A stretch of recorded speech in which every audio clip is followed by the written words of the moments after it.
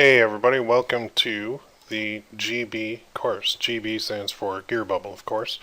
This is the introduction and onboarding video. So first of all, welcome. Thank you for purchasing. I really appreciate it. Thanks for joining us. A lot has changed with Facebook and Facebook ads it changes all the time, but what you're getting is the most up-to-date possible training on how to not only use Gearbubble from A to Z, but also how to advertise on Facebook. I show a lot of different stuff, including beginner, intermediate, and 2 advanced strategies that I use with Facebook ads. And then I talk about, I actually train you on how to scale, how to manage your campaigns, how to run everything so that you're profitable. And the best part is you're actually going to see me create something from scratch that actually sold. So it's not me just kind of throwing a bunch of theory at you. This is what I do every day. My main source of income is selling stuff, selling physical products using Facebook ads. Gearbubble is one of my biggest places that I use for this because it is just awesome. But don't worry, we're going to walk you through it all. So, let's talk quickly about Gearbubble. What the heck is this place? Well, this is who we use to take the orders, produce our products, ship them, and then they handle customer support for us. So they basically take all the heavy lifting and do it for us. All we have to do is come up with the designs, load them up to Gearbubble, and then run traffic to our pages, our sales pages on Gearbubble. The guy who owns it is Don Wilson, and he's awesome, pure and simple. Best owner on the planet, I would say. I love that guy. I've made a lot of money with Gearbubble, and it's thanks to him putting the platform together for us. So, great guy. If you see him, buy him a beer. So, the course, what we're going to cover, everything in detail. Okay, we don't just talk about strategies and that sort of thing. We also deal a lot with the mindset side of it because you're about to go on a pretty big emotional roller coaster. We also do things a little bit differently in that we want to make sure that we test things out before we actually go after it 110%. So we talk about mindset, preparation, research, design, testing, launching, managing, scaling, and then what to do ongoing, of course, and as well as support. And we hit every detail for you. There's a lot of over-the-shoulder stuff that you're going to see where I'm actually doing it and you're watching me. And then what I suggest you do is go through the whole course first, watch all the videos, and then after, go back and you can actually pause the videos when you're doing your own campaigns and when you're doing your own designs and when you're launching on Gearbubble. So, expectations. Here's what I expect. If you have a question, I expect you to ask it. Okay? The only stupid question is one not asked. And what I'd like you to do is ask that via the PPC Coach Facebook group. It's free to join. There's no extra cost. There's no paid group attached to this. That's just where you can go to get all the support you need for the course. Okay? Next steps. Go through all the videos first once. Just go through them, watch them. You can take notes if you want, but they're there for you. You can go back to them at any time. Get help if you need it. Take action and succeed. That's what you do. Those are the next steps, all right? If you need to contact me, that's fine. You can use my email. Ooh, I spelled that wrong. I'll give you the wrong one so you can't reach me. No, ppccoach@gmail.com. That's me, Will. And there's the group, facebook.com/group/ppccoach group. It's a free group, and that's where I can do all the support for you as well. If you have any questions, post them in there. One favor that I'm going to ask of you, when you get your first sale, I want you to post it in the group so everybody can see and so you can get congratulations, because it's very motivating when people take the training and they succeed with it. So you will succeed. It's not a matter of if, it's when.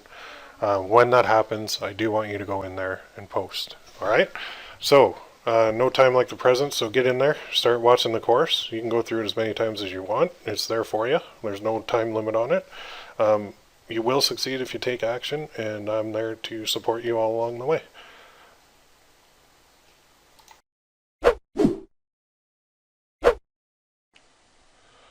Okay, so here's the part where I have to kind of prove that I know what I'm talking about. So the best way to do that is to show you kind of what I've done. Now, I've done over 500,000 with Gearbubble so far as well. On top of that, kind of what I'm more proud of is I've coached well over 10,000 affiliate Facebook and AdWords marketers since 2007 when I launched my site, my coaching site, PPC Coach. I've put out plenty of courses, but the difference between me and some of the other guys that are putting courses out is that I actually practice what I preach. I do this every day. So I'm not one of the guys that's kind of pretending to do it. I actually do it. My main source of income is the products that I sell online. Okay, it's not the coaching, it's not the courses. I do the courses because I enjoy it. So, just to show you, this is a screenshot from Gearbubble this morning, and it shows you I'm almost at 2,500 sales, 25,000 sales. Sorry, I'm getting there, slowly but surely. So I've just passed 500,000, so 500,000, and I've sent 1.1 million people to the site so far. So all that means is I kind of been there, done that, and I've got a lot of experience. And here I do a lot of necklaces, so I'll show you this. I'm not going to show you the name of them because then it'd be way too easy to copy. But my top seller is there. It's done almost 160,000 profit. That's actually the revenue before the expenses. So I do have to pay for Facebook ads. Typically my ROI is anywhere from 30 to 100%, depending on the campaign, depending on the time of year. So you can see my top seller is doing really good. Then I've got a couple others, 3,276 units sold, 2,393 units sold, 1,550 units sold, and all the way down, you can see. And I basically have like 62 pages of products on Gearbubble. So this is just my top selling that I'll show you. So why show you this? Well, I've used all the print-on-demand platforms out there, which is what Gearbubble is. And I will tell you that this one, Gearbubble and Don Wilson, are the best by far. There's no comparison. Okay, they're just the best place to be. He's got your back. The guy is awesome, and he's the owner of Gearbubble. So, and he's a friend of mine too, a very good friend. So that's why I did this course. I want to show you how to work with Gearbubble profitably. That's my goal. Okay. So I've done this. I'm kind of a one-man band. It's just me doing this. I don't have a team. There are other people out there who do more than me. Most of them have teams of people, and they work a lot harder than I do.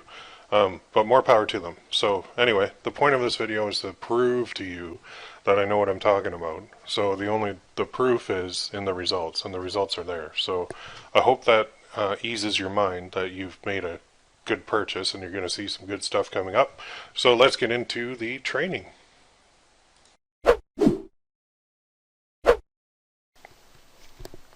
Okay, so why would I put a video in here on mindset? Why does this matter? Well, in all the people that I've coached over the years, I've always found that the ones that have the right mindset are the ones that do best. So mindset is key. A lot of this, it is, there's a technical side to it, and there's a creative side to it, and there's a organization side to it, but that all ties into your mindset and how you look at things and your perspective. If you have a positive outlook and a positive perspective, it makes this a lot easier to do. If you can't take a failure and roll with it, then you're not going to make it in this business, okay? And you're not going to have any success. So mindset, it is absolutely vital, and it comes down to the 5 factors that I'm going to talk about quickly in this video.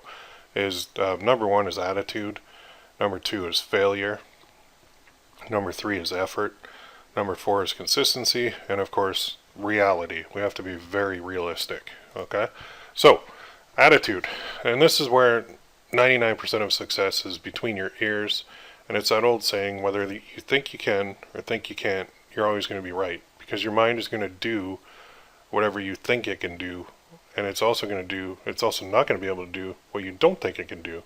So it's that good old saying by Yoda from Star Wars, do or do not. There is no try. So we're not going to try and make money online with Gearbubble. We are going to make money online with Gearbubble.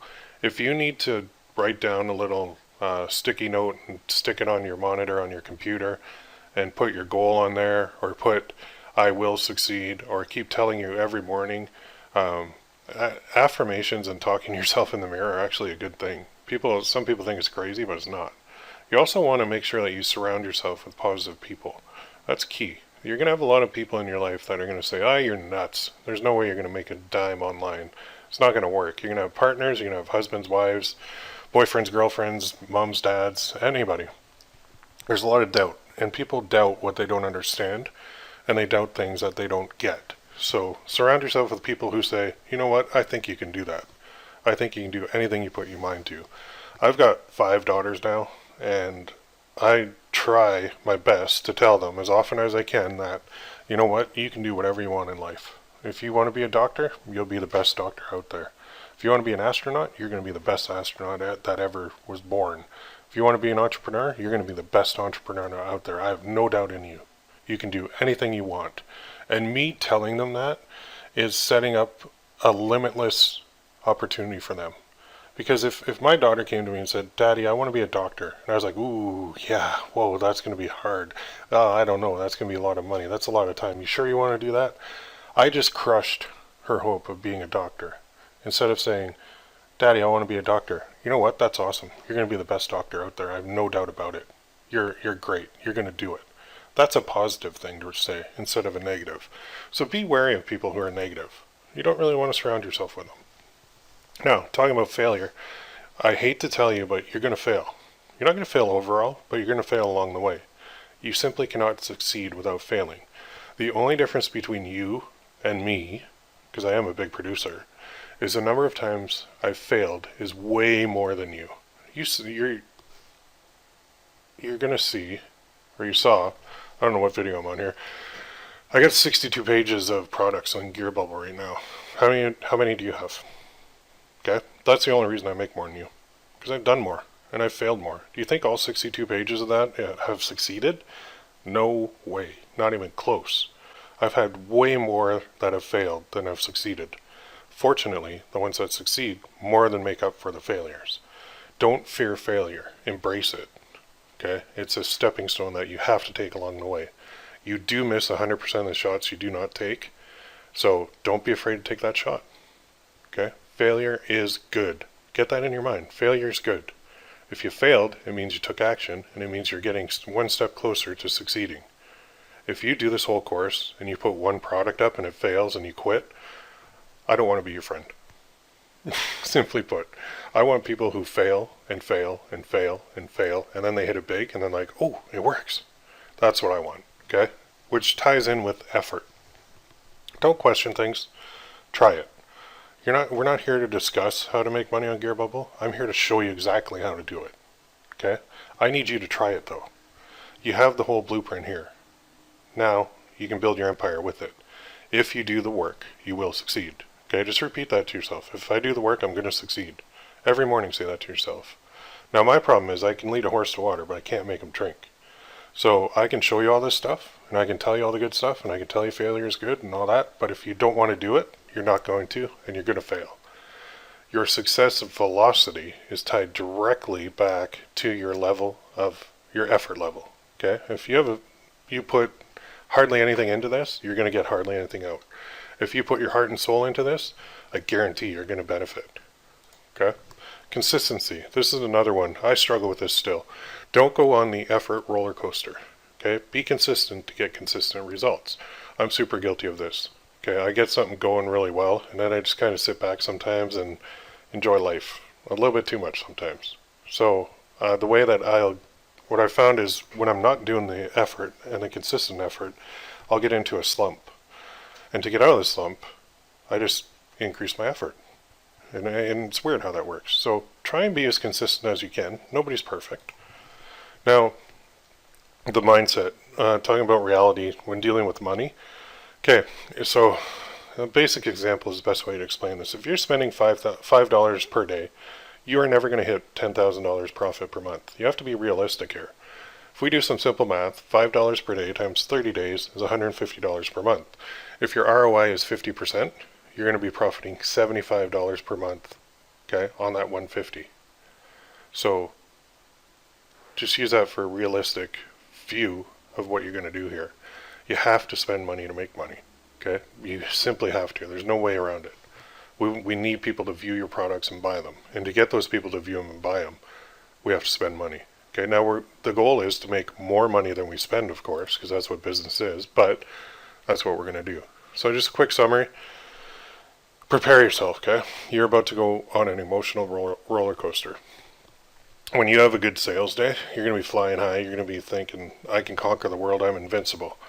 But get ready for a day where things don't go well and maybe you break even or maybe you lose a little.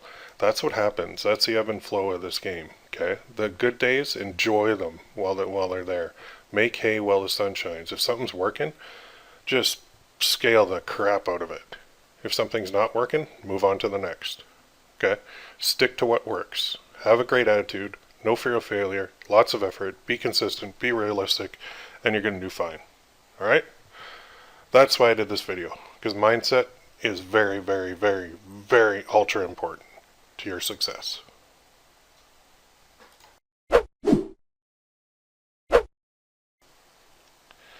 Okay, so just to give you a kind of an intro to the system, this is a system that I'm going to teach you, and this is the one that I use pretty much every day of my life. So, well, sometimes on the weekends I don't use it. But anyway, this is the system outline that you're going to be learning and implementing in your own business with Gearbubble. So the breakdown, I've broken it down very simply here, but it's based on a couple different things. So we have niches, we have Facebook pages, we have the testing, launching, scaling of ads and products, and then we have our ongoing that we're going to talk about in the system, and all this stuff that I'm going to train you on. So just to break it down, I do go into more detail on all these, but I wanted to give you an outline. So we have niches, and I am Canadian, so I say niches. Some people say niches, but I don't. If you do, I'm sorry. I'm Canadian. I have a Canadian accent. I understand that. You guys all sound funny to me, so it's the same thing. Anyway, to start, we're going to pick 3 niches. We will expand to more later. Now, we're doing 3 so that we have a little bit of variety going on. That's the only reason. We're not just going to pick one and cross our fingers. All right. Now, pages, Facebook pages. We're going to have 1 page per niche to start. Later on, you can certainly expand to more per niche, but for now, we're going to have basically 3 pages going, 1 per niche. We're going to have content that's going to be updated daily. We can do this automatically. I'll show you exactly how to do that. And we need people to like our pages, so I'll show you how to do that. And we need ads that are going to run on these pages. Okay, that's why we need the pages. If we didn't need the pages, I would totally skip this step because it's just more work, but it's a necessary evil. Okay, now, testing. What we're going to do is after we, get into our niches and do some research and do our designs or get them done, we're going to test them out before we go full blown at them. Okay, so this is going to save us a lot of time, energy, and money. With the testing phase, we're still going to try and make money, but we're not going to put as much of a budget into it. We're going to put a small budget, and we're going to run it during the optimal times to try and see if people are responding. And when I say people are responding, I mean they're buying it.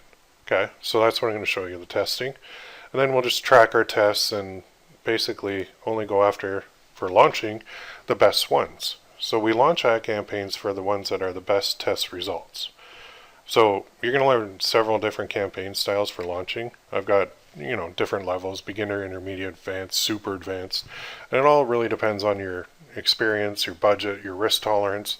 That's going to determine what type of ad campaign you want to be running when you're launching it. A lot of people will probably want to run more of a beginner type campaign, and that's perfectly fine. But me, I like to run the super advanced stuff. So then we're going to get into scaling.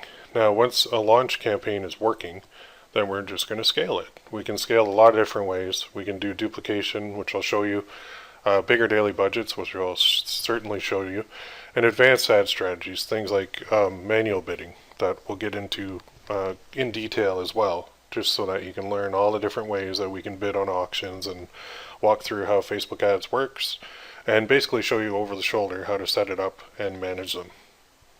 And then finally, ongoing. We can't just launch one and give up. We have to keep testing, keep launching, keep managing ads daily, and we have to keep scaling winners. Okay, so products do die out after, some of them will last like 6 months, some of them will last like a month, others will last like a year, but they do die out. So when they die out, we want to make sure we have new products, new tests, all constantly going in the pipeline so that we never hit a slump. Okay, so the way to avoid slumps online is to make sure we're putting in consistent effort, testing a lot, trying a lot of different things, and seeing what sticks. Okay, And as you get to know your niches, it gets a little bit easier. So now, I'm sure you're ready. It might seem overwhelming, but don't worry. I'm going to show you everything in detail. That's the purpose of this course, so that you can use my system and you can succeed. That's the goal. So we're going to go every single thing you need to know, and by the end of this, you're going to be a pro.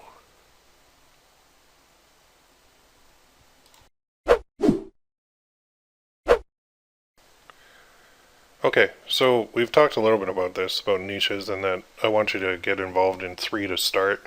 So now the question is, how do I do that, right? How do I find 3 good niches? Well, we don't know if they're good until we really get in there, but here's basically what we're going to do. We're going to go to gearbubble.com, okay, and we're going to view what's working, and then from there we can pick 3 niches. That's a very simple way to do this. You can also visit other print-on-demand platforms and see what's popular, but I found this way is a really good way. Okay, so as far as niches go, just before we go there, we need 3 questions that we have to answer a yes to. Okay, number 1 is the niche big enough? So if for example, I had a coaching client who wanted to get in, well, he created a mug and it was in the art niche, but it was for art teachers, high school art teachers, and it worked really well. It sold great. The only problem was, when you try and target high school art teachers on Facebook, there's like 1,000 people in that audience. So I would say that's not a good niche to be in. There's no ability to really scale to big levels because there's just not enough people that are high school art teachers. So it's hard to target them, right? So is the niche big enough? If yes is, then look at people like teachers in general. Well, I would say that's a big enough niche because there's tons of them. Okay. Now, can you find these people on Facebook? That's another issue with the high school art teachers. It's hard to find them because how do you know if they're a high school art teacher? You can find teachers pretty easily because that's a bigger niche, but to get specific and drill down is more difficult.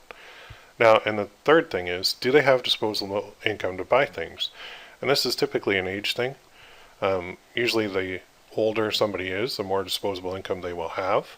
So if you're trying to sell, I don't know, some product to like teenagers, well, yeah, it's possible, but I would rather target the older generation with my products because they have more disposable income. Okay, so the 3 questions have to be yes, so just keep those in mind when you're looking at the niches. So now go find the 3 niches now. Okay, so I'll show you an example of how I would do it. This is Gearbubble. So I'm in incognito mode on my browser, and what I want to do is just go to categories, and I can go here, top sellers. This will give me a good idea of what niches are working. Now, just quickly, this page shows basically every single product that's listed on Gearbubble, and it also shows some of them, if they haven't hidden how many I've sold, it'll give you an idea of what's sold. Okay, here's one. Thanks for being my wife. If I had a different wife, I would punch her in the face and go find you. Love your hubby. I think that's hilarious. So like 22,229 of these mugs sold. And you can go through every single page if you want, but this is sorted by top sellers. Now, excuse me, I have stuff on this page, so I'll just say that I'm on the top seller list for quite a few necklaces with Gearbubble. So the first one is a big one. It's from dad to son. So you can look at this and you can go, okay, well, who knew that dads would buy necklaces for their sons? But apparently they do. Over 21,000 sold. Okay, and this guy is selling them. We can even see the price here. He's selling these for $27.95. I think that's low, but I guess it's working. It just cuts into your margin. I think you could get a little bit more money out of that, but apparently this guy doesn't want to. So, he's sold 21,000, so he's doing really good. You can also see reviews, see what people are saying about him. And it's still selling now. There you go. And he's got a whole bunch of other different ones too. Okay, so that, to me, that means like dad and son as a niche is probably a good one. Okay, here's another one, the wife. So, to my wife, I loved you then. That's a saying that has been used quite a bit, but you can throw it on anything. 13,964 of these mugs sold. And I know at $19.95 it's probably making about $10 a sale, minus ad costs after that. So it is kind of deceiving. This one would be $20 profit per sale, and then ZAG costs are probably half that, probably about 50%. So there's another one. So there's son, wife, and this is a yoga one that was done, the IM, so we can see this one. So there's 3 niches right there, son, wife, yoga. Okay, and now he's donating some to, can't see what that is. Oh, $5 of every necklace sold goes to the breast cancer research for a cure. So that's kind of cool. So you can go through this whole thing, and you can see a lot of different mugs, a lot of different necklaces, a lot of different shirts. Here's an interesting one. Photo tribute, which is possible to do on Gearbubble. So you can actually up that. I think that's kind of creepy personally, but I guess it's selling. I don't know. That's weird. You can put their name and their picture and wear them on a t-shirt. Interesting. I guess it's working. Sold 3,952 of those. So there's another one, kind of tribute shirts to people who have passed away. And there's a Trump mug. I'm not sure about that. I wouldn't really deal with anything with Trump on it because I think he's going to go kind of sue happy, like suing people. Here's one too, a veteran one, necklace, sold 3,289. But these are all niches, right? You can see that this girl is protected by a veteran. It's a lot of ideas that you can go through. And again, I just passed about 3 or 4 on my own. That's why I didn't highlight them. Here's another one, World Series. Unless that's licensed, that's kind of a bad idea. In memory. Okay, to my wife again. Memory to my wife, to my daughter. My dad was so amazing, God made him an angel. So that's like a memory type one. And there's 2 more of mine. When it gets hot, my wiener comes out. That's funny. So you can go through this and you can find a bunch of niches, but then you can also go up to the top here. If you go to categories, you can look at animals and see what they show. And then you can scroll through that. There's some more niches, like the cat niche is always a big one. Birds. I run on caffeine, horses, and cuss words. That's a nice mug. It's a cool design. No longer at my side, always in my heart. So like a memorial one, another cat one. Okay, so you can get an idea for a lot of different niches. Again, I'm passing quite a few of my own here. And then other categories are professions as well. And here's where I'm going to see quite a few of mine. On here, this girl's protected by a biker. So it kind of took that theme from the veteran one and applied it to bikers. Fishing. If it has, nice, that's funny. So these are more job titles than anything. And so what I want you to do is kind of go through this and figure out what you want to target. And you can go with new releases too and see what the newest stuff is. So this is probably the stuff that's most recently launched on Gearbubble. And you can see a lot of different necklaces in here that you can have a look at. Now, one thing too, never copy somebody directly. Okay, that's just not cool. I deal with copycats all the time, and there's one guy that loves to copy virtually everything I do. And he'll make one small change and then call it his own, but it's super annoying because he undercuts me on price too. So don't copy people. If you find a slogan or something that looks neat, please just make your own version and make it very different from the original. Otherwise, you're just piggybacking on other people's success and you're kind of being a douchebag, to be honest. So that's not the way to go through life. You're not going to get very far if you can't be creative and can't stand on your own 2 feet. So don't copy people direct. Ever. Just make sure, like if you find a cool saying, that's fine. Just make your own version of it and make it unique to you. Okay, that's all I ask.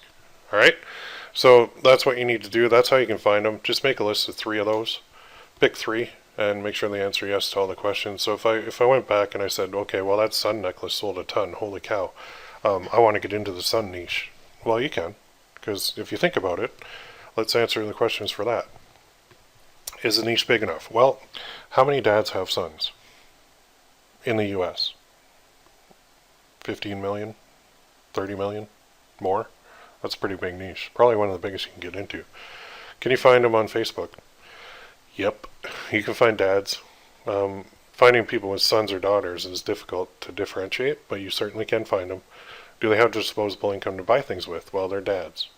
So if they're older dads, well, any dad in general doesn't mind buying something for his son or daughter.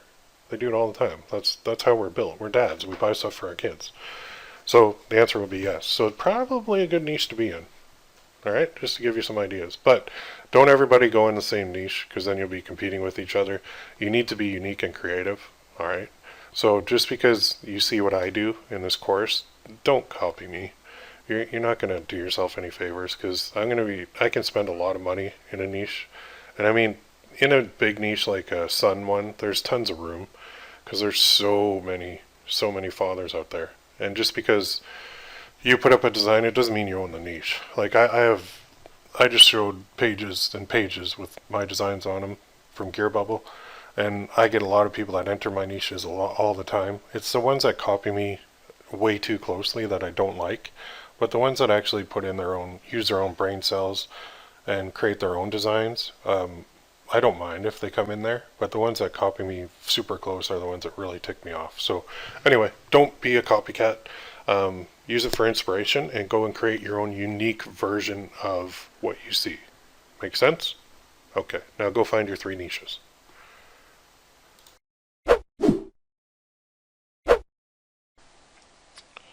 Alright, so in this video I'm going to show you how to open up a Gearbubble account if you don't have one already. If you have one already, awesome. You can skip this video.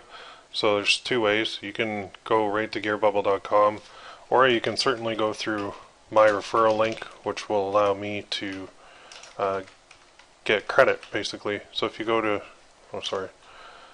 if you want to go through my link, go here, ppccoach.com ppc-coach.com/Gearbubble. Okay, if you want to go there, you can.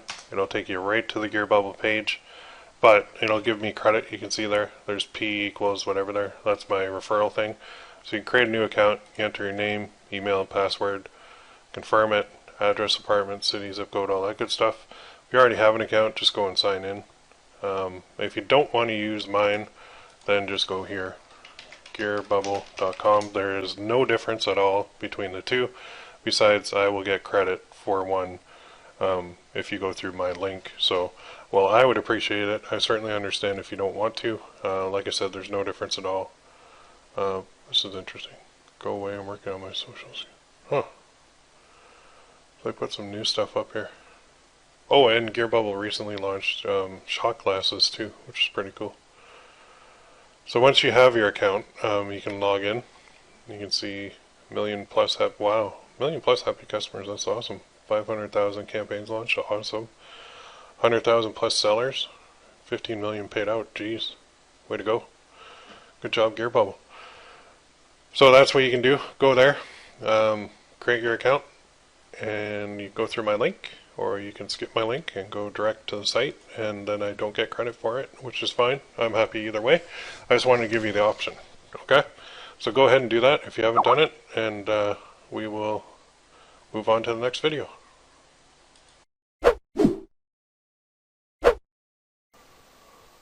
Okay, so the next step is to create a business manager account in Facebook. Now, this is where you're going to run your ads from, and most of us already have, like I would say 99% of the world has a Facebook account. If you don't, go create one. And then when you need to create a business manager account. So the business manager is what holds all your pages and your ads, and it's where you can run campaigns. So they say it's a place for businesses to efficiently manage access to pages, ad accounts, product catalogs, and other assets. Any business using more than one ad account or has an advertising or marketing larger than 2 people can use it effectively. But we are going to use it because we're running a business and we're basically selling stuff online. So Facebook does encourage us to do this. It is free to use, okay? And to sign up is easy. I'm going to go into incognito mode because I'm already logged in. So on Chrome, I'm just going to hit this and I'm going to go to an incognito window. And if I type this in, business.facebook.com, then it shouldn't go into my account. So this is what you're going to see. So go here, business.facebook.com, click create account, and I think they'll just ask you to like log in. So you do log into your personal, and then that will allow you to create the business account. And once you're in there, I'll show you everything you need to know to use the business manager. But I had to create a separate video for this because it's vital to your everything. Controls your pages. It allows people to access your account if you allow them to. And Facebook just wants businesses to have a business account. So you do hook up your payment methods to that, and you can still use you can use a credit card, or you can use PayPal to pay Facebook for the ads. It's really cool. It's really slick to use. The dashboard does change, but you're getting the most up-to-date videos possible in this course. So go to business.facebook.com, click create account like we just did there, and you'll see there's a whole bunch of stuff on here, but not much you really need to look at. What do you get? Common questions.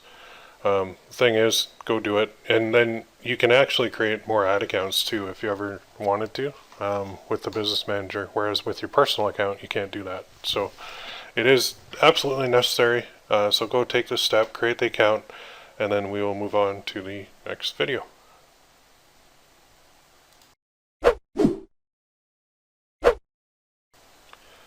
Okay, so we've got everything kind of going here. Now we need to create a page. And I'm going to do, basically I'm going to demonstrate like the sun niche, because I'm not currently in it, but I'm probably going to go in it. So I'm going to create a page for suns, and then you're going to need to create one of these and then do it 2 more times for your 2 other niches. So I'm just going to show you it with this one, and then you go ahead and do it with your other niches too. So let's create a page for suns that we can run all of our products through, run our ads on, and build up the page, build up a following, and get it going. So go into your business manager, and then here on the menu here, it has all the different items. So we're going to click on pages, but I'm going to drag it over to the left so you can't really see all my pages here. So just bear with me 1 second. Okay, so I'm there. I'm going to click on pages, and then right here you can see the 1 page, but I don't care about that. That was just a test page anyway. So we're going to click add new pages, and we're going to click create a new page, and then we're going to do a community or a cause. Okay, and then here I'm going to put I love my son. That's going to be the name of mine. So create page. Now what I'm going to need first is kind of a profile picture. Oh, okay, let's refresh that. See if it created it over here. Oh, I think it did.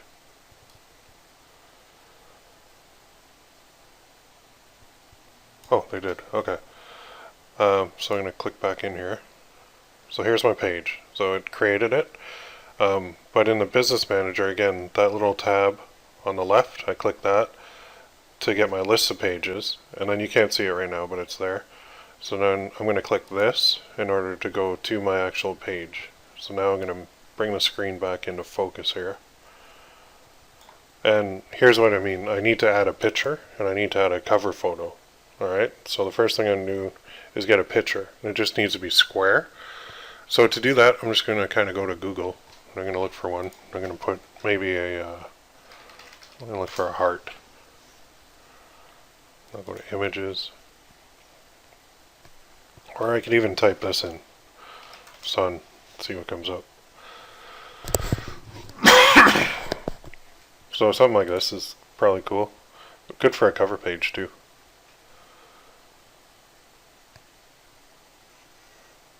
So sometimes if I can get somebody's face here with a sun.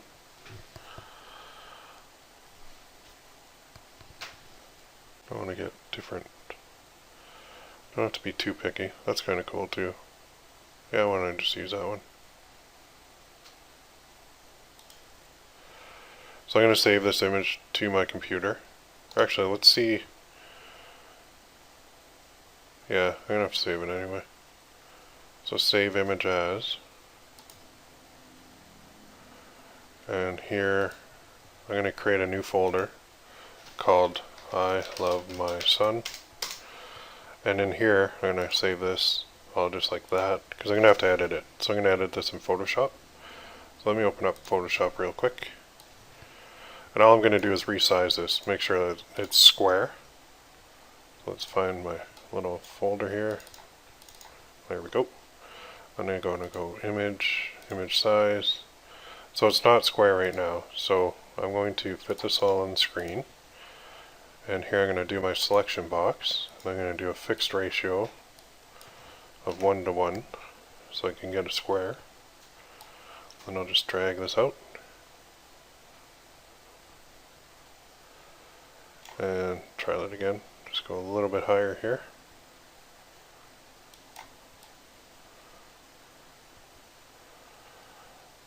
There you go.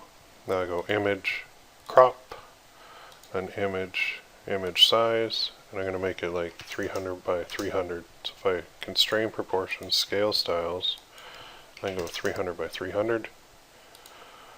There we go. So I'm going to save this for web. And then click save. Go into my folder for my page, and I'm going to call this profile. Okay, now I can move that away. Go back to my page and click this little camera and then upload a photo. And then here I'm going to find my page. I love my son, profile pic. There we go. And just click save. Good. Then it'll reload the page. And there's my profile pic. So now I need to add a cover. So I'm going to go here and I'm going to try and find a cover. So let's try and find something cool. That looks pretty cool. That's even better. Okay, let's grab this one. So I'm going to save this to my computer.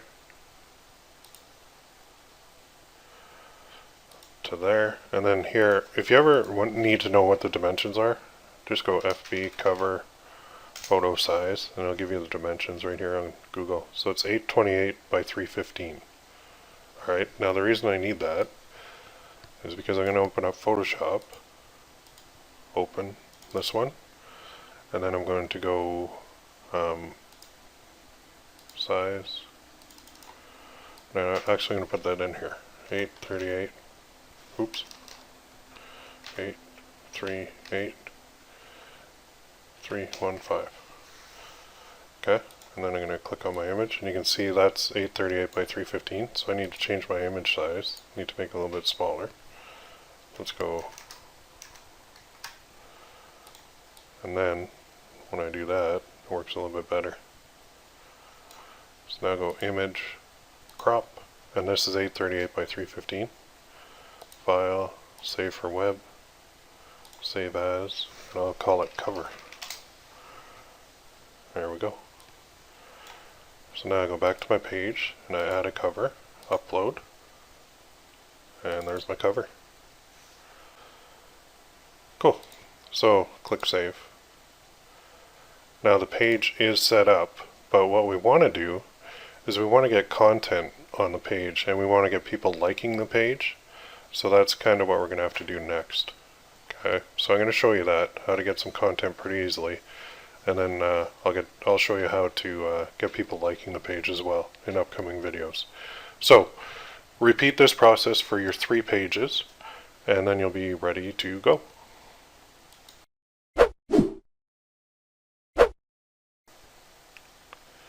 Alright, so now that we've got our page created, we need to populate it with content, like we said.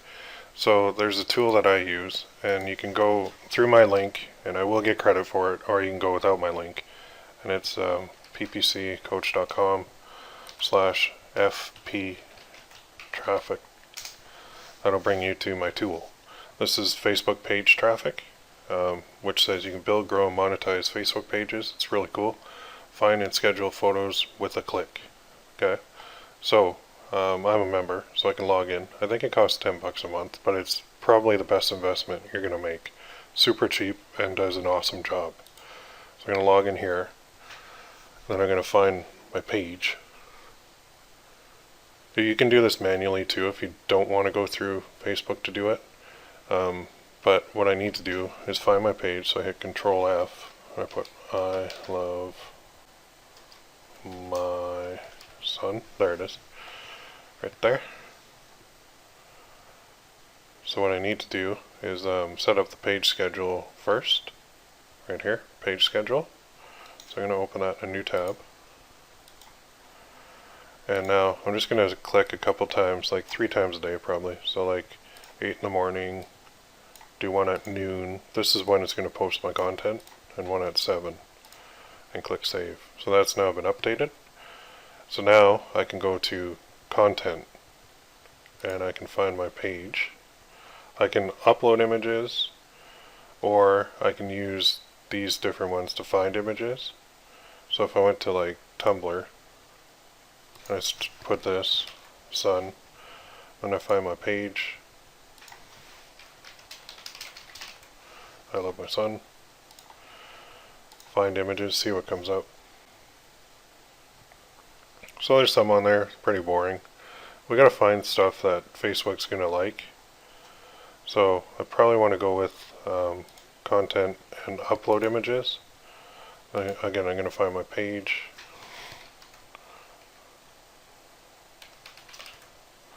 There we go. And I'm going to upload images. So where am I going to get these images? Well, I'm just going to go to Google. And I'm going to do a search. And I'm going to do something for just memes in this case. Because I'm going to load up my page with these. And see if I can find any.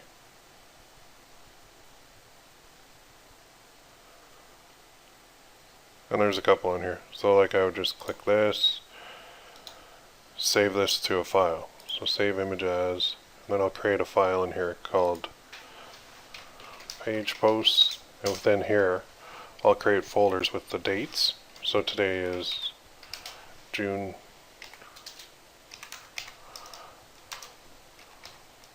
'kay, and then I'll just save that, and then I'll go to the next one. And it's manual, but this way you'll be loading up your page with a lot of funny stuff. I don't know if I want to really tackle anything that's funny. But we're looking for images that'll get shared and liked and that sort of thing.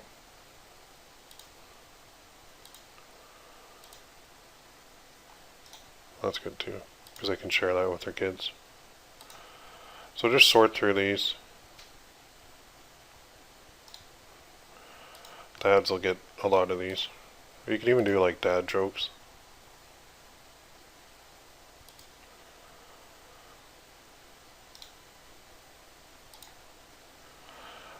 If we were dealing with like mums, we'd probably do more mushy stuff, but since we're dealing with dads, I'm just going to get a couple here going. You're going to have to like load up a whole bunch. Oh, that's okay. What's Facebook?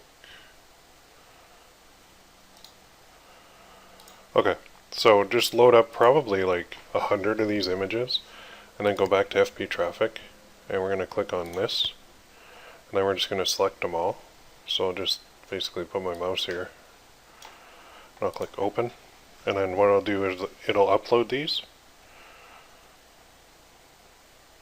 and then when I go back here, I can actually look at my schedule, so I can see scheduled posts. I'm going to open this in a new tab, and now you can see that today at noon it's going to post this for me to my page automatically. Then at 7 it's going to post that one, and then at 8 it's going to post that one, and all the way through. And I'm scheduled out. I didn't do very many, just to June 9th, but you get the idea, right? So then I can come back in here at any time and add more. I can schedule more. I can shuffle posts. I can recycle old ones, which is cool. And I can even add descriptions if I want. So if I wanted to put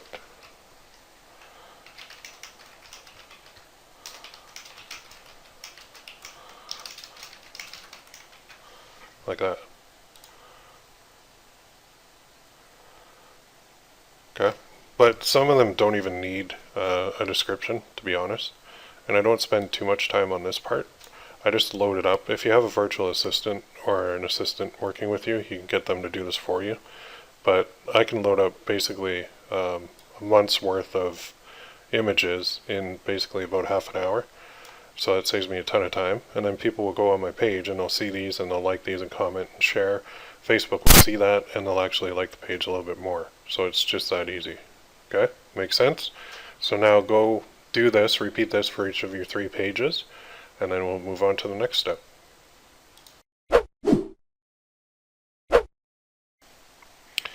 Okay, so we've kind of got things moving along here, and now we're getting to the point where we have to kind of create that ad account in our business manager.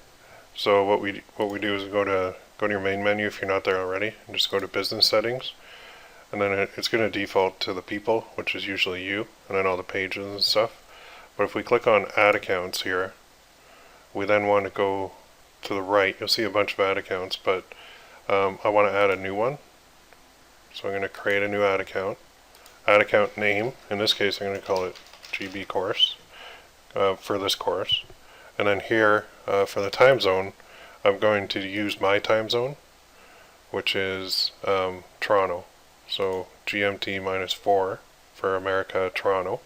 I keep mine, even though I'm Canadian, I keep it in US dollars. And for payment methods, I'm going to have to add that after, which I will do. And I typically hook mine up to PayPal. So I get paid in US dollars in PayPal, comes out of my PayPal account to Facebook and PayPal too. So that's what I do, but you can hook up a credit card too. I don't like using the credit card in my case usually because there's conversion rates and it's really annoying because I have a Canadian dollar credit card. So to be charged in US dollars kind of hurts. So let's create the ad account. And now you have to add people. So I'm going to add myself as an account I'm in. And I'll just type in my name. Oh, sorry. You currently have ad account admin permission on this. Alright, so I can skip this. Now, for payment methods, you're going to have to update that, so might as well do it now. To use this ad account, you'll need to select a payment method. If you need to set up a new payment method, please go to Payment Methods and add a payment method to your business. So I click OK. Now here, within the Business Manager, I can see everything, but you can see they have a link to the Ads Manager, Power Editor, and View Payments. But once I'm in any of these, like the Ads Manager or the Power Editor, I can get to this account through a drop down that will be right below this menu that you'll see in a bit here. So what I'm going to do, I'm just going to click View Payment Methods, and then what I'll do is I'll update this. So I'll add a payment method, and I think the first one, oh no, they'll let me do PayPal right away. So I'm going to click Continue because I do want to hook this up to my PayPal account.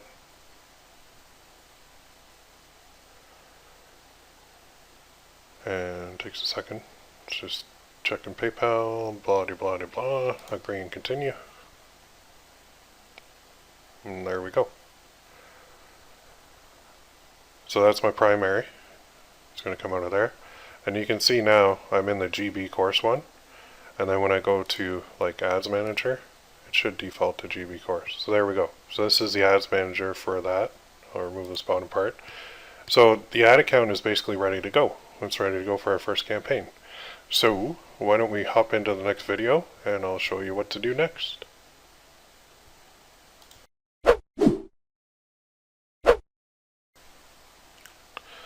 Okay, so now we're at the point where we've got everything kind of rolling creation wise and content wise, but we need to get people to like our page. And the best way I know to do that is through a like campaign through Gearbubble. And they're very, very easy to do. So I'm going to go to the Power Editor in this case. When I create any new campaigns, I like to create them in the Power Editor, and then I like to manage them in the Ads Manager. Okay, so it's easier to use the Power Editor to create because it's actually on your browser. So we have to create it here and then upload it to the Facebook servers, which I'll show you how to do, and then we can manage it right through the Ads Manager. Alright, so our first campaign is going to be what's called a like campaign because we want to get people to like our page. So when people like our page, comment, share, interact, and there's engagement on the page, Facebook thinks it's a legit page and it's actually of value to them and providing value to their users. Whereas a page that's blank with nothing on it and no content being posted and no people liking it, Facebook's going to look at that and think, this is no good. So it all boils down to what they're going to charge us for the ads.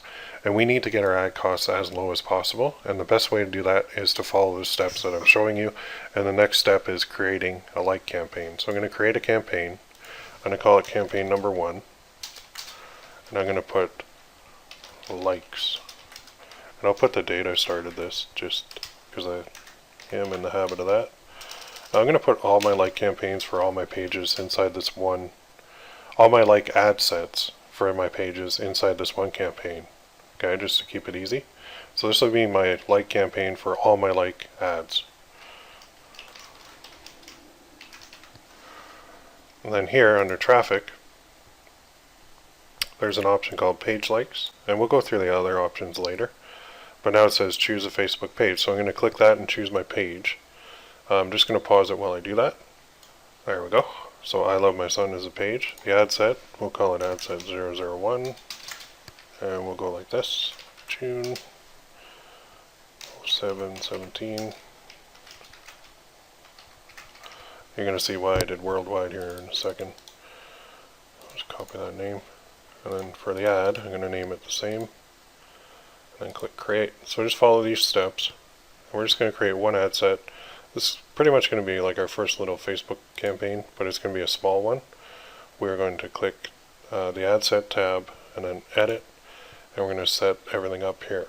So here, I don't want to run it at $25 a day. I just want to do $5 a day.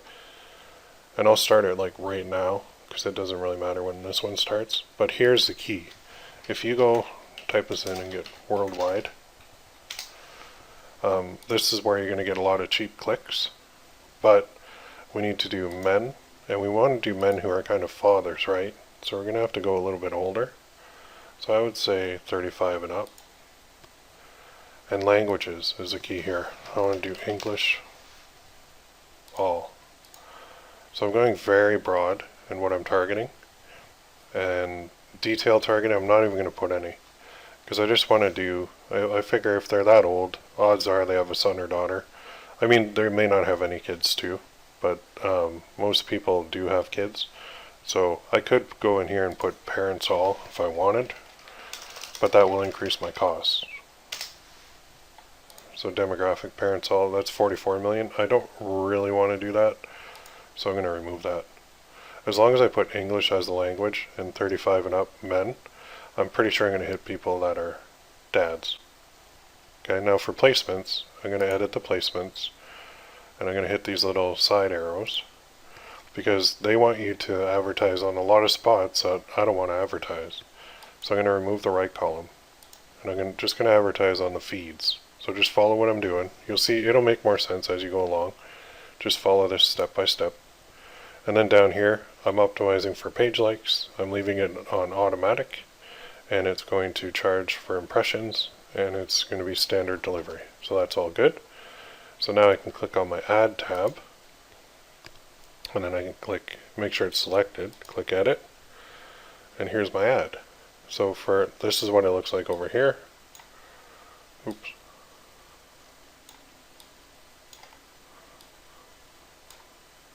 See if we can get that preview in here. So that's what it looks like. It's not really asking for anything though. So enter text that clearly tells people about what you're promoting. And I'm just going to put this. Do you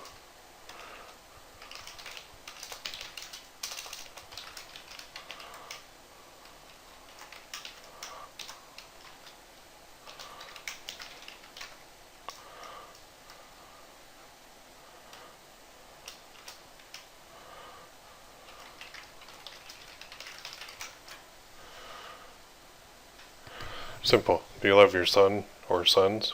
Please like our page then. Okay? And that's what it's going to look like. I love my son.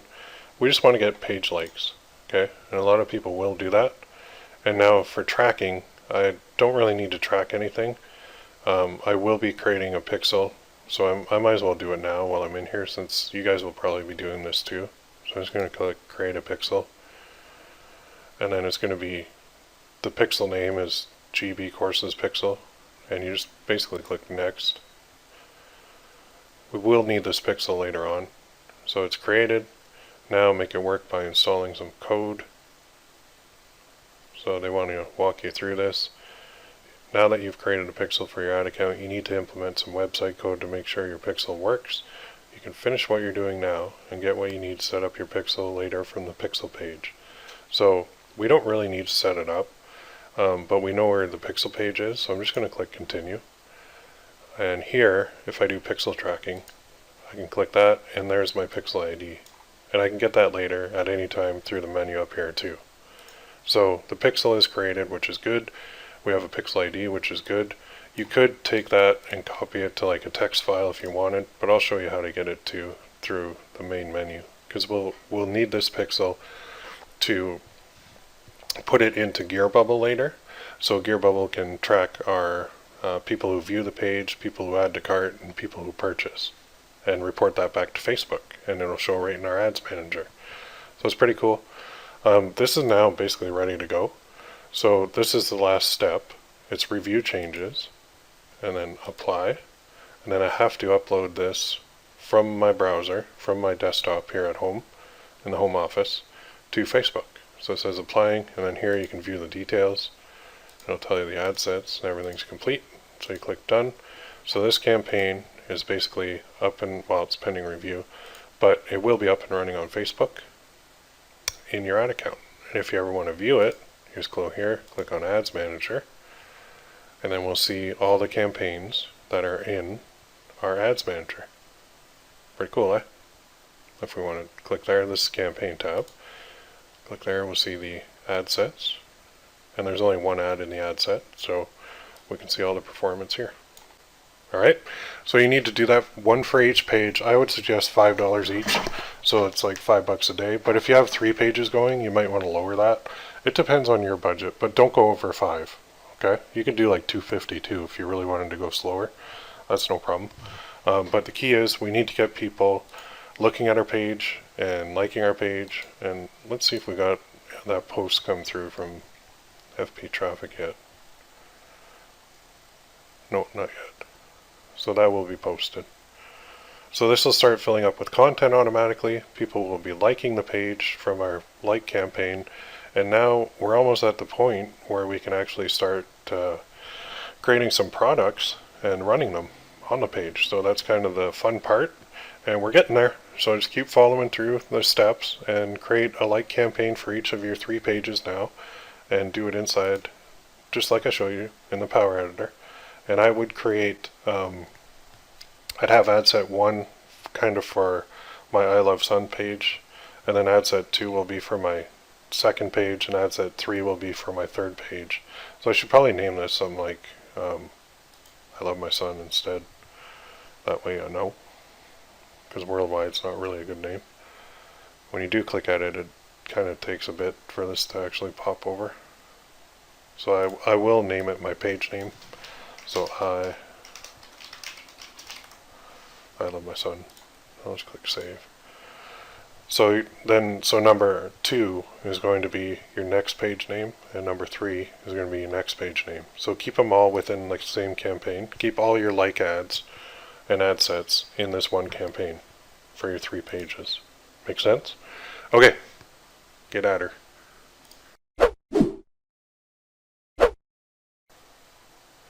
Okay, so in this video, I'm going to show you how we can research using Gearbubble. So I had to go into incognito mode, so it logged me out and didn't track my cookies or anything, but I'm at gearbubble.com, and when you go here, like we did before, we're going to go to top sellers, and we'll see, so say I want to do like a sun necklace. Well, there's one there, that big one. It says, as God loved his only begotten son, I will love, protect, and encourage you. To my son, love dad. So that's pretty cool. So, but the neat thing is this little search function. We can type in sun, and then we can start seeing all the sun stuff in here. So there's that one. There's this one. I have an angel. Wait, let's see. I have an angel watching over me. I call him my son. Now, targeting for that would be probably pretty difficult because it's for somebody who had a son pass away, and there's no real easy way to target that in Gearbubble, but there's another one. His wings were ready, but my heart wasn't. Here's another one. This one had like 851 sold. So let's open that in a new tab. You can say, this is basically a style that I did quite a bit, and I still do quite a bit, and a lot of people have adopted it.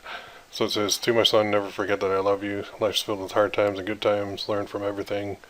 You can be the man I know you can be. Love, Dad.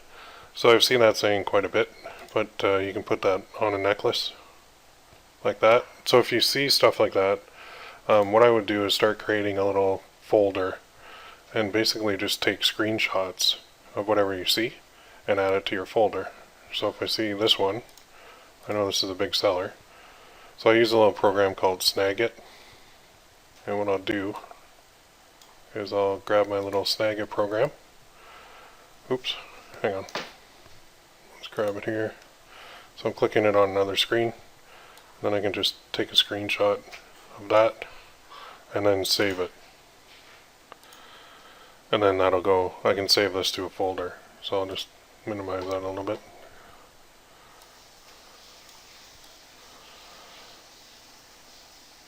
So I go File, Save As, and then what I'll do is I'll go into my, where is it? My course folder.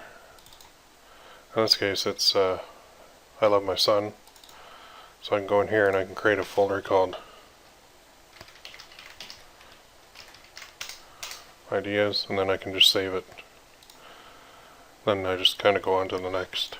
And I take a bunch of screenshots, and so I'll take a screenshot of this one. Just to get an idea of what's working out there. And I'm not going to copy these guys at all. And please don't copy anybody that you see. But we will create a little database of ideas, and this is based on Gearbubble.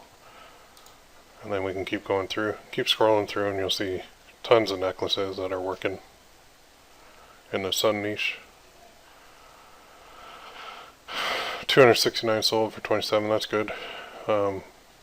This is in, I'm going to say German, but I don't know for sure. You get lots. Then you can even go to the end here if you want. So there's 726 pages of sun stuff. So you can see all of it. Now obviously this stuff at the end is probably not as popular. But here's one like I love my son, simple design. Let's go to page 2 instead. So go through here, use Gearbubble, try and come up with ideas. There's a bunch more. Actually I just saw one of mine. So I have done this before, and I see a lot of these. But if you see a good one, take a screenshot, and then do not directly copy them. Make your own version, make it unique, and create it yourself, or have it outsourced. But don't do copies, because that's just not cool. Alright? So you could spend a long time in here just looking at sun stuff. Through thick and thin. Son and Dad stand together. I think the format itself is kind of, I call it the greeting card format. There's a laser engraved one. Anyway, you get the idea. So go to Gearbubble, go there and search for your niche, and start taking screenshots and build up your folder. Okay?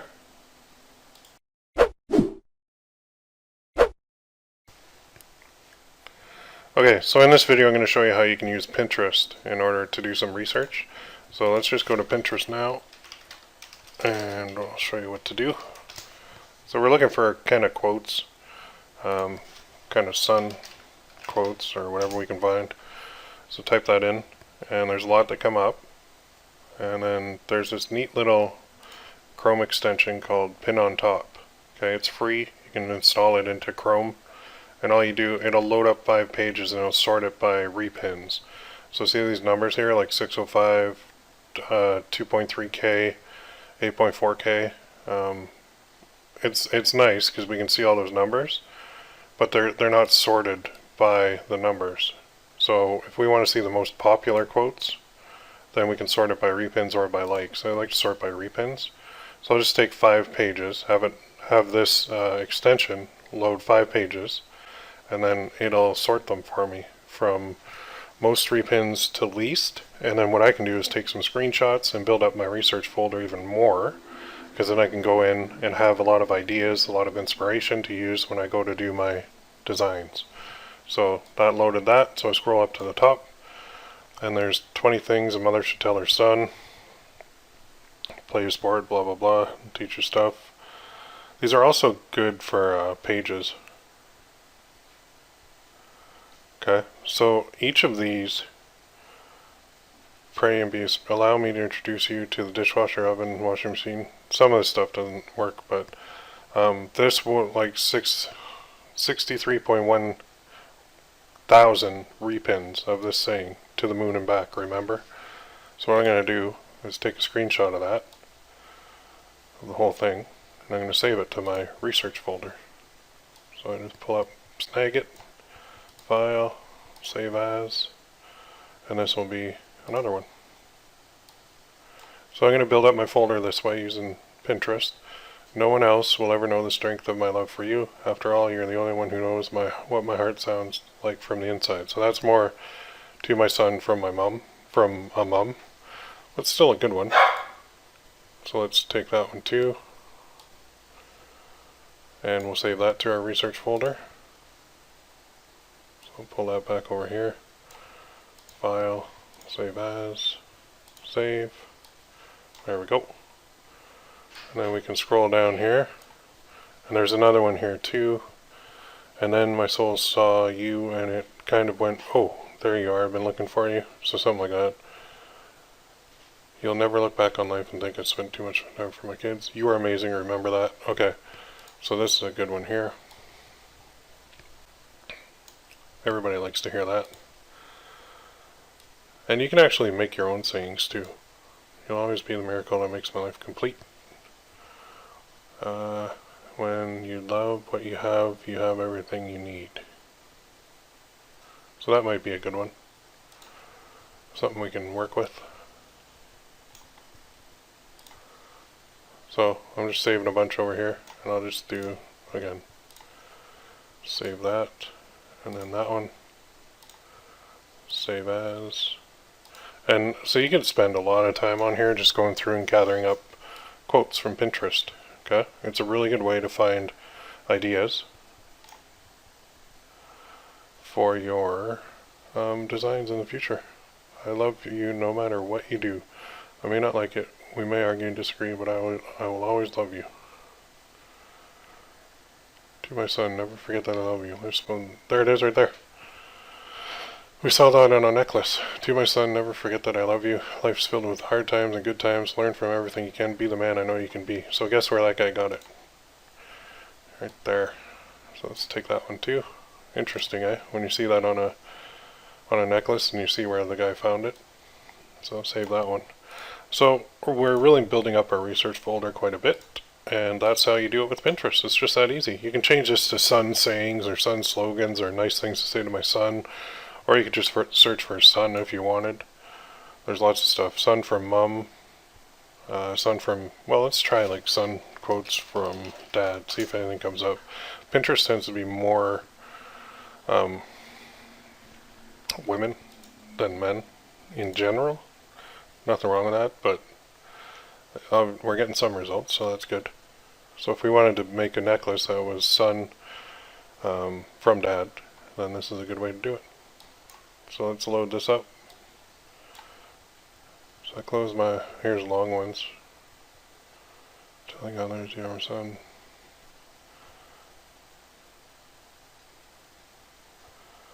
Repin if you love your son. To my daughter. That's not a son. You can give a person knowledge, but you can't make them think. Some people want to remain fools only because the truth requires change. I wish you strength to face challenges with confidence. Along with wisdom, choose your battles. Remember how much you are loved. I am so proud of you. The most painful goodbyes are the ones that are never said and never explained. I'm not here to keep you from the places you feel you have to go, she said. When you're ready, I'm here to remind you of the way home. So, there's a bunch of good ones here. Perhaps you were born for such a time as this. Oh, okay. And then my soul saw you, so another one. Anyway, whole bunch. Don't be afraid, for I am with you. Don't be discouraged. Oh, that's a God one. Always remember, you are braver than you believe, stronger than you seem, smarter than you think, and love more than you know. It's a good one. So, keep going through this same way. Gather up a research folder, take screenshots, save them, and then we'll move on to the next.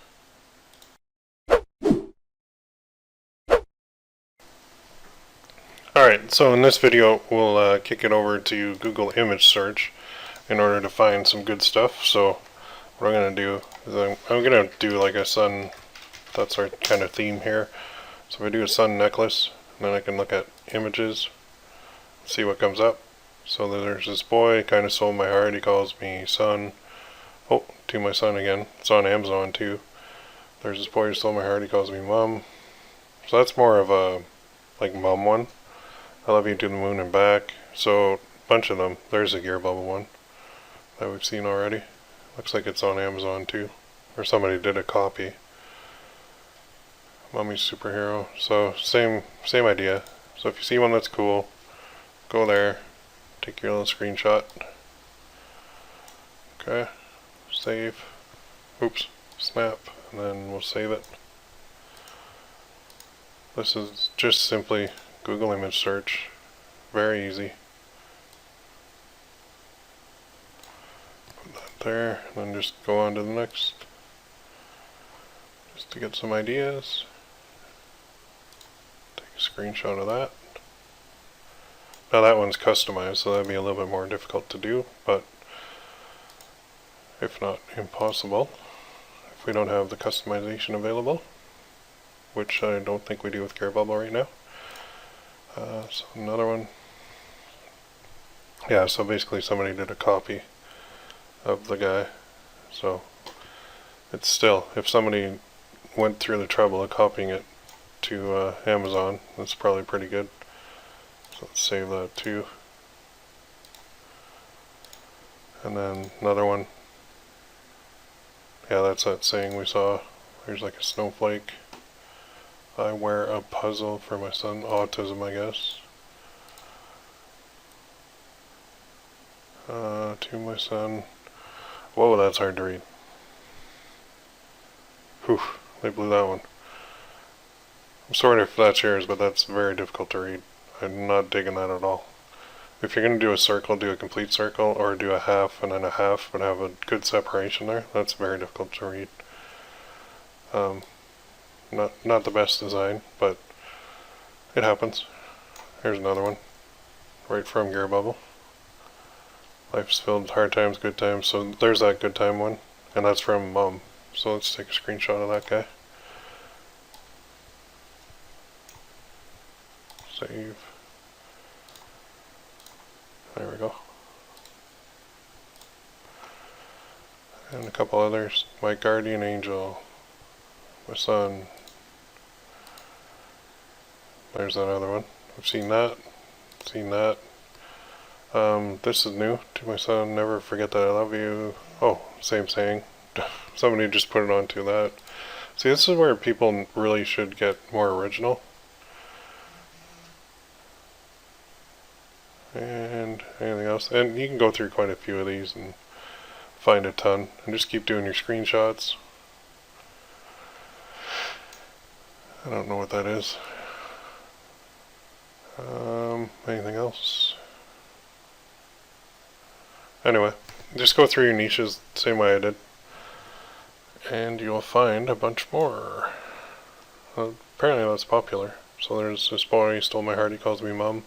I guess that would be for moms to buy for themselves. Love between a father and son is forever. So that would be like, I guess dad buy it. What's this?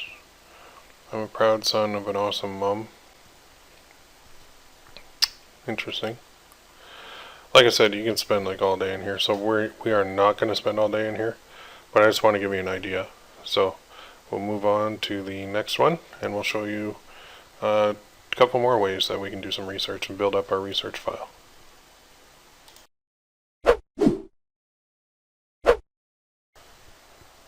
Okay, so in this video I'm going to show you how to use Amazon for research. So since Amazon is the biggest e-commerce store in the world, it's a good place to go when you're looking for ideas of what's working and what's not. So I'll just go like here and I'll type in kind of what I'm looking for, and you'll see a whole ton of them. So there's that slogan again. So that slogan's all over the place, and on Amazon it's not really by price. What's this one say? Oh. Okay. Son from mom. To my son, I hope you believe in yourself as much as I believe in you. Remember how much you are loved, and blah blah blah blah blah. Then he's got some crosses there. Customized dog photo. Dog tag. That's cool. Another one. Never forget that I love you. So you can get a ton of ideas on here. Oh, apparently I can't. What's going on? That's weird. To my son, never forget how much I love you and all that stuff. Love you to the moon and back. So we've seen some of these before. You get some overlap. And you can see that people aren't really being original in this niche right now, which is a good sign. It means it's wide open. So what's happening, and typically on Amazon, you get 90% of these people are copycats, and they'll find something somewhere and they'll just do a version and put it up on Amazon. We've seen that slogan already. So a lot of these slogans we've seen. Just scrolling through here to see if I can find anything unique or new. Nothing yet.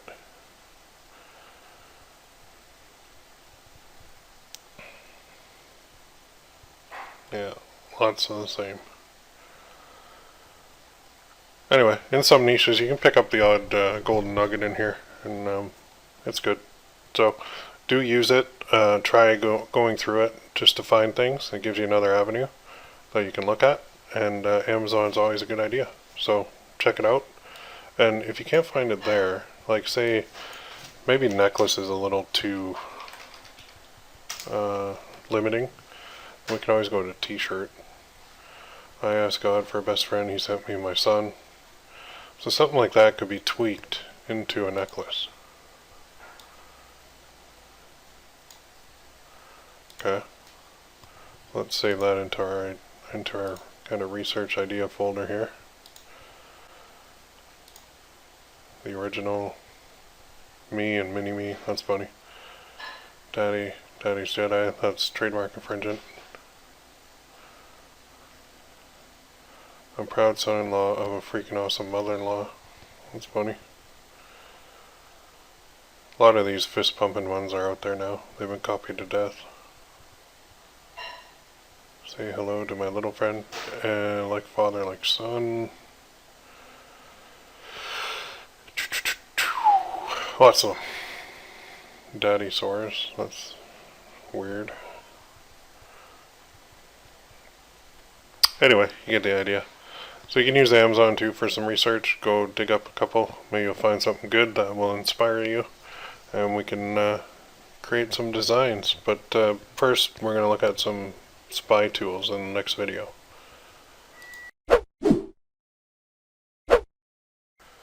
Alright, so in this video we're going to look at a couple spy tools. So these are tools that actually, they look at mainly t-shirt stuff, but we can take the slogans from the t-shirts and apply them to whatever product we want, including we can certainly do t-shirts, mugs, whatever. Necklaces are really good. That's what I'm going to show you as an example, but don't limit yourself. So the first one is T-Grasp. It's pretty cool. They say they track like 9.7 million campaigns, and they add a whole bunch of new ones every week. You basically enter your niche, and then it'll find ideas for you. And it is, I think this one is paid, but to see the total sales and all that, you do have to pay for it. But still, it gives you, you can still search stuff. See a lot of the fist stuff, like father and son with fist pounds, or whatever it's called. Papa like father like son. So that's one that you can look at. This is a good one. I actually had a membership to this one at one point, and price-wise, it is free, unlimited searches, but you can't see the data. Then $24 a month for historical sales data. And they got a bunch of different ones, $41 a month, and then $149 a month.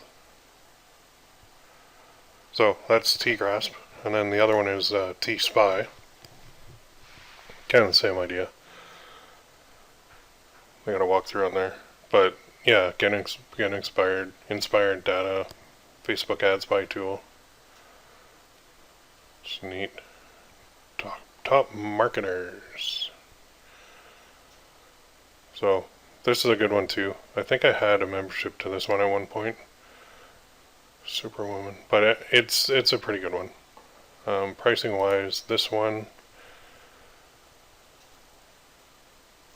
there we go. 27 a month, 47 a month, or 97 a month. And basically, the more you pay, the more you get as far as features go. So it is a good one as well. T-Inspector. This is one, I don't know if this has been updated recently, but this one goes on your desktop. So it was pretty cool. I tried it, and it does much the same as what the other stuff does, but it searches like other sites like Winello, which is a good site to look at stuff. Data archiver, logins and bookmarks, data bank.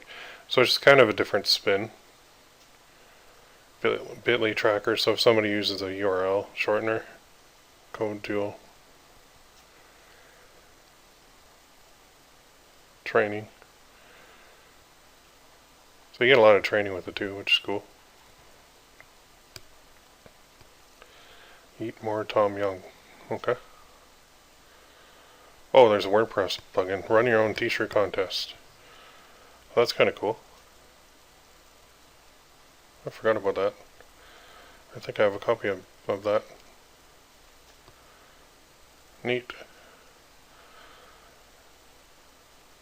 That's neat. So it comes with a nice little giveaway contest thing.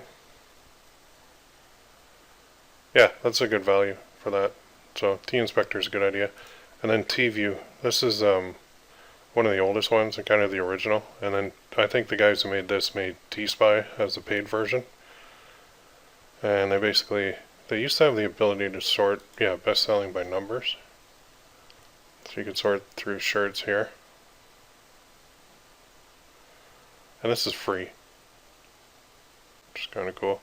I think it focuses on Teespring, but I guess they have Sunfrog in here too, which is neat.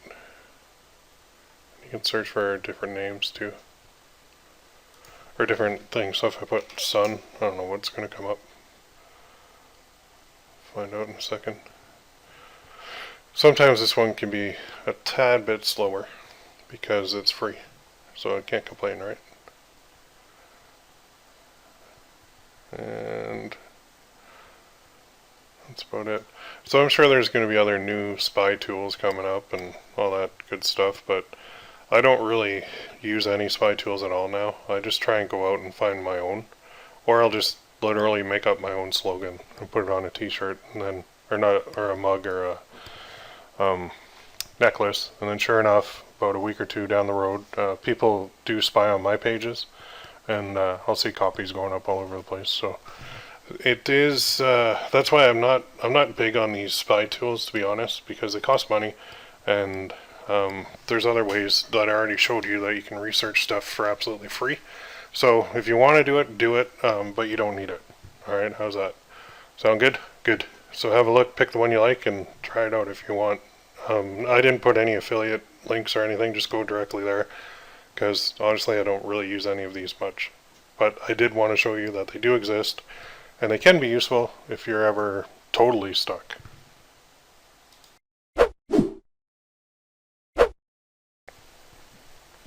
Okay, so I'm going to show you how to make a design now using Photoshop. And this is going to be a little bit of a longer video because I'm going to do one from scratch. So just go File, New. If you don't have Photoshop, like I said, I pretty much recommend you get a copy because you will use it quite a bit for not only creating designs, but for a lot of other things as well.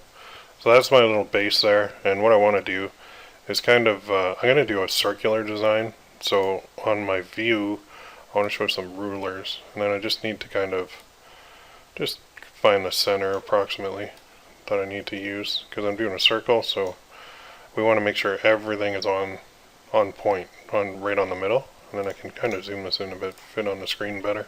So that's my base canvas, and with Photoshop you have layers.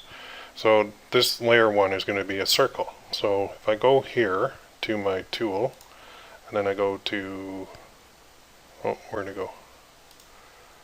Settings, from center. Sorry, I'm in the wrong one. Oh yeah, ellipse tool. There we go. Now I go ellipse tool, and then I go to settings.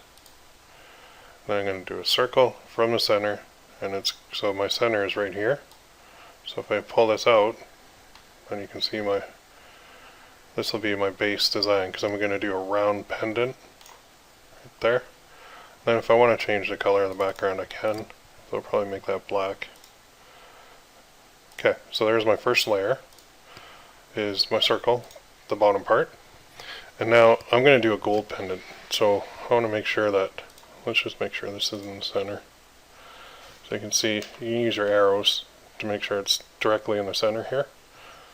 And then I'll just leave it there. That's my bottom layer. So then I do another layer, and on here I want to do some text around the center. I also want to do a little line maybe around the outside. So to do so, I can do another ellipse. Click here, but instead of doing a fill, I'll do no fill, and I'll do a stroke. I'll do it in white. And again, check my settings. Then once I find approximately the middle, I can just drag it out. Then I can move this around after too. So I want to have a little line going around the outside. Maybe a little bit smaller than that. Let's make that a little bit smaller. And we can type in here too if we want. So if I wanted it to be 0.75, I can do that. Or if I wanted it to be 1, I can do that. And then if I just click off and then onto it and click the move tool, again I can just use the up arrows and the left arrow on my key and make sure I'm in the center. So now I've got my bottom, my outline, and now I probably want to do some text here. So what I want to do is create a path. So here I go to paths, and here I'm going to actually create one. So it's going to be the ellipse tool, and up here where it says shape, I'm going to do a path instead. I'm just going to click on the center and drag this out.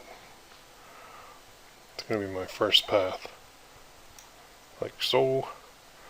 Then I go back to my layers, and I can click my little text tool, and then I can actually write on it.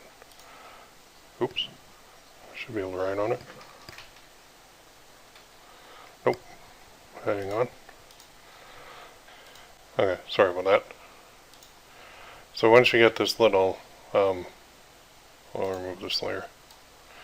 Once you get the little sideways tool on there, so if I go back to my path, work path, and then see that you mouse over it, then you're on the text tool, and I can start typing text. So the text is really small right now, so I want to make it probably 20.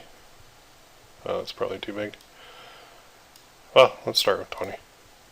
So let's go back here, and let's do some text. So we're going to change the color here to a white. I'm going to say, to my son.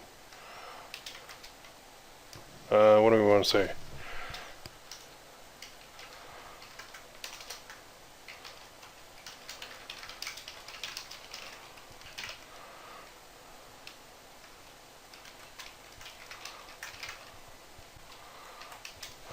So we'll do something like that. And then the beauty of it is I can resize it. So if I click the corner, I can make this fit a little bit better. Just like so. I can always change the text too to whatever I want. Always remember, I have your back no matter what. So, and then I can just do a duplicate of this layer. Once I make sure that the layer is in the middle. So again, it's off to the side a bit. So I just want to move that over. That's why I do my center lines. That way it's perfectly aligned. And just make sure I have the right. Doesn't look like it's right here. Looks like I did something wrong. Well, let's go like this. Step backward.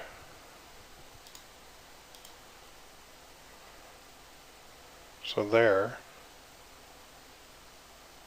Okay, let's move it now. Okay, there, it should be aligned better. But it's not. That's way off. Oh well. I can fix it. I'll just move this in a little.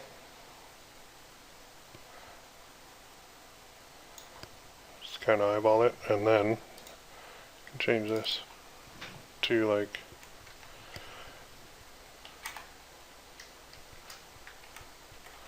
94. Oops. There we go. That's better. So now I'm kind of centered. That font is hard to read though. Not too crazy about it, but we'll give it a shot. So always remember, I have your back no matter what. And then I'll just duplicate this layer, because no point in having to redo everything. And then I'll just make it smaller. So 80. Maybe 75. There, that's pretty good. And now I can type on here too. But to type on that layer, I have to click apply. Then I have to turn that one off, then click my text tool, and here's what I can do. So I'll just say, no matter what,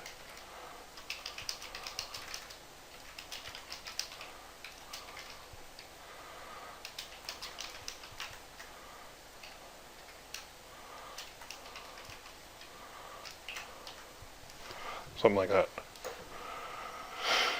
And here, if the text isn't quite fitting, let's put a little dash on the end. So if it's not quite lining up with the other hash mark there, then I can always adjust it. So if I click on the layer, I can change the text size to 18, too big, 16, better. So that's not too bad, but we can go 15.5. Oh, almost.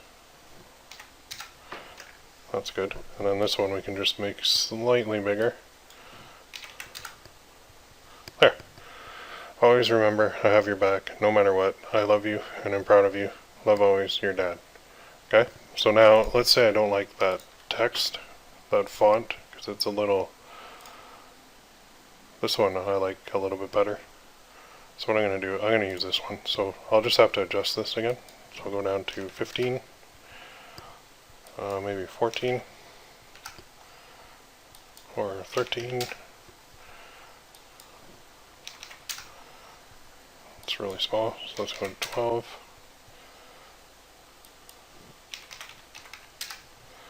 Not too big, 12.25. Just got to play with it till you get the right one.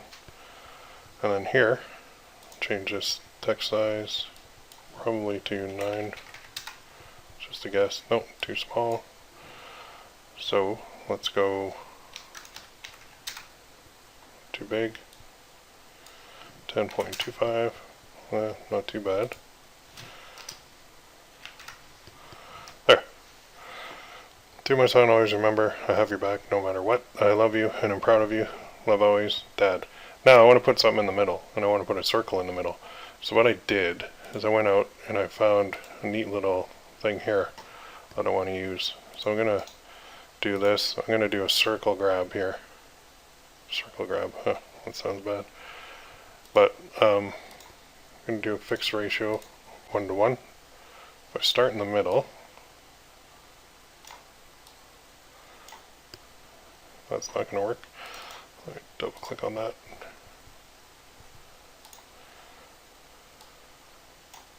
Okay, not what I wanted. So I'm going to deselect that. Oops. Select, deselect. Okay. Try that again. Let's do a circle grab. So apparently it's the bottom corner that I'm looking at. So let's go like this.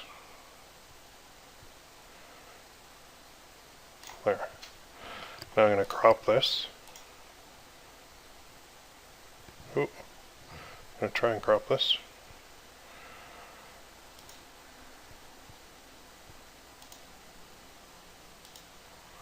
Didn't like that either.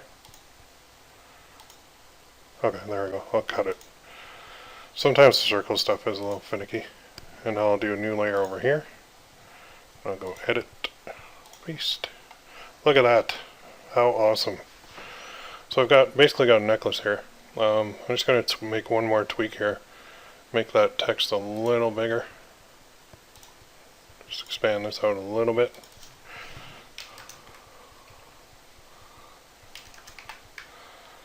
And then I'll expand this out a little bit.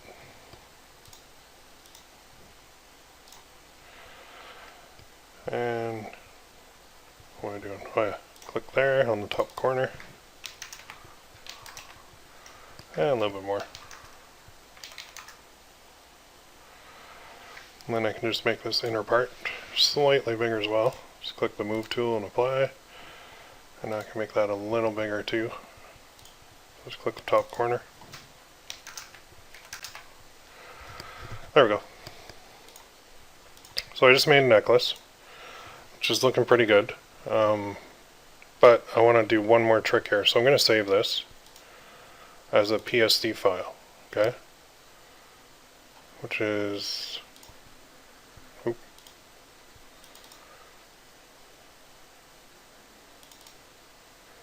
going to save it right in here. I love my son. I'm going to save it as always remember I have your back.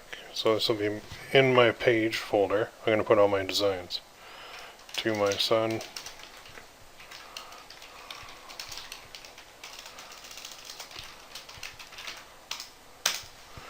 And we'll save this as original.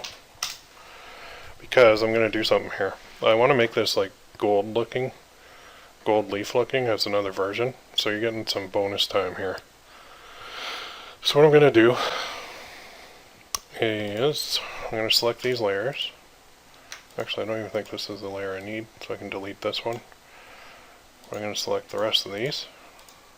I'm just going to do rasterize, type, and then I'm going to merge these three, merge layers.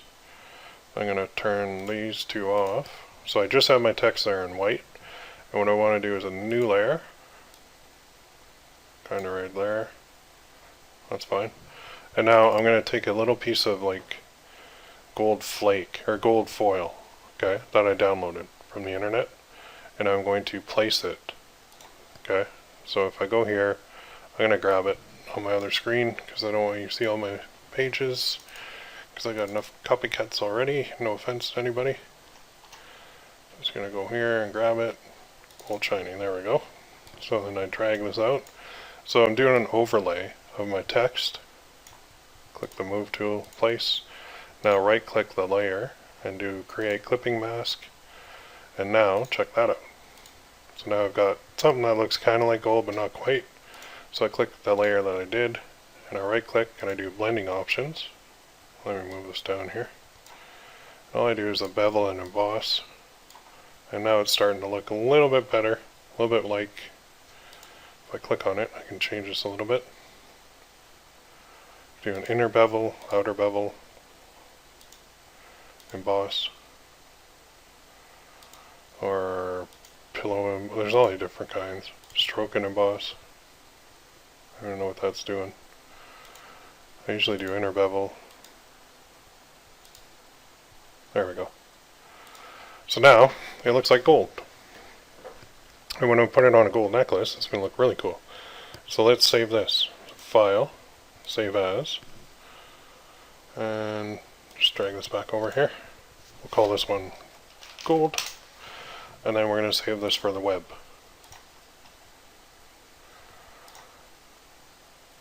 Right in here, call it gold.png. Cool.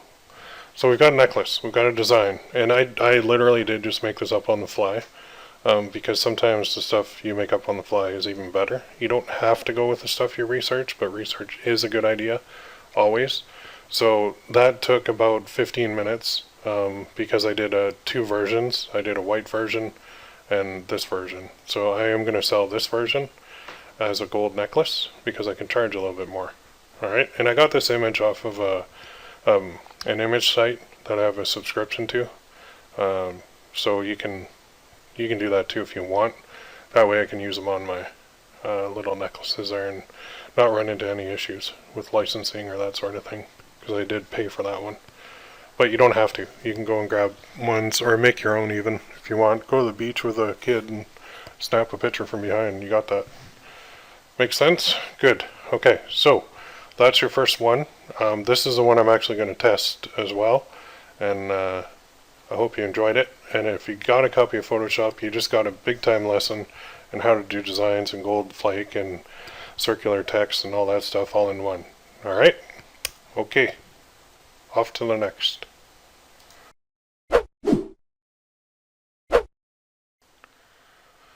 Okay, so in this video I'm going to show you a little program called WordSwag, and you have to have a Mac product, I think, or a phone. I do it on my phone and then I just email it to myself. But this is one that actually Rachel, Don's girlfriend, actually suggested this one in another course, and I give her full credit because I've used it quite a bit. But it's wordswag.co, and it is, you can pay to get upgrades to it. It's dirt cheap. Oh, you can get it on iOS or Android. I wish they had a desktop version, or I wish I actually was on a Mac just for this program because it's so good. But what I'm going to do while I have this on here, I'm going to do one on my phone. I'm going to email it to myself, and then I'm going to show you the result. So you can see the video here for it. It's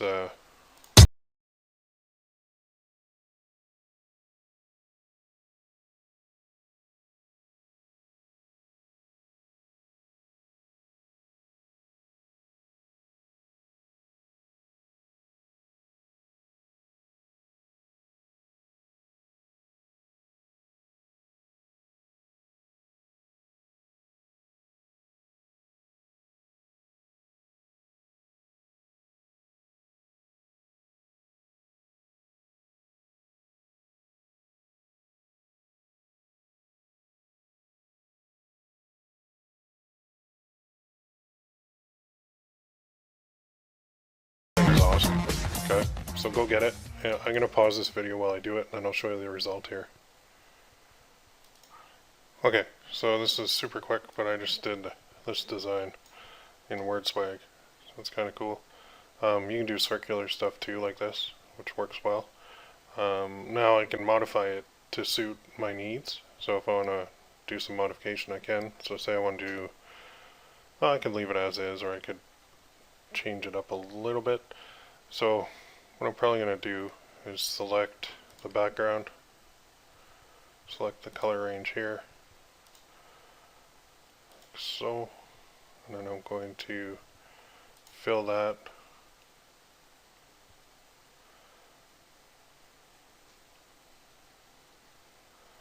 I'm not sure what I want to do here. I want to kind of reverse this. Hang on a second. Okay, here's what I'll do.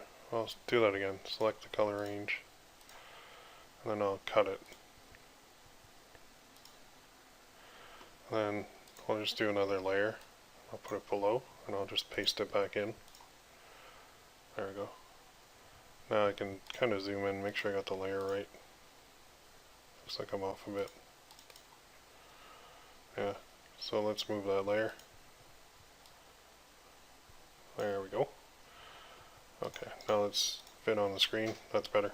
So now what I can do is I can change the colors. If I right click, do blending options and color overlay, I can put it on like a black background if I want. Then I could also do this on a white blending option. Oops. Yep, color overlay. I can do a white. But I guess I don't really even need this back part here.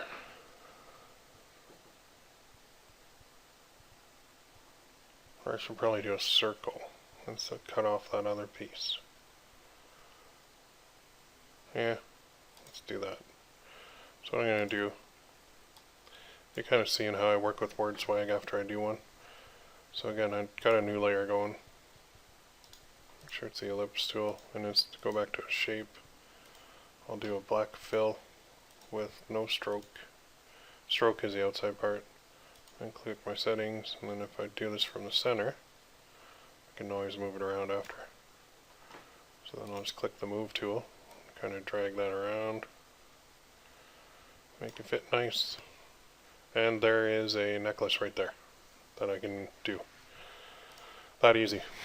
So I probably should have done this in WordSwag in white text on a black background. Would have saved me that hassle, but I can certainly do it this way too. So that's cool. That's ready to go. And I think I'll just leave this one in that color. So let's save this.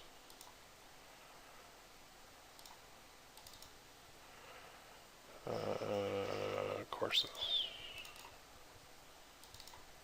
So that's to my son. And this is, so I've basically got two going here.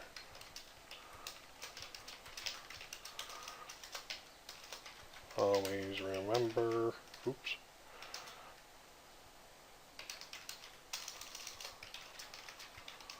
Well, let's call this one word swag. And we'll call this original. And then we'll save it for web too. So it saves it as a PNG file. Let's kind of do details here. It's easier. There. Okay, so I just did one in WordSwag, and it's round, and that can go on a necklace very easily. So that's what we'll do in a bit here. We're going to do that. We're just going to show you a couple more ways that you can do designs too. But WordSwag, play around with it. Sometimes you don't even need to modify it in Photoshop, but for that particular one I wanted to, just to change it up a bit.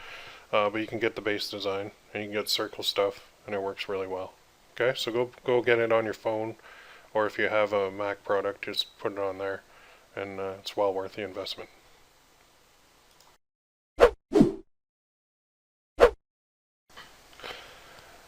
Okay, so in this video I'm going to show you how you can outsource things as well. And the first place we would go is Fiverr. So this is a place that they started out charging like $5 for everything. So that's a URL. So what service are you looking for? And you can put, type in your base keyword here and see what comes up. There are a couple designers on here that do necklaces for Gearbubble too, specifically, so it's pretty cool. Those are not the ones I want, but let's try this. I think I found one before. If I type that in. Yeah.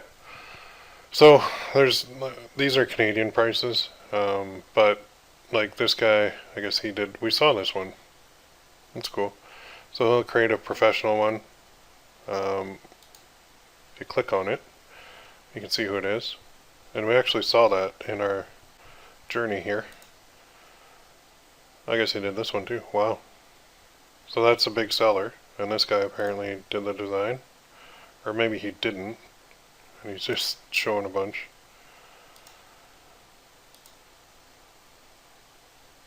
So that's cool. Anyway. If you can't do the stuff that I've been doing, that I showed you, like Photoshop or WordSwag, then you can certainly go here, and all you do is press this button to order it. And then remember all those research idea file that we took screenshots of stuff? So you could say, I want to have a necklace that looks something like this, but has this saying on it in a circle. And then you can submit it to this guy, pay him, and then he'll do it. And then you have your, it's typically 2 days delivery. Sometimes you can pay to get it faster. let's see here. Yeah, like there's upgrades. So if you pay more, you get more. So you get like the source file so you could actually edit it. And premium is like 1-day delivery. So the more you pay, the faster you're going to get it.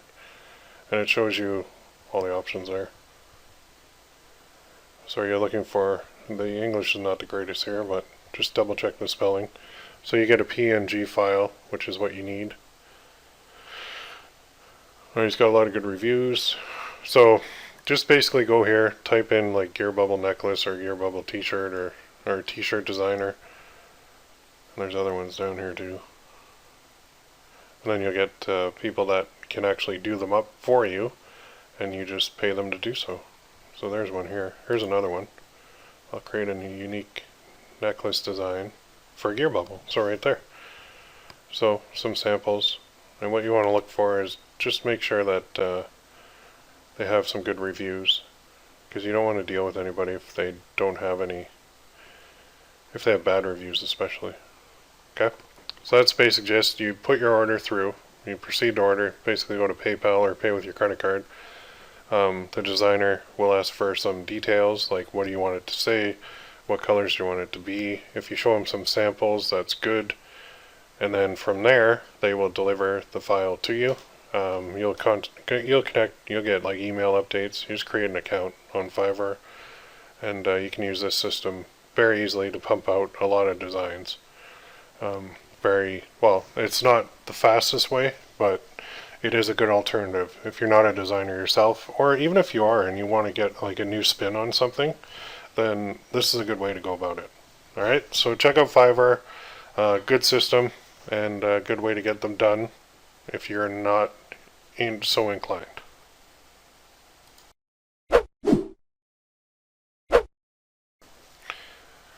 Okay, so just getting back into the design, there's also a way, probably once you get going a bit, if you don't like doing design, you can go to a site called Upwork, and in here you can hire your own designer. So you just kind of search in here for like, typically t-shirt designers, what you'd be looking for, excuse me, but you can find a whole bunch in here. So you can post a job, it's free.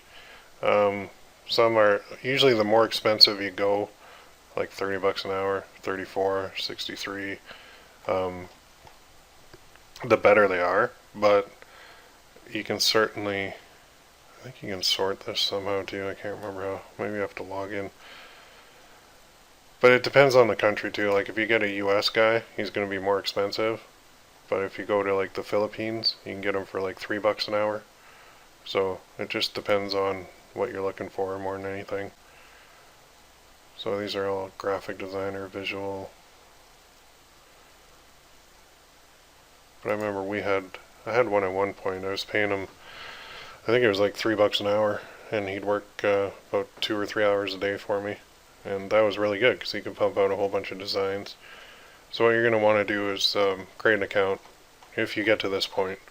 Well, there's one from India I saw there. Yeah, even that's 30 an hour. So they can be more expensive, but just because somebody's more expensive doesn't mean that they're not worth it. Because typically, the more you pay, the better they are at their job. Just like virtually any job, right? So oh here, advanced filters, maybe this is it. Location, time, hours, languages. Okay, so if I go any hours, last activity anytime. I thought there was more than that I could do. Oh, hour than the rate. Here we go. That's where it is. Okay. $10 and below. Check this out. I can get a graphic designer in the Philippines for 6 bucks an hour. $8.75. $7.50. 10 bucks. This is like an outsourcing company. 7 bucks. So for less than like minimum wage here, you can hire your own, and you can just have work with them and have them pump out design after design. So one thing that I found, just a word of caution, I've found some really good ones in the past, and they've done an awesome job, and then they've disappeared on me. So don't be shocked if you hire somebody off here. And I mean, you'll get what you pay for, because that's why Upwork is there. So you can actually see what they're doing. They have to take like screenshots of everything, of their progress and all that good stuff. But I'm just saying that typically these guys don't last very long, unfortunately. But you can get pretty cheap, like $5.56 an hour, $7.77. I mean, in the Philippines, that's good money. But here, we can hire quite a few. 74 per. So just whatever sticks out. Usually what I'll do, I'll post a job and I'll say, send me a sample.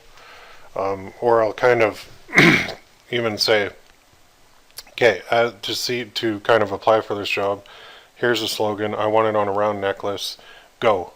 And then see what they do. And then you can pick the one that matches with your kind of style best and then hire them. But it's basically an unlimited supply of designers that are available on here. So go nuts. You have a gigantic pool, and what you can do is build out a team. So once you get going and you want to really get some good solid designs running, then you could even go, instead of paying, on the lower cost end, you could go to the higher cost end. So maybe you could have one guy doing designs for like $7 an hour, another guy doing designs for like $30 an hour, and then see which one works best. And if it's the $30 an hour, then you can send them more business and get better results. So anyway, use Upwork if you want. I tend to do my designs myself, and I tend to just scale the crap out of the ones that work. But once in a while, we'll outsource it, and I will certainly use Fiverr once in a while as well, just to get different spins on my designs. Okay?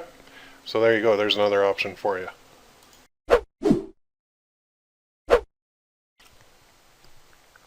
Okay, so another option that I know people are going to, some of them won't want to pay for Photoshop because it can be expensive to get it. I think it's invaluable to your business if you're going to be doing anything online. Photoshop is a must-have. It's kind of like almost as important as your computer when you're working online. But that said, there's an alternative, and it's called GIMP, and the name is kind of funny, but it's called GNU Image Manipulation Program, and you can download this, and it's free. Okay, it's open source. They have a lot of tutorials, which I want to show you here. So I'm not going to go through GIMP because I use Photoshop, but I'm offering this as an alternative for free, and you can do a lot of the exact same things in GIMP that you can do in Photoshop. Okay, so what I would do if I didn't own Photoshop and I wanted to learn GIMP, I know GIMP a little bit, but like I said, I use Photoshop for everything. So there's a lot of things you can do, photo editing, programming. It is a powerful program, it's just not Photoshop. So there's tutorials there. So what I would do is download it. It's free, it's stable, it's good. You just install it, run it just like you would any other program. And then if you're stuck, what you do is you say you want to do a circular text. So you go circular text in GIMP. I would go to Google, and they actually have instructions here, okay, on how to do it. So you know how I did it in Photoshop? Well, you can certainly do it in GIMP too. As well, there are tutorials on YouTube. You need a website. There's quite a few on here. So I think, why not do it if yourself? you're ever stuck, I would take the time and I would go to here. This is what it looks like. And there's tutorials that'll walk you through this stuff. Okay? Last year. So this channel and comments and everything. But putting text on a path with GIMP, you can do all the same stuff. Okay, creating a circle, editing images, resizing. Say you want to resize an image. So you just go to Google or YouTube, resize image in GIMP. You get a whole bunch of ways. 2 ways, easily, how to resize it. So I'm not going to spend, a couple hours teaching you how to use GIMP, how to crop, when YouTube is full of tutorials on this, and it's very easy to learn. So if you don't want to buy Photoshop, then this is your alternative. It's free, and for learning it, I would use YouTube, because we're not really a design course, we're more of a an ad course. I just showed the Photoshop design very quickly to show you how easy it is to do once you've done it, a couple hundred times. All right, so there you go. GIMP is the program, and YouTube is your resource. All right, have at it.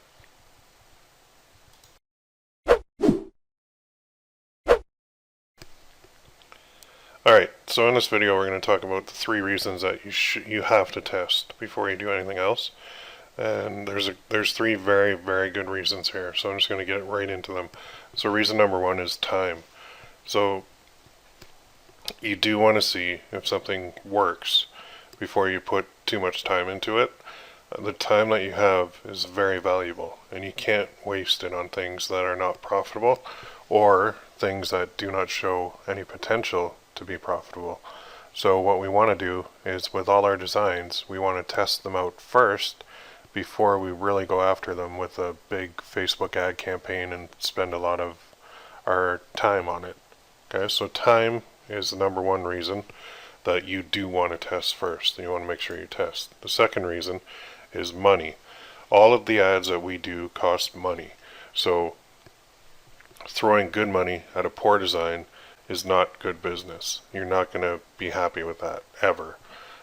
So what we will do is we'll test it first to see if our money should go into any particular design before we really go big and put a lot more money into it.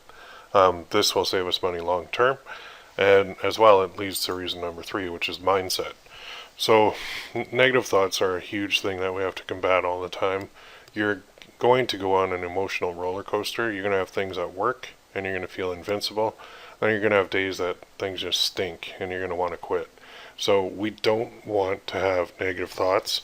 They will kill your productivity. You're not going to want to do anything. If you spend a lot of time and money on an unproven design, you're going to become very discouraged. It's just human nature. So what we want to do is we want to test it first, so we're spending very little time and money until it's proven, and then you're going to be better off long term. So it seems like something common sense, but I do want to make sure that you guys understand the reason behind testing.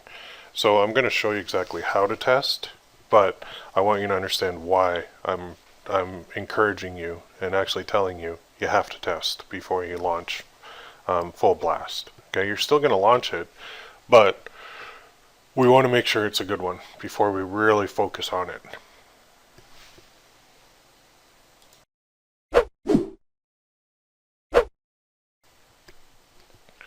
Okay, so just a quick video here just to talk about how to test properly. There's a couple steps that we're going to take, and I'm going to walk you through everything. You're going to see it over my shoulder here in the upcoming videos, but I just wanted to summarize it first. So there's a couple things that we need before we do the testing. So we have to have the design, obviously, which we've taken care of in previous videos. Then we have to launch it on Gearbubble to get it ready to take sales. And then we need the product image, we need the ad, we need the test ad set, and then we have to do daily checks to see actually which one of our test campaigns is worth pursuing further, because we already talked about that. Not every test that we do is going to work, so we want to just kind of give it a little test run to see which ones we should pursue. So once we have the design launched, we're going to launch it on Gearbubble, and we're going to try and get sales immediately with our test ad.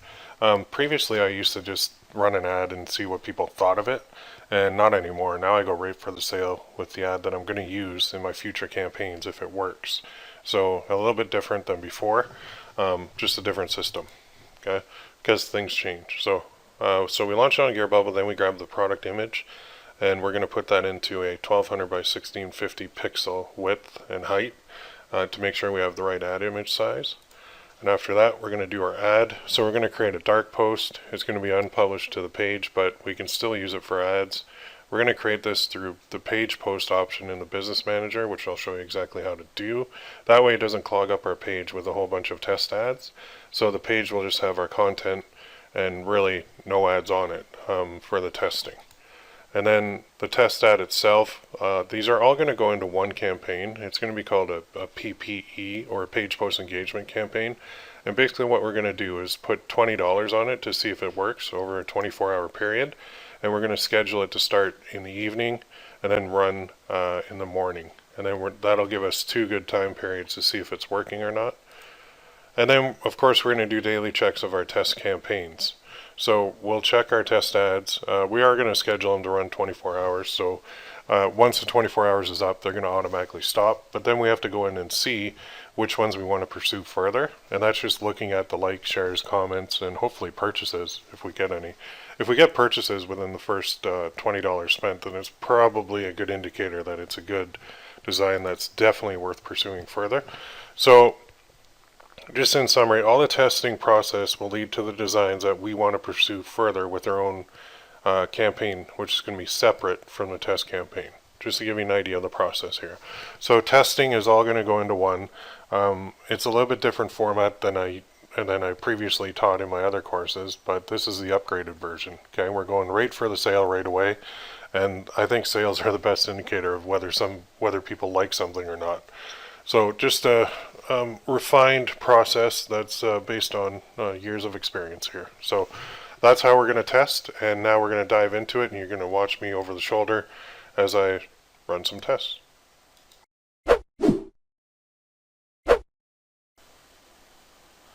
Alright, so in this video we are going to launch on Gearbubble. So I created a new account for this just so I can start from scratch and show you guys everything.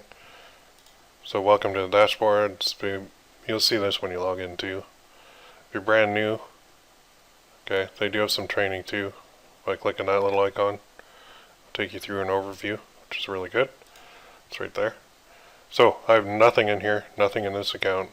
And what I want to do is launch my necklace. So what I'm going to do is go here, go to launch, traditional, and I want to do a necklace. There's a bunch of options here, but I want to do a necklace.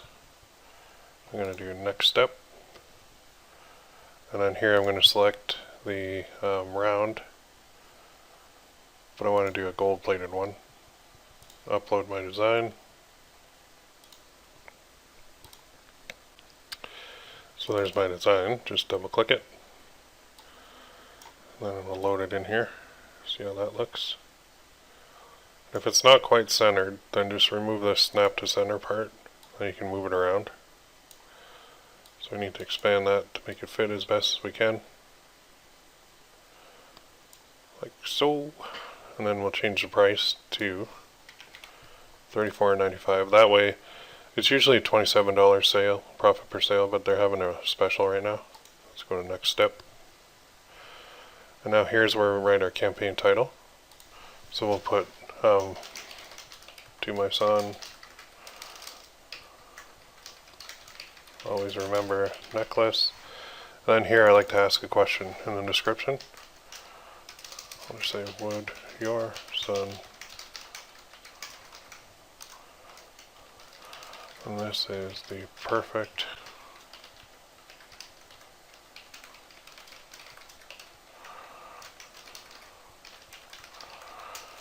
if he doesn't really wear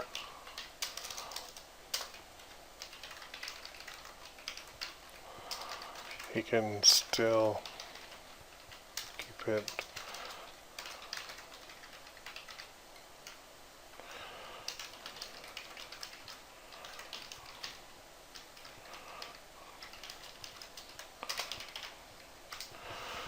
okay, and then I'll just remove this and just make it regular.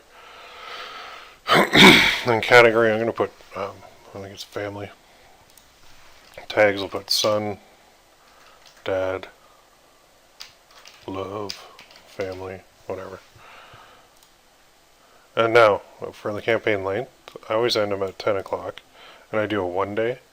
And the 1 day just means it's going to reset every day automatically. So it is an evergreen campaign. It's going to go on forever till I stop it. But let's do that. Type in your name, son always. Set the selling price so you can change it if you wanted to here. And then for campaign options, make sure evergreen is checked.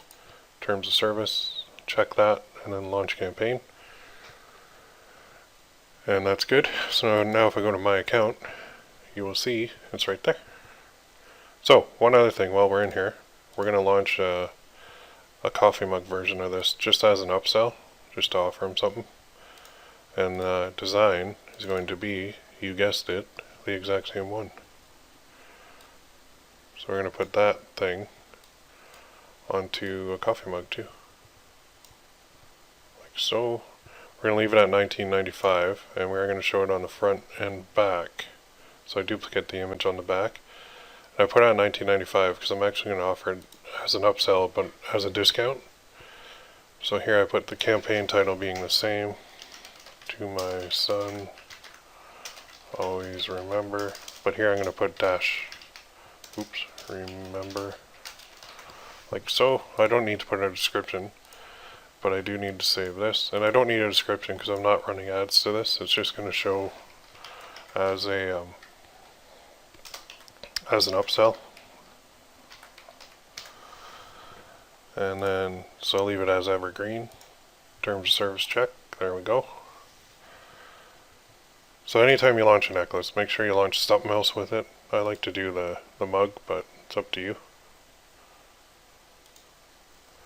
And now I just gotta go to settings, and I have to attach the upsell to this, and there's my upsell button. So settings, and then upsell, turn it on, there's my mug, select it, put a discount of 25% off, click update.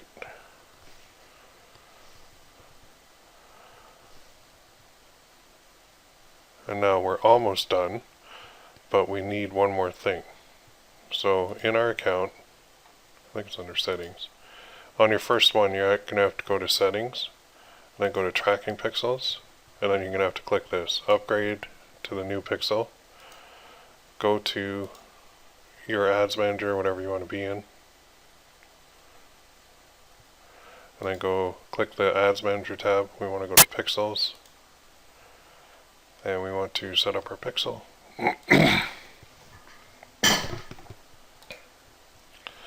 So just click that, just go through this stuff. Click next, and then usually they want you to email the thing. Scroll down to the bottom. Next.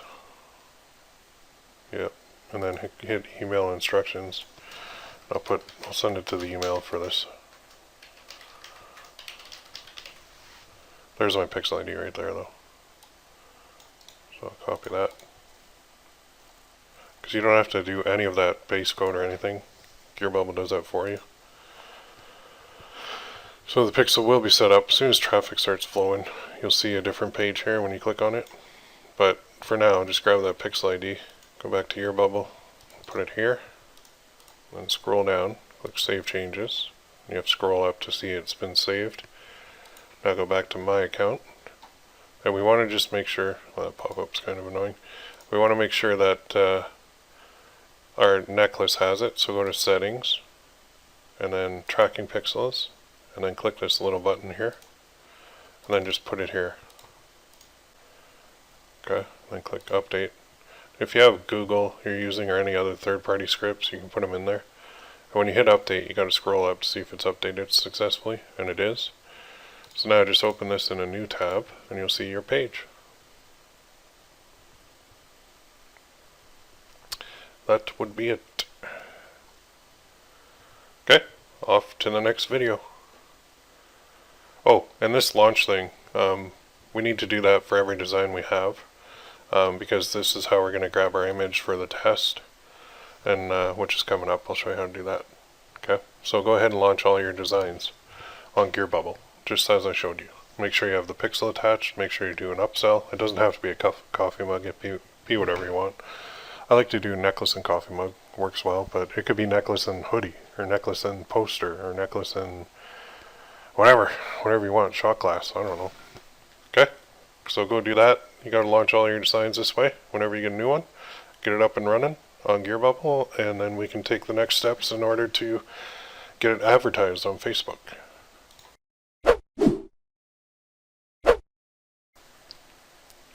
Alright, so next step is to grab that image, and we need to turn this into a 1200 by 1650 image. So just right click it, save, and then we're going to go to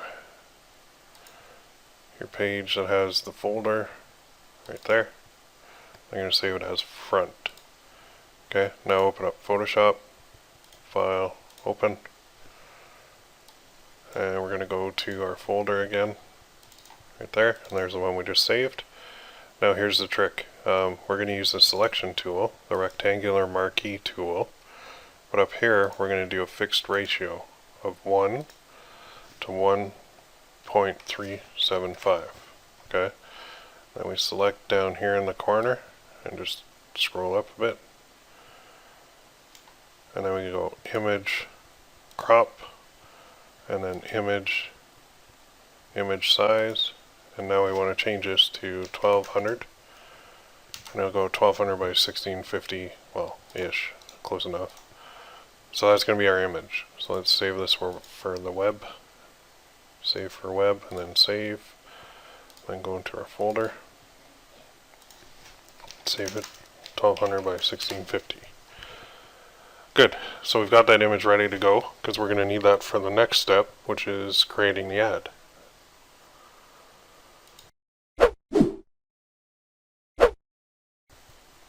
Alright, so now what we're going to do is go into, click the menu up here, and we're going to create a dark post. I'm going to show you a neat way to do it. So find page post in here, it could be under this column too, and click it, which will bring you into here. And there, if you hit this drop down, you'll see all your pages, but if you just have one, it'll default to this. And now we can schedule, publish, or have ads posts, okay? So click on ads posts and create one. Now we can do a link, carousel, photo, video, or a status. We're going to do a photo. So we upload our image here. Click that, click upload image, and then drag and drop, or just click it. And it's this one that we want to do. Let it upload, and click confirm. And now this is going to be our text. And we're going to put something like, do you have a son who would love this from you? Click here to order. Now we're going to grab the URL to the sales page. So go to your sales page, copy that, go back here, and then just paste it in. And then hit enter, and then tag your son. Get him one now. I'll click create post. So what this is doing is creating an unpublished page post, which is also called a dark post. So if I click it, that's what it looks like. Okay, and this post ID is what we're going to need for the next step, which is creating a test ad. Alright, so we're going to kind of leave that open, and then we're going to go to here, and let's see if this is the next day. So this should be showing some content now, and some likes from the like campaign.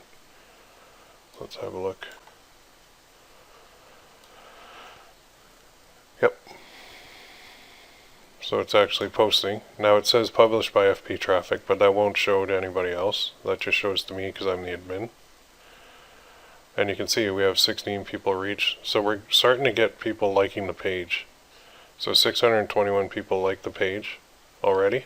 And this is just like not even 24 hours of running that like campaign. Okay. Pretty cool. So it's starting to gain momentum already. And so let's go here. Oh, let's go here. And then let's go into load up the Power Editor for the next step. Alright, so go do that, create your post, and then we're ready to launch our test ad.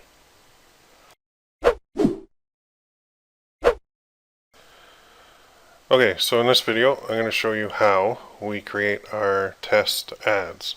So we've got our like campaign here. We're just going to create another one. And it's going to be called, so we're going to do like 002, and this will be our test. Then we'll put the date, kind of we started the whole thing. But we're going to put all of our tests in here, so that it's easy to track them and see what's working and see what's not, and then move from there. Later on, when we do campaigns, we're not going to do them this way. We're going to each campaign, each product is going to have its own campaign, but for the likes and the tests, we put them all into one. So here's where we're going to do a post engagement, because we just want people to engage with us. And we're going to call it ad set 001, and this is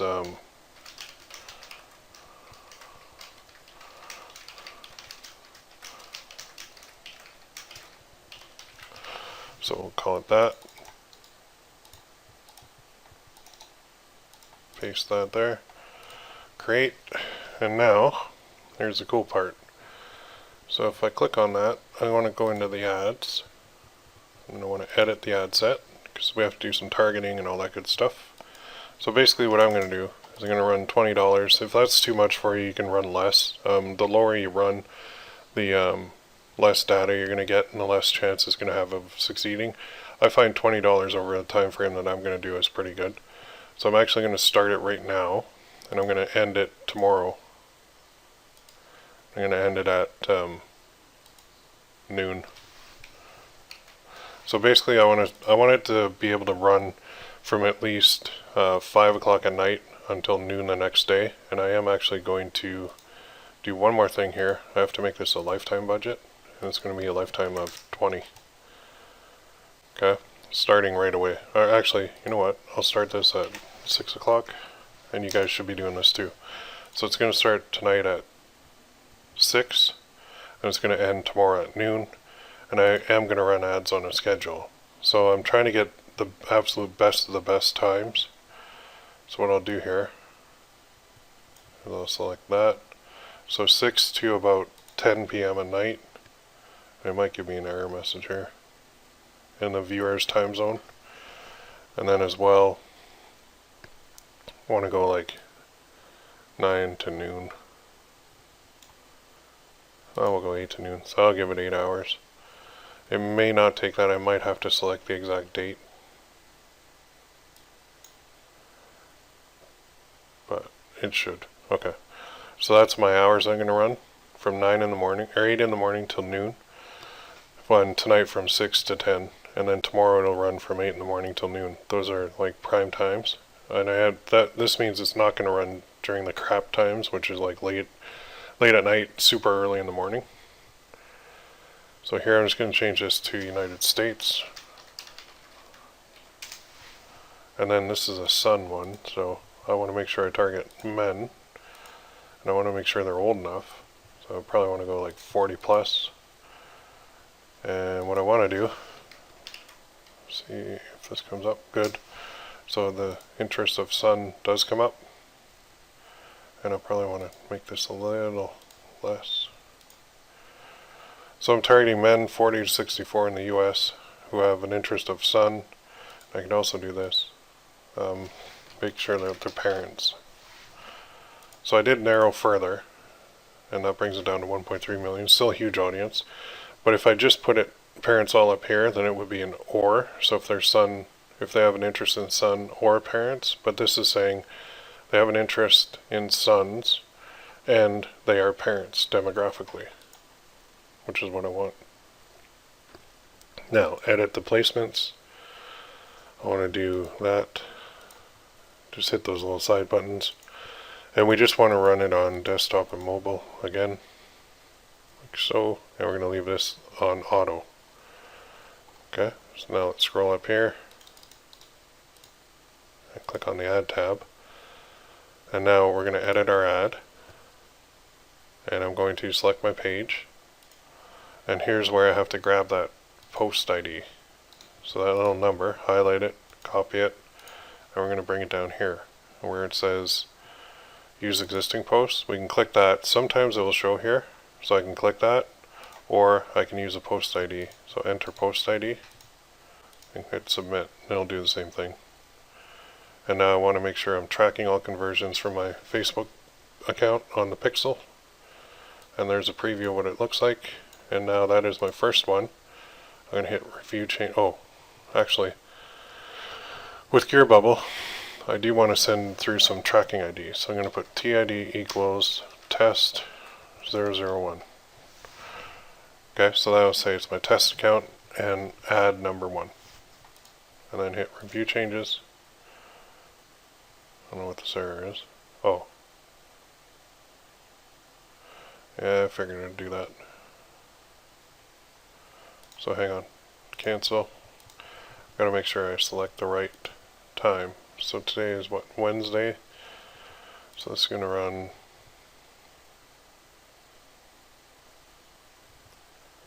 over here.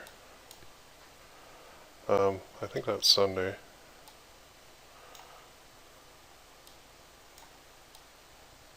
Let's remove that. So I think it goes Sunday. It's not really showing in here. Let me expand this, see if I can get it out. Should show me the day of the week here. So there's a little bug. The day of the week should show here, but I think it's Sunday, Monday, Tuesday, Wednesday, Thursday. So I'm going to be wanting to start it here and then Friday. So those 8 hours I'm going to run it. So let's see if it takes that.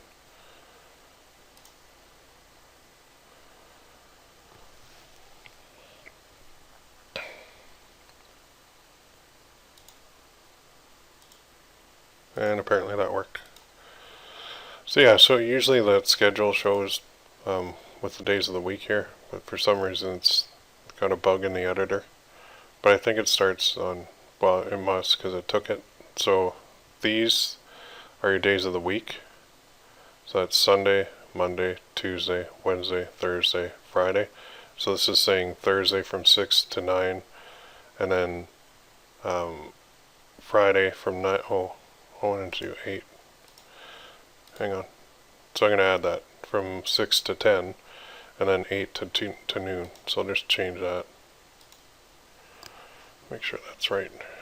There we go. Good. So now that is all set and ready to go. And now in the next video I'm going to show you how you can track the results and then determine the winner.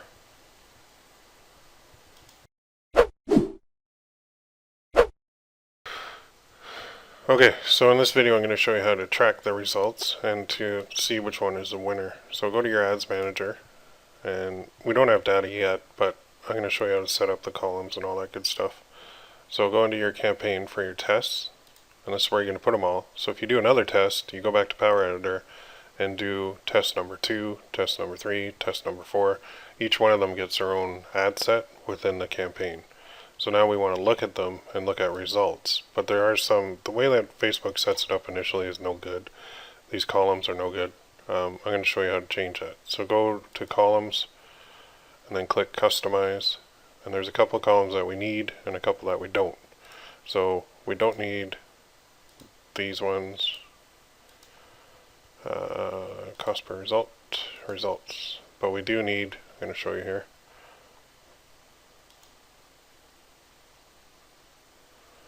We do need these. So click search and type bid, and then select it, and it'll go right there. Then you want to do content views. Select website content views, and then on the column thing just drag it down, and then put ads to cart, and it's website ads to cart, and then drag that down. And then we want to do purchase, website purchases and cost per website purchase. We want to do that. Drag that down. And then we want to do our CPM, which is kind of an indicator of how much things are costing. So those are the columns that we want. So click apply. Then it'll change it here.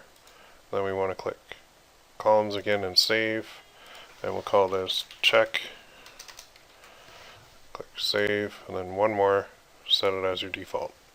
So now when I reload this page, it'll always load this way. And then what I'm going to look for, it's kind of jammed in here a little bit, but I'll see how many people have been reached. There's the budget, how much has been spent. The bid type is auto, but we put that bid column because we'll be doing manual bid later. Now this is people who viewed it. This is people who added it to cart. This is people who bought it. This is how much it costs for them to buy it. And this is how much Facebook is charging us on a CPM basis for the ad itself. So when we're looking at this, and say we have like 10 tests in here, which should have a lot of tests, we'll be able to sort it by these column headings and see, okay, well, just click that and it'll sort it by the purchases, and then we can see who got the most purchases. Adds to cart, we could sort it by that, or we could sort it by content views. So these are our indicators. This one is not as powerful as the website content view is not as good as the add to cart, obviously, which is not as good as the purchase. Okay. If we run a test and it's only running for like 8 hours and we see that we got a sale, well, that's a good indication that that's a winner and we're going to want to launch that. But say we launch like 10 tests and we only get clicks on it. So people are only clicking to go through to Gearbubble. Well, then we can sort those 10 by content views and see which one got the most clicks. And that's the one that we can look at too. In order to see the actual ad itself, click on it and go into the ads tab and then click that and click the preview button. And then we can actually view this right on Facebook. So if you click this little up arrow thing and then Facebook posts with comments, and then we can see it here. But what I like to do is just remove this www part and go like this. Type business in there, then it'll take it to this page, which shows you, it'll show you the reach, the likes, the comments, and the shares. And now I can post as the page. I love my son. Okay. So this is a good way to look too. If it turns out that you don't have anybody like viewing it, then you can go to this measure and look at the ad itself and see if people liked it, shared it, and commented on it. And the ones that get some sort of engagement are the ones that you can launch. All right. So we're hoping to get sales because when people click this, they're going to go right through to the page on Gearbubble and they can buy it. Okay. So our test is actually a test to see if they're going to buy it. And the ones that get the most engagement, we go by purchase first, then add to cart second, then view content third, and then fourth is we'll actually look at the ad and see if it's got likes, shares, and comments to determine if we want to actually launch it or not. If we get something that nobody likes it, nobody comments it, nobody shares it, then obviously we're not going to launch that design because it's not worth our time.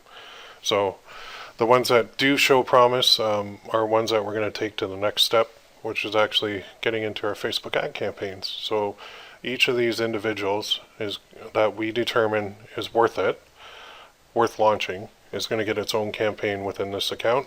And there's a couple different ways we can set them up depending on your level and depending on your risk tolerance and how fast you want to move. So we'll show you that in the next section, and then we'll show you how to manage them as well and then scale from there. All right, so go ahead and create all your tests and get them going. And if you don't want to do $20, you can do like a $10 test or a $5 test. It's up to you. You could even do a $50 test if you want to get really aggressive. But I think at $20 is a nice mid-range for it. But some people don't have that budget yet, so they want to do a $5 test. The lower your daily budget, the more tests you're going to have to do. So it's a trade-off. Okay. Anyway, go do it. Go get your test set up. And this is where the testing phase should be ongoing. You should always be bringing new blood into the system, which is new tests and trying new things, new designs. So that's how we do it.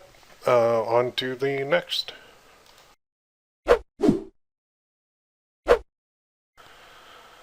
Okay, so this is kind of a weird video, but I wanted to put this in here. You need to get mentally prepared for ads, alright? So, like I said, what a weird video. Why would you do this, Will?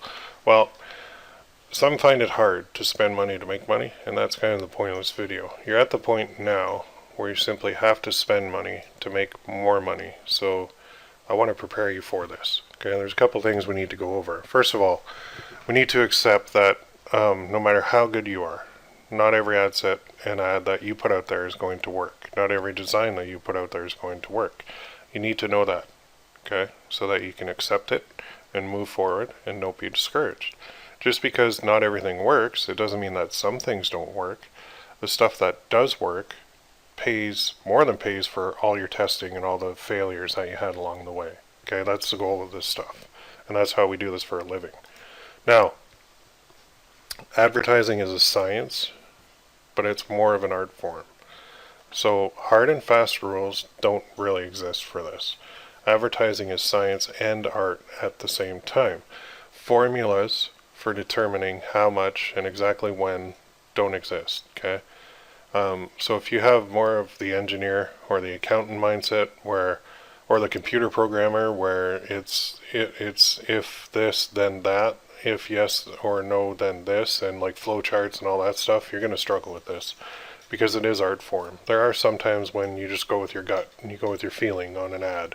There's other times where you do say, okay, you know what, I've spent X amount, so it's time to make a decision. And, well, that's the bulk of the time, but the art side comes into play a lot, okay? And that's following your gut instinct on these things. Experience and past success is important, and that is the art side. And you gain that experience and success by taking a lot of action. So preparing now, dealing with patience. I get a lot of people that are very impatient when they launch an ad. And they're spending like $5 a day, and they're going, man, what's happening? It's been like 2 days and I have no sales. Well, you've spent $10 total. And you can spend up to $27 on an ad in order to see if it's even worth keeping or pausing. So $5 per day takes a couple of days to see if an ad is working.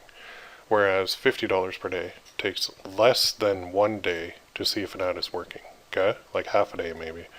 $500 per day, when you get up to those levels, takes an hour or two to see if an ad's working or not. And sometimes, even at $500 per day, we'll let it run for 3 days to see if it's working.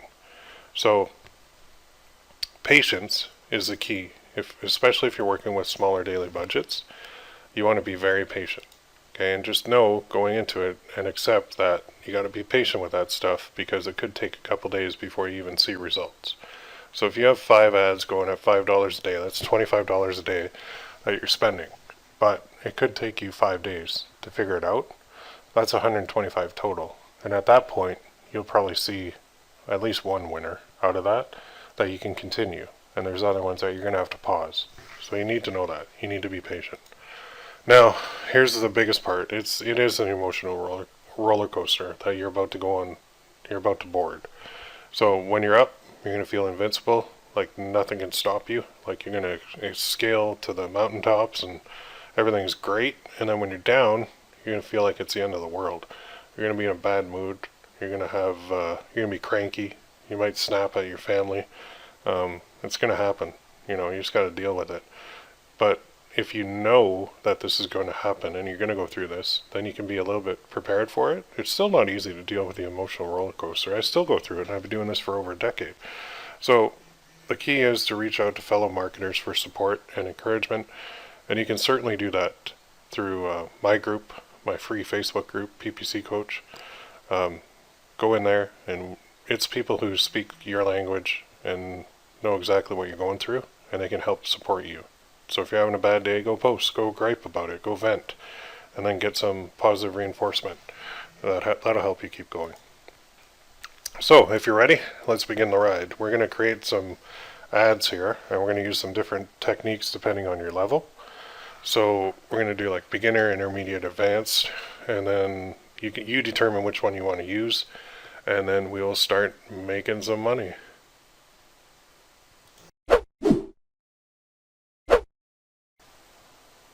Alright, so in this video I'm going to show you how to do the beginner campaign setup and then how to manage this after as well. So what we want to do is we're assuming that we did our testing and we had a look and everything worked out for the one. So we're going to create a new one now, a new campaign based on our winner. So we don't, at this point I don't really know if it won or not because it hasn't even ran, but I'm just going to assume it is.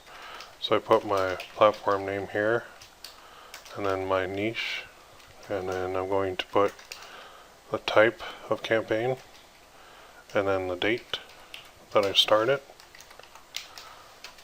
and then the name. So it'll be to my son. Oops. Always remember. And then actually, can't do that type. I have to start out with a page post engagement campaign, which is not as powerful as the other types that we're going to use, but when you're first starting, you don't have much information on your pixel, and your pixel, how many times it fires, is very important to the performance. So we need to start somewhere. So we're going to start with a little tiny, it's basically, well, I'll show you here. I wrote it out for you. So it's $5 ad sets, or 5 ad sets, $5 daily budget each, auto bidding, interest-based targeting, and this is PPE, which means page post engagement. as the objective, and we'll run it to the same ad we used in testing. Okay, because we're going to run all our ads to that same post so that we can get build up the social proof, and it works very well that way. So I'll show you how to do that. So we'll call this number 3-1, and it's going to be based on the purchase event. And again, we put the date. You'll see how the first one setting up takes a little bit of time, but after that it goes pretty quick. So now we'll just leave that blank for now. So I will copy this to my ad name. I just name them both the same. And I click create. And now I'm in my campaign, but I'm just going to do a search by campaign name and put 003 in there. That way I know that I'm only in this one. So I can click it, or I can click the ad set tab, look at it, and now here's where I can go to work. So I need to set my budget to $5 a day. I can have it start right now if I want. Or actually, it's always good practice when it's at night to start it the next day at 12 o'clock a.m. That gives it a full day to optimize and run properly. And then down here, I'm just going to put United States, like so. Then I want to target men, and I want them to be same as my test ad, 40 to 64. And now for targeting, we can do a lot of different things here. So we have the sun interest, and there's 82 million, well, 2.7 million people on that. So I want to layer that with something else. So what I'll do is I'll just go in here, and now I can put in basically generic interests. So I can start with stuff like fishing, and I can have guys who like fishing and their son, and that's 1.4 million people. So it has to be that and that. It can't just be that or that. Make sense? And then we go to edit placements.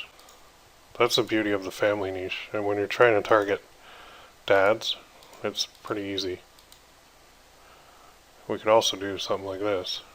Instead of son, we could do parents all. So if I type that in, you see this come up. So I could do people who are parents and who like fishing.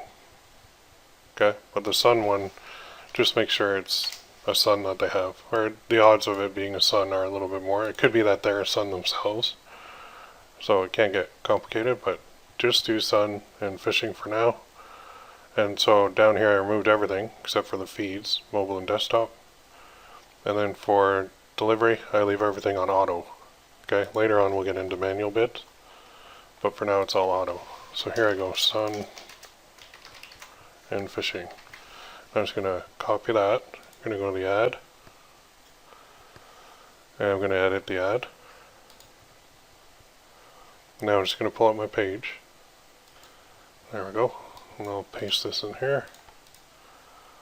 And now I want to enter a post ID, so I need that post ID from my ad.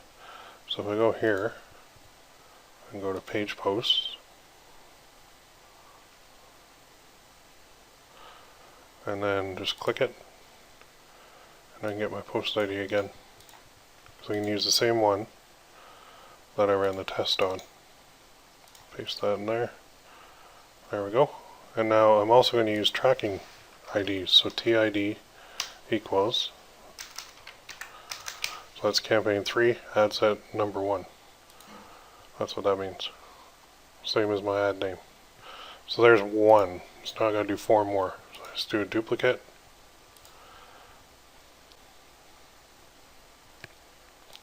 Call it number 2. And then just scroll down. The only change I'm going to make is right here to the broad interest. And maybe I'll do hunting this time. So guys who like sons and hunting. Copy this, go to the ad tab, click edit, paste it in there, and then I just need to change this to a 2. Then go back to the ad sets, do a duplicate. So once you do duplicates, it's really easy, because it goes real quick. And then what I'll do is probably something like, see what else I got in here. Let's try the name of that store, Cabela's. It's a sporting goods store. And notice I'm not being real picky with this, because by the time it gets to the big advanced stuff, I'm not even really going to be using interest at all. I'm just going to be using lookalike audiences. So I don't even, all I'm really using these for is to get some initial sales and to build up my audiences that I'm going to build. So I'm not super picky. As long as I have sun and something, I'm good. And I can try this. There's another neat one. Fatherhood. And there's father and sons in there too. So I'll just put that in.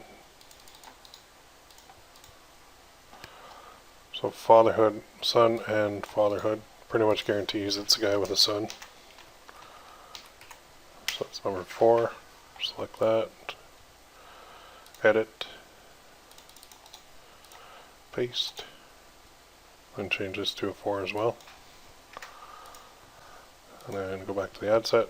Do one more duplicate for 5 of them. So this will run $25 a day. And I think I saw father and son in here. Father and sons. So that might be a good interest even on its own. Let's try removing this, see what happens.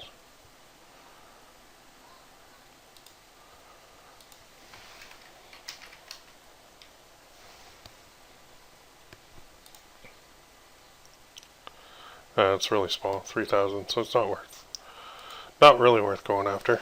So let's go back to sun. And let's do another broad interest. So I click narrow audience again. And here I can do even crazy stuff like happiness. So it's basically unlimited what you can do for your other interest. Because we know that if they're fathers, we don't really know what they like. We don't really care what they like as long as it sells. So I didn't even really need to put purchase in there. That's habit. You can eliminate that. I'm used to doing that with website conversion ads, so let's just get rid of that. Then we'll go to the ads, click edit. Oh, I did it for all of them. Okay, so I'll just delete that real quick. You can see how I can delete it fast. Just go here, highlight it, delete. Use the arrows on my keyboard, works well too. When I do a website conversion ad, I do put this in here so I know what type of optimization I'm doing, and you'll see what I mean later. But for now, we're doing a page post engagement ad, so we can't optimize it for the purchase event. Okay, almost done. So there's my 5 ad sets. So I'm going to upload them. Excuse me. So all I do is I review changes, click apply, then it's going to upload that.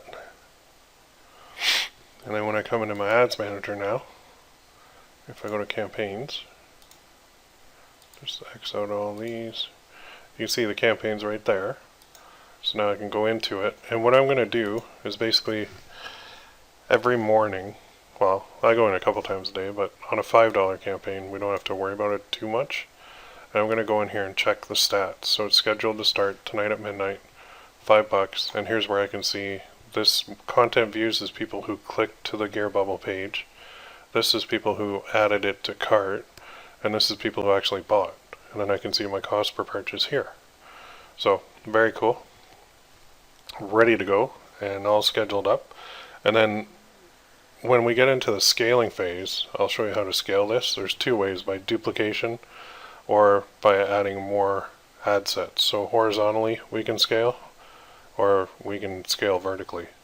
Well, actually there's 3 ways. We can do duplication, then we can add more interest-based ad sets, and we can also tinker with the budget. Although I don't really like doing that too much, but it is possible. Like I said, there's no right or wrong way to do it, but we will get to that when the time comes. For now, the key thing to remember is if an ad set spends your break-even amount, so if this column amount spent is like, in this case, $27, because that's what our profit per sale is, but we do not have a purchase, then we are going to pause the ad set. And when we pause the ad set, we need to replace it with another one. So we have at least 5 running each day. Okay, that makes sense? That's kind of your ongoing management. Now at $5 a day, it's going to take a little over 5 days for each one of these to hit $25 even, let alone 27. So we've got a little bit of time to play with. That's why these are, remember we talked about velocity? These go slower than a snail's pace. But they can be profitable still, so they're worth doing, especially when you're a beginner, because I want to get your experience up there and your risk up there and let you experience a little bit of sales before you jump into the big stuff, which we will show you, but it can get, you can spend a lot of money real fast. Alright? If you have any questions, let me know, but go ahead and set up your beginner campaign. This is only when you find a winner, remember, okay? This isn't for every single one. So you need to go through your campaigns and your test campaign, and you're only going to find ones that are winners to launch with either the beginner, intermediate, advanced, or the super advanced one.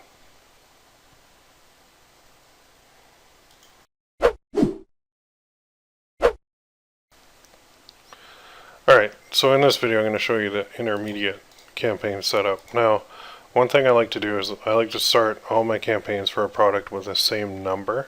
So I'm going to create another campaign, but I'm going to keep that same number in there, and I'm just going to put -1 because this is going to be another campaign, but it's going to that product. So, okay, so -1, -2, -3, -4, you can keep doing it, and that way when you type 003 into the search in Ads Manager, you can get a summary of all your expenses for that one product very easily. Okay, so that's just something to remember. So a good thing to do, just to keep it organized. Anyway, under the traffic thing, this time we're going to assume we have a couple sales and our pixel has got some data. So now we're moving to intermediate, which is conversions as a campaign objective. So here I'm going to name our campaign. That's campaign, and then the ad set. Then I put the optimization type, and then which is purchase, and then the date. And again, we can go through and create all the different ad sets. So we can keep them the same, or we can expand further.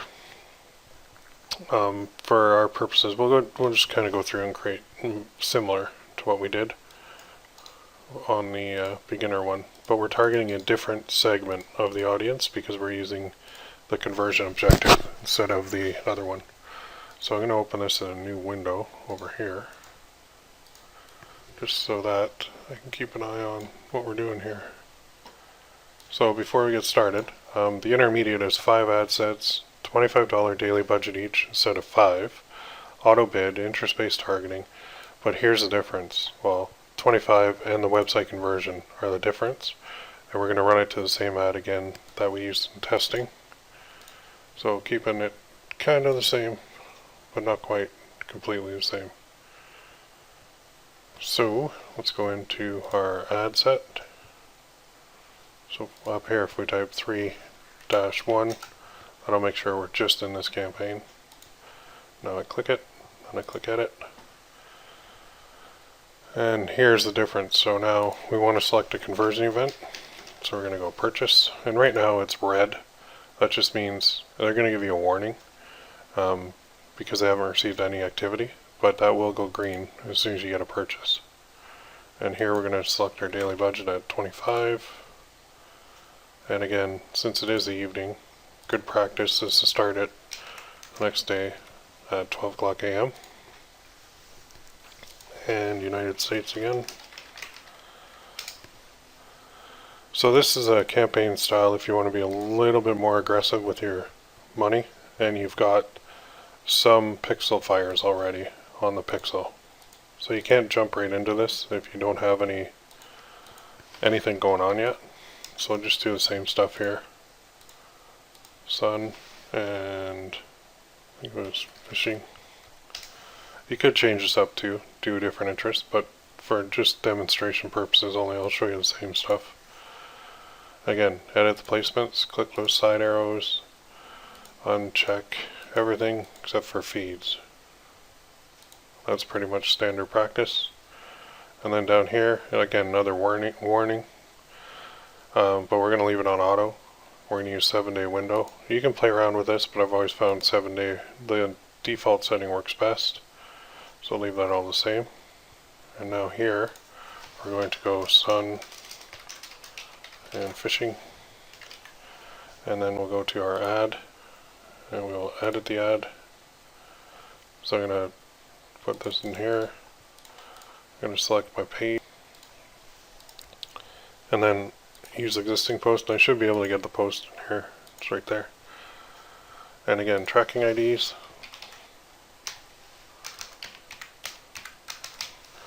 So it's 3-1 this time instead of just straight up 3. And you can see my pixel's green, so I've got people that have viewed it, probably Facebook itself, but that's fine.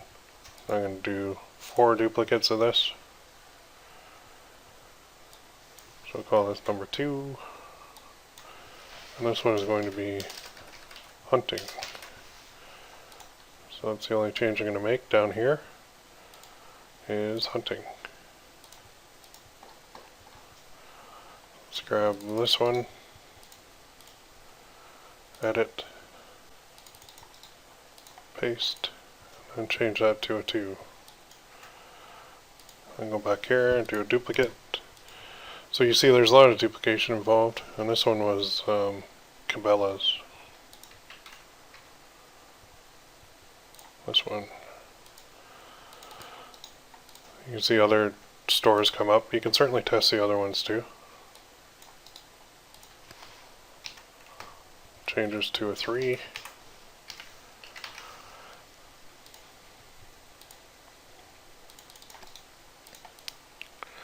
There we go. Number 3. Alright, now we're rolling. A couple more here. This one was fatherhood.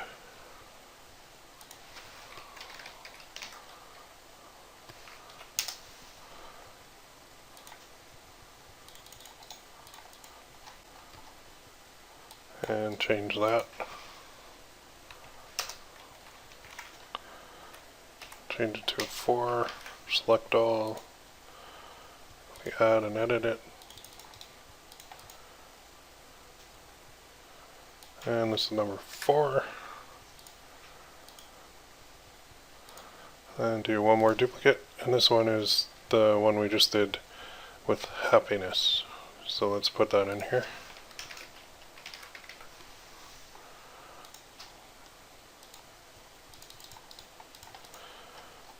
There we go.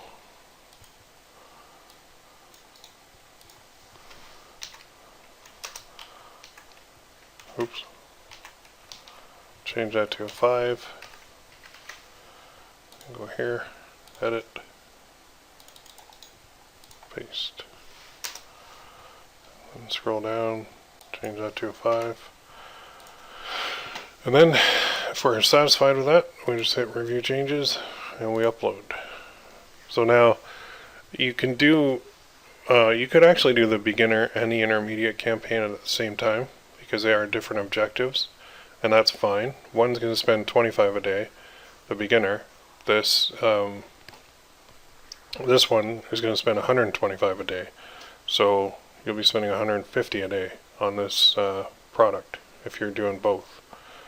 But getting the post engagement up is always a good thing, and then we do want to keep an eye on this post too. So if I hit reload, we might see something.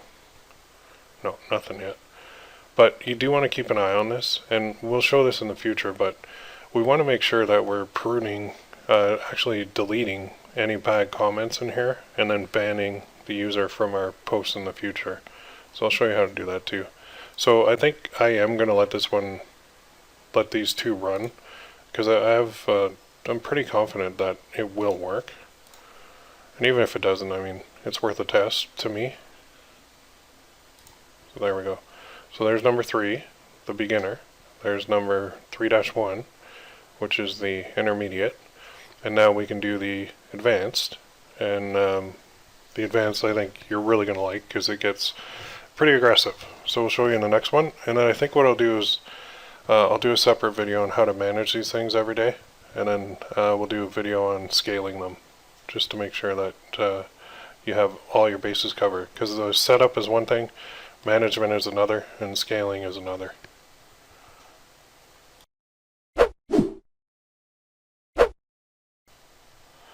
Okay, so in this video we're going to talk about retargeting, and what that means is, I'll show you an example. So somebody views your ad, they click it, and then they go to your sales page, and then so let's say they don't buy, then we can actually show the ad to those people specifically again and again and again and again. That's what retargeting is. So I'm going to show you how to do this in Facebook. And you're going to want to add this to all your campaigns too. Okay, so go to your main menu and then go to Audiences, which is under the Asset column. And this is your audience, your asset library, but this is your Audiences.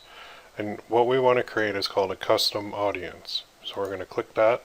And there's a bunch of different ways we can do it, but we're going to do it this way with website traffic.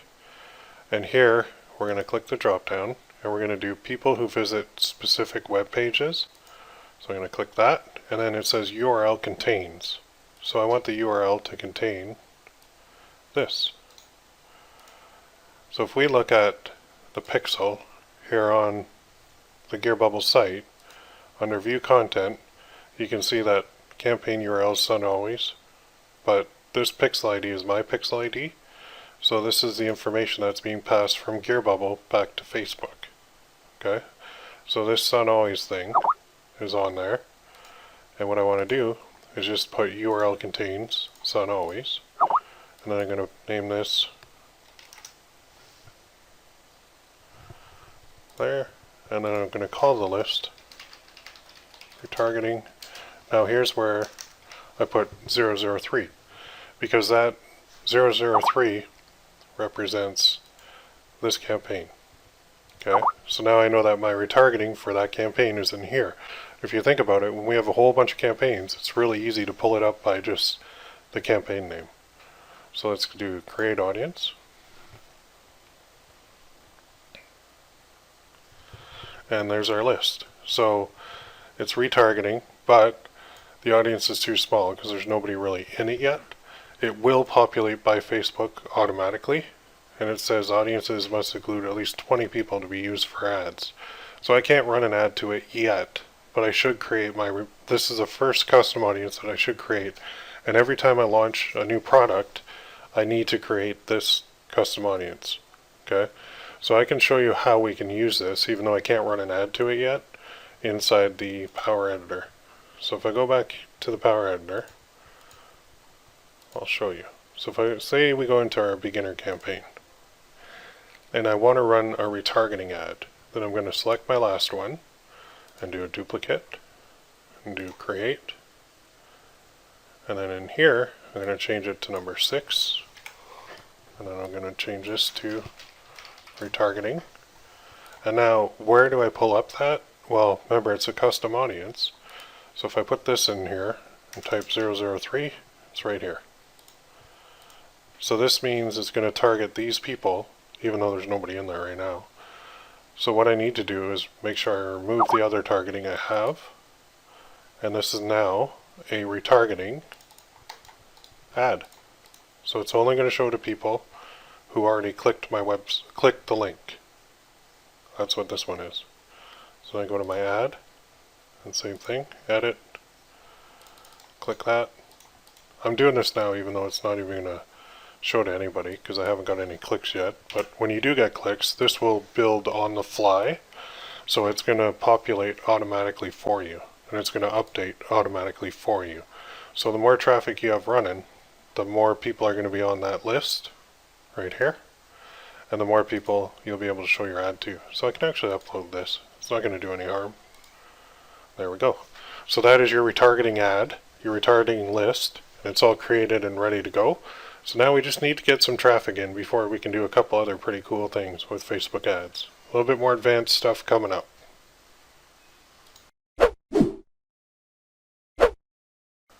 Okay, hey everybody. Just woke up this morning and wanted to show you something, just to show you that this stuff does actually work. So I honestly threw this campaign together for kind of a demonstration, but I am profitable. So just wanted to show you this. When you log into Gearbubble, there's my first sale of that necklace. You can see it here too. Or I can just click on my account, and you'll see that somebody bought it. So I made $28 a sale. Normally it's 27, but they're running a special right now at Gearbubble. So what that means is that it works, and now I can look at the campaign, and it was our intermediate campaign that got the sale. So let's click on that and let's see which ad set got it. So it was the Son and Fatherhood ad set. Spent $3.22. Well, let's go lifetime. Yeah, spent $3.22 and got a sale. So you can see my totals here on the bottom. I spent about $3 on each one approximately, so 15 and 80 total. Had 6 people add it to cart, or viewed it. 1 person added it to cart, and then 1 person bought. So that gives me a value of, that's my cost per purchase, of $15. So that means I made 28. Okay, and it cost me $15.80. So on that first purchase, if you take 28 minus $15.80, well, 28 minus 15, that's $12.22 profit right now. Then if you want to figure out your ROI, you take your profit divided by your cost, and that's 77% ROI. So that's a pretty good start. That's a great sign for the campaign. And it means that I can show you all the other advanced ways to do it now too, because in the next video we're going to show you lookalikes and how to build them. And now we should be able to build them just fine because we have traffic to the pixel. So the color of that pixel is going to change too. So if I click on this, I'll show you what I mean. Prior to having any traffic, remember that pixel was red and had a little red thing beside it? Well, there we go. Now it's green and there's no warning. So what that means is that Facebook's getting traffic and it's good to go. Alright? So that's awesome. I'm pumped. That's a good sign. Your first sale is, I always think it's the best sale because it means that it just validates everything that you're doing and means that what you're doing works. So I wanted to show you this because kind of to prove too that I'm not just making this stuff up. This is what I do every day. And it does work, and I want you to be excited because I want you to get your first sale, and when you get it, I want to hear about it. Alright? So, on to the next. I just wanted to give you an update and show you what's happening.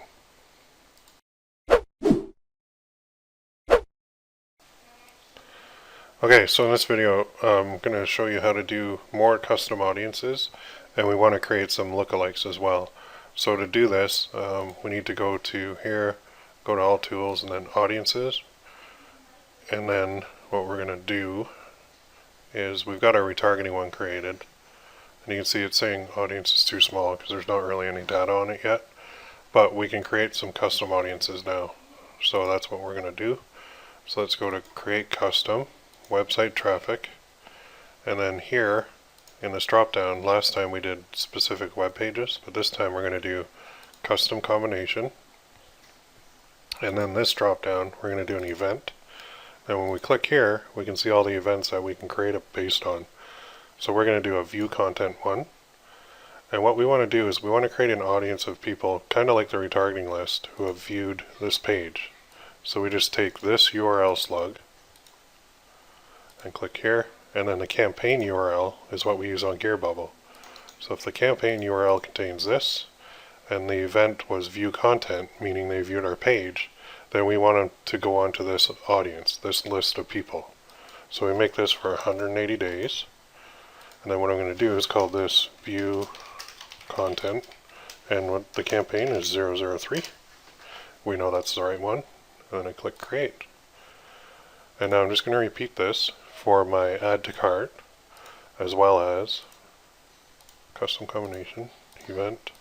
Here I do add to cart. And then I do campaign URL contains that. Then I'll go 180. Then I'll call this add to cart. And that's 003. Create. Okay. And I'll do one for the purchasers. So this purchase one is very important because what we can do with this list of people, this audience, we can actually, see they have value and currency in here too. We can actually have it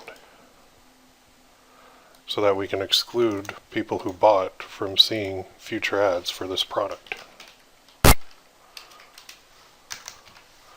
which is very important because it saves us money. Because if they've already bought, then there's no point in us showing them an ad again. So future ad sets that we create, we're going to want to exclude this audience. And I'll show you how to do that when we get into the advanced campaign setups.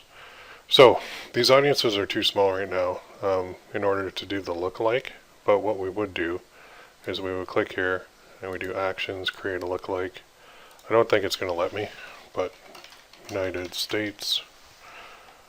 And then we want to create a whole bunch of different ones. So this is what it's a US 1% retargeting lookalike. And I think it's going to give me an error, but oh, it did it.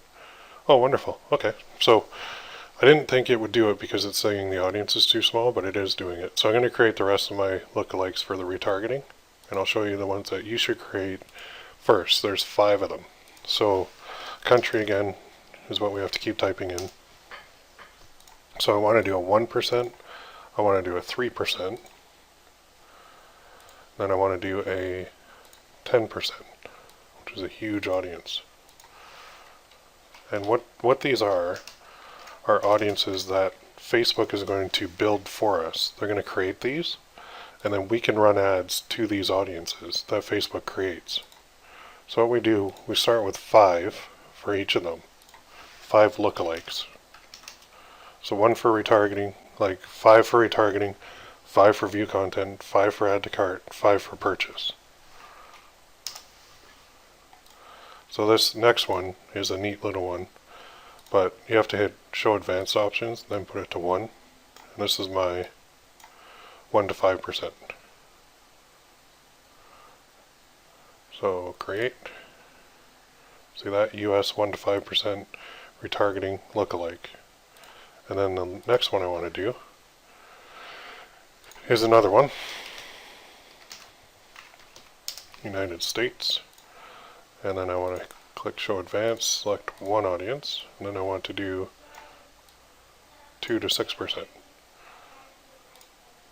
And see how big these are going to be? They're going to be huge. But these are going to be audiences that look like people who have clicked our link, in this case. Then when we do view content, it's much the same, it's just a different angle, and then add to cart, and then purchase. So what I'm going to get you to do is go through and create lookalikes for these other 3 as well.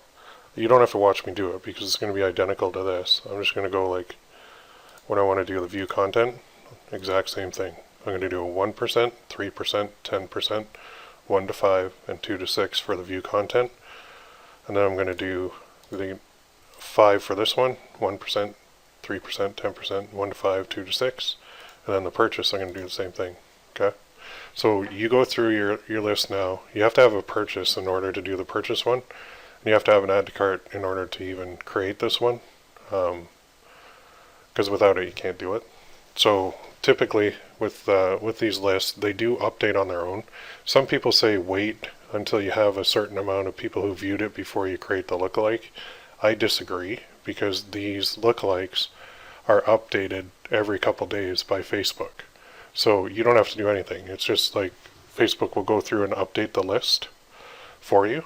So there's no need to wait until you have like 100 people who viewed it before you create your lookalike. I don't believe that at all. Some of the experts out there say you have to wait, but I found you don't. You can create them as soon as you can, and they will just be updated for you. So these lookalikes are vital because we can now run ads to like this lookalike audience, the 1% retargeting. I can create an ad and I can run it to this, and I can even run it to this and exclude buyers, and I can run one to this and one to this. So these are like different ad sets that I can create and run ads to. So I'm not even using targeting anymore. excuse me, I'm just using my lookalikes. And these are vital when you get into bigger budgets because they are huge audiences that you end up with. So I can't create the ad yet because these aren't ready, but you can see that they are updating the audience. So in the background, Facebook's put this into a queue in order to populate this with people. So, and how do they do that? How do they know?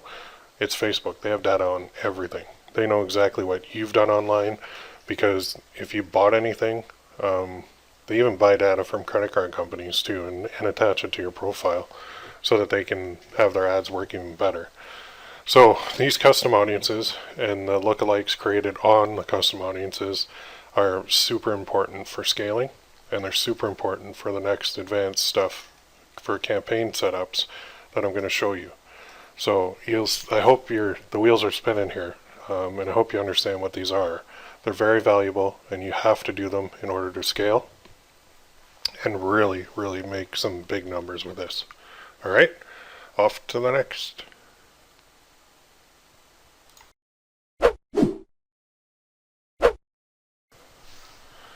Okay, so in this video I'm going to show you an advanced campaign method that you can use to really scale things up quite a bit.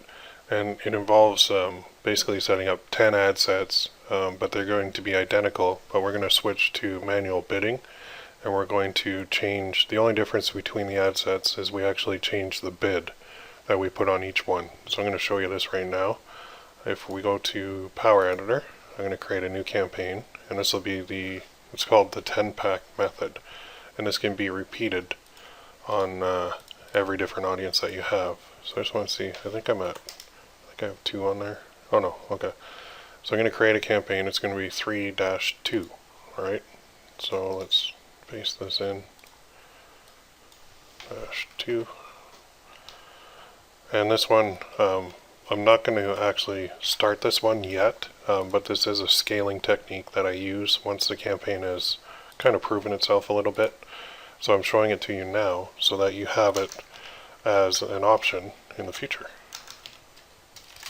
So what I do is put that, and then I'm going to use a purchase pixel and start it the next day. So today's June 9th, so I will set, if I were running these right now, then they would be starting the next day. And this is where our lookalike lists come into play. And then I'm going to exclude people who bought. So let's copy that name, put it into the ad, and this is our first ad set. Create. And now up here, I'll just put -2 so that I'm only working in the one. And then I go to my ad set, and I go to edit, and I'm going to create my first one. And so here I want to use the purchase event. And my daily budget is going to be $100. So we're getting up there in the budgets.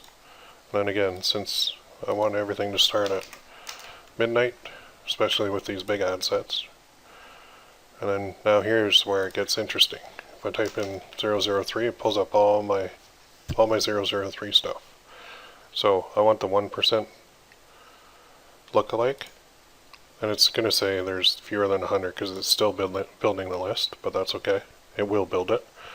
And then I want to exclude, again I type 003, I want to exclude people who bought. So with the custom audiences, I'm targeting this lookalike audience, but I'm excluding these purchasers. So this will actually be about 1.7 million to 2.1 million people in here, and this will be however many people bought my necklace. Then I want to make sure I have the right country. So, and then here, I still do want to do my age range. 40, I'll go 65 plus men. You can see it's building the audience as we speak. I'll remove that, expand interest, and edit my placements.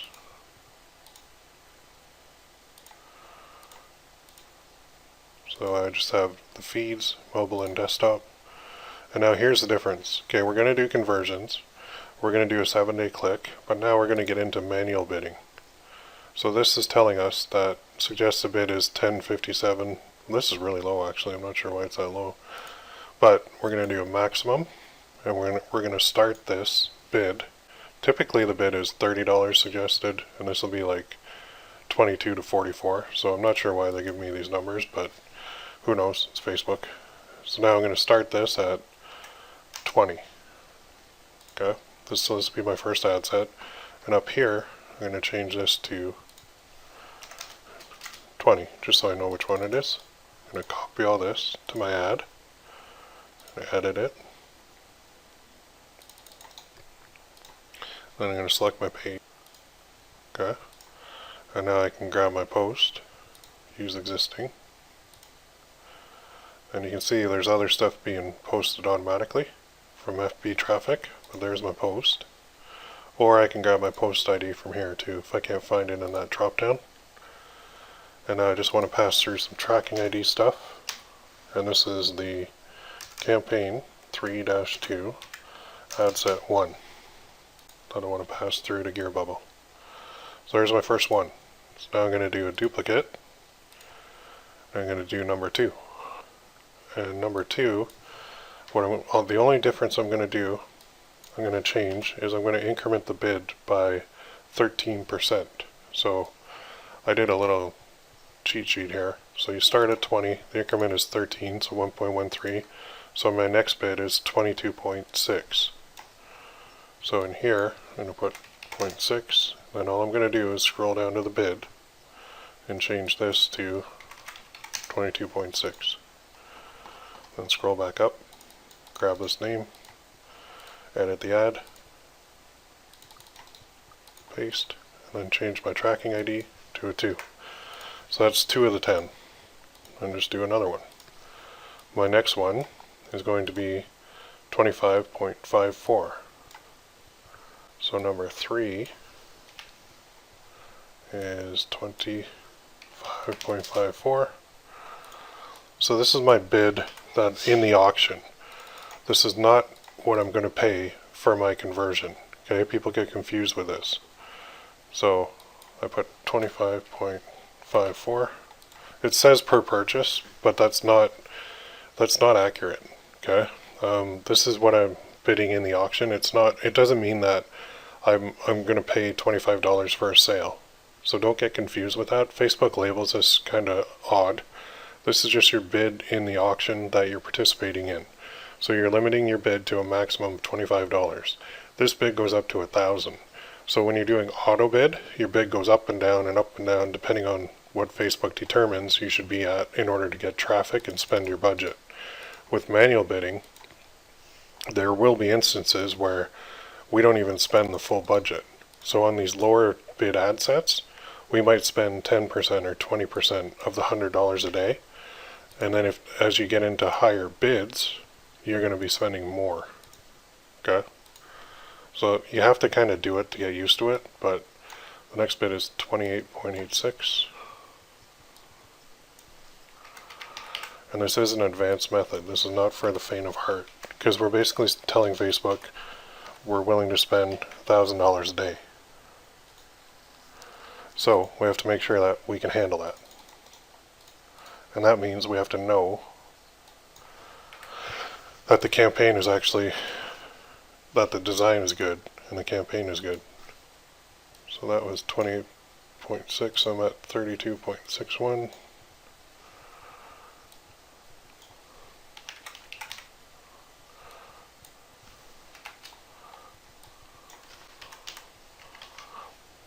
So let's scroll down here.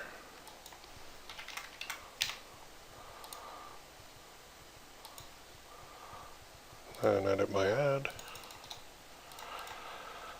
So what we're doing is we're trying to see which of these bids works best for our campaign. And we are going to pause any bid that is not working. Okay? So I'm at 36.85 now. Now, I'm bidding on the purchase event. If I were bidding on the add to cart event, I wouldn't be bidding as high, because the add to cart doesn't cost as much. And when you run a report in your ads, you can actually see what your add to cart costs. Take that. So right now we have our ads manager set up so that we can see the cost per purchase, and then we know basically where to start with that. So let's do this one, and then number 6, we're getting there. Once you can do the duplicates, it's pretty easy. So we're at 41.64. And this is number 7.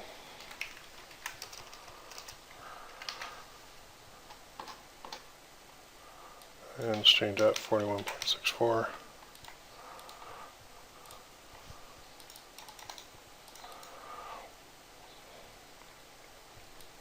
So there's a lot of repetition with this one, because we're doing 10 ad sets that are identical, except for the bid.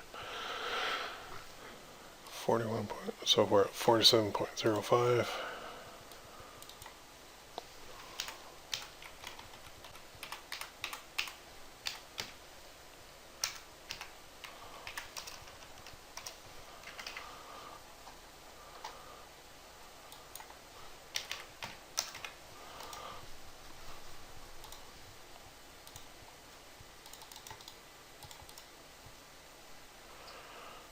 Number 8. And 2 left. Next one is 53.17.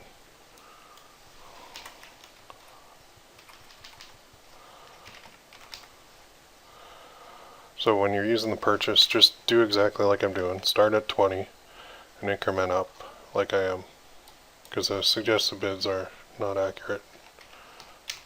So we don't even need to go by them. This is where you just kind of do what I'm showing you. And the details are the details, but oops, what am I on? I'm on number 8. I think I screwed that up.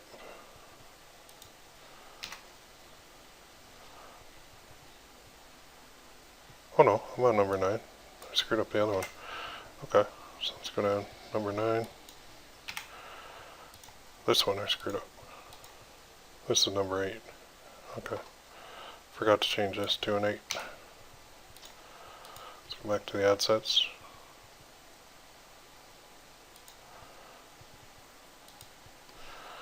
You can go cross-eyed doing this sometimes. Alright, so one more duplicate, then we're ready to go. This one is number 10. So always try and change your numbers first so you don't get confused. And this one, according to my little cheat sheet here, is 60.08. There we go. And then make sure you change your bid every time. I have done times where I've had the same bid by accident because I forgot to change it. So let's put this in here.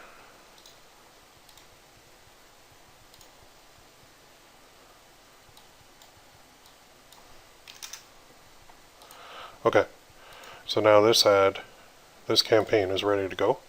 So I'm going to upload it, and I might actually just let this run. So I don't know. I might let it run because I think this is going to be a good necklace. But there, it's uploaded, and now we can see in the ads manager. Well, it is uploading, I should say. If we do a refresh here, our campaigns, we are spending money as we speak. You can see our costs went up. That happens because we're spending more and more in there. So let's look at this one, see if it's done. So this is the one we just did, and that's scheduled to go, yeah, there it is. So 100 day, there's our bids on 10 of them, and this should be a good one because this method, this 10 pack method, works very well. Now remember, I just did the 1% retargeting lookalike audience, but guess what else I can do? I can run this, find my best ad sets, basically I'll end up pausing probably 7 of these 10 because they just won't work. So I'm going to run it where if it spends, the same way I manage everything else, if it spends $27 without a sale, I'm going to pause it. but if it does have a sale, I'm going to keep it going, and I'll end up with about 3 ad sets that are going to be keepers. And of those 3, 1 is going to be really, really, really good. So once I have that narrowed down, after, it'll take like probably a day, 24 hours to see which ones are good and which ones aren't. Then I'll go in and I'll repeat this process. Oh, I spelled retargeting wrong. Sorry about that.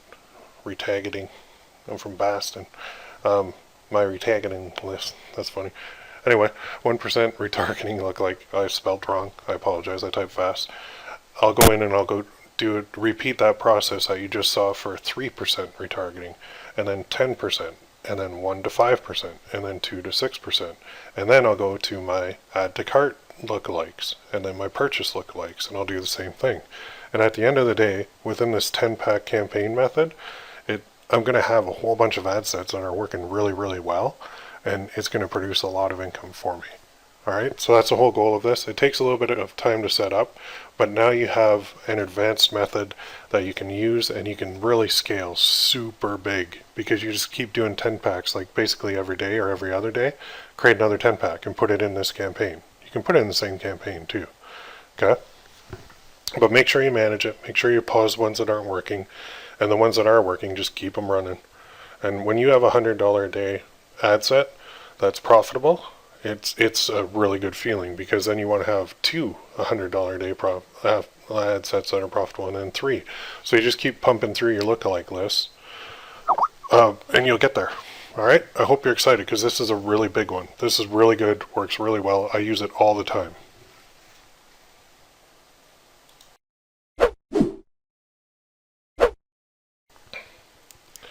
Alright, in this video I'm going to show you another advanced campaign setup method that I use quite a bit, and this is called El Jefe, and it means the boss, because this is big time. This is going to spend a lot of money, and this is going to produce a lot of very good results for you. So here we go, El Jefe. It's also called the bully method, but I've learned this on from another guy who does a ton of volume with Facebook. So anyway, here we go. Let's create a campaign. It's going to be number 3-3, and we'll do website conversion. And same idea here. This is going to be 5 ad sets to start, and then if an ad set doesn't produce, you basically kill it and do another. So let's do, oh, I don't have the bid yet. It's going to be the purchase event again. Set it to start the next day. And this is going to be our, again, we're going to hit this audience. And your audience, your target doesn't matter all that much. I mean, it matters, but you should work through your purchase lookalikes, your add to cart lookalikes, and your retargeting lookalikes for this method. So I don't have the actual other ones created, so I'm just going to show the retargeting. And you can also do broad interest with this too. So let's put this 2-3. And now I'm going to create 5 ad sets. Or actually, I think maybe we should start with 3, because you'll see why in a second. It just spends like a lot of money. So let's go to the purchase event here. Gotta find it. There it is. Purchased. And we can't set our budget yet, but we can schedule this to start tomorrow and this is only after, like, I would do the 10 pack method first, and then I would get into this after. So let's go retargeting, and we'll do the 1%. Then we're going to exclude the people who bought, which we want to exclude people who bought from everything we do going forward. Since we have that list built, might as well use it. United States. This is much the same. The big difference is coming up here. It is a manual bid. Men 40 plus. And now we have to set our placements. Same thing. We don't change this. Just desktop and mobile. Like so. And now here, we go manual bid. We leave it on average. But typically, these numbers are wrong. I don't know why these are showing this. Typically, this will be above 40. So this is your suggested. This is the low end, and this is the high end.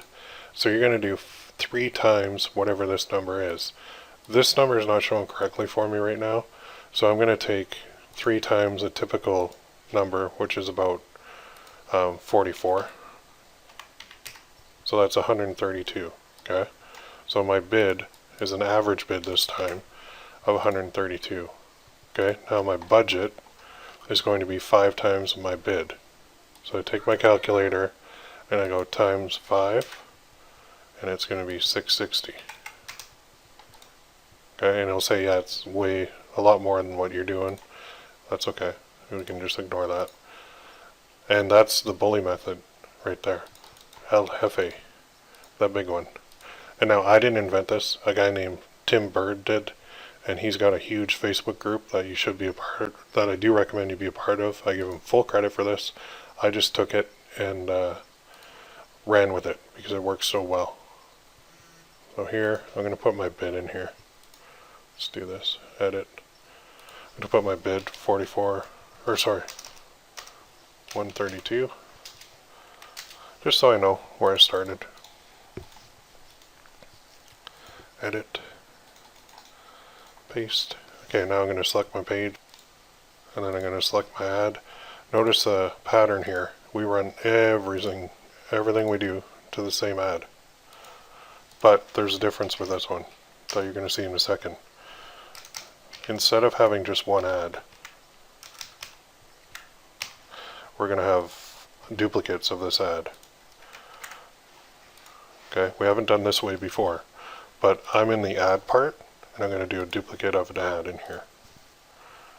So this is going to be number 2, and I'm not going to change anything except for the ad name and then tracking ID. Then I'm going to do another duplicate. So I'm going to have 3 versions of the same ad running. And if you wanted to get fancy, you can do more than 3.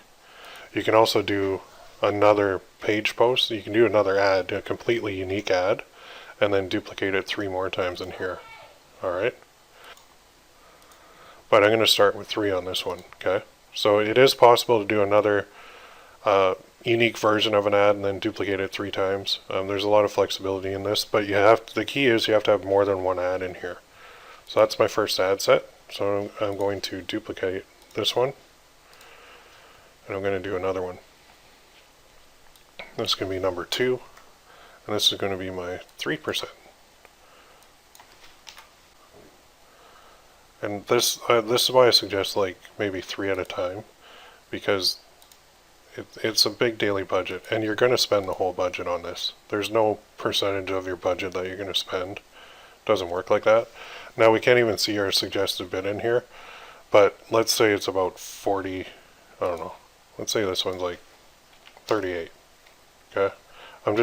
It's not showing for some reason, but usually it does. So times 3 is 1, no, it'd be more than 38. Well, no, we'll do that. 114. And then up here, we'll go times 5, it's 570.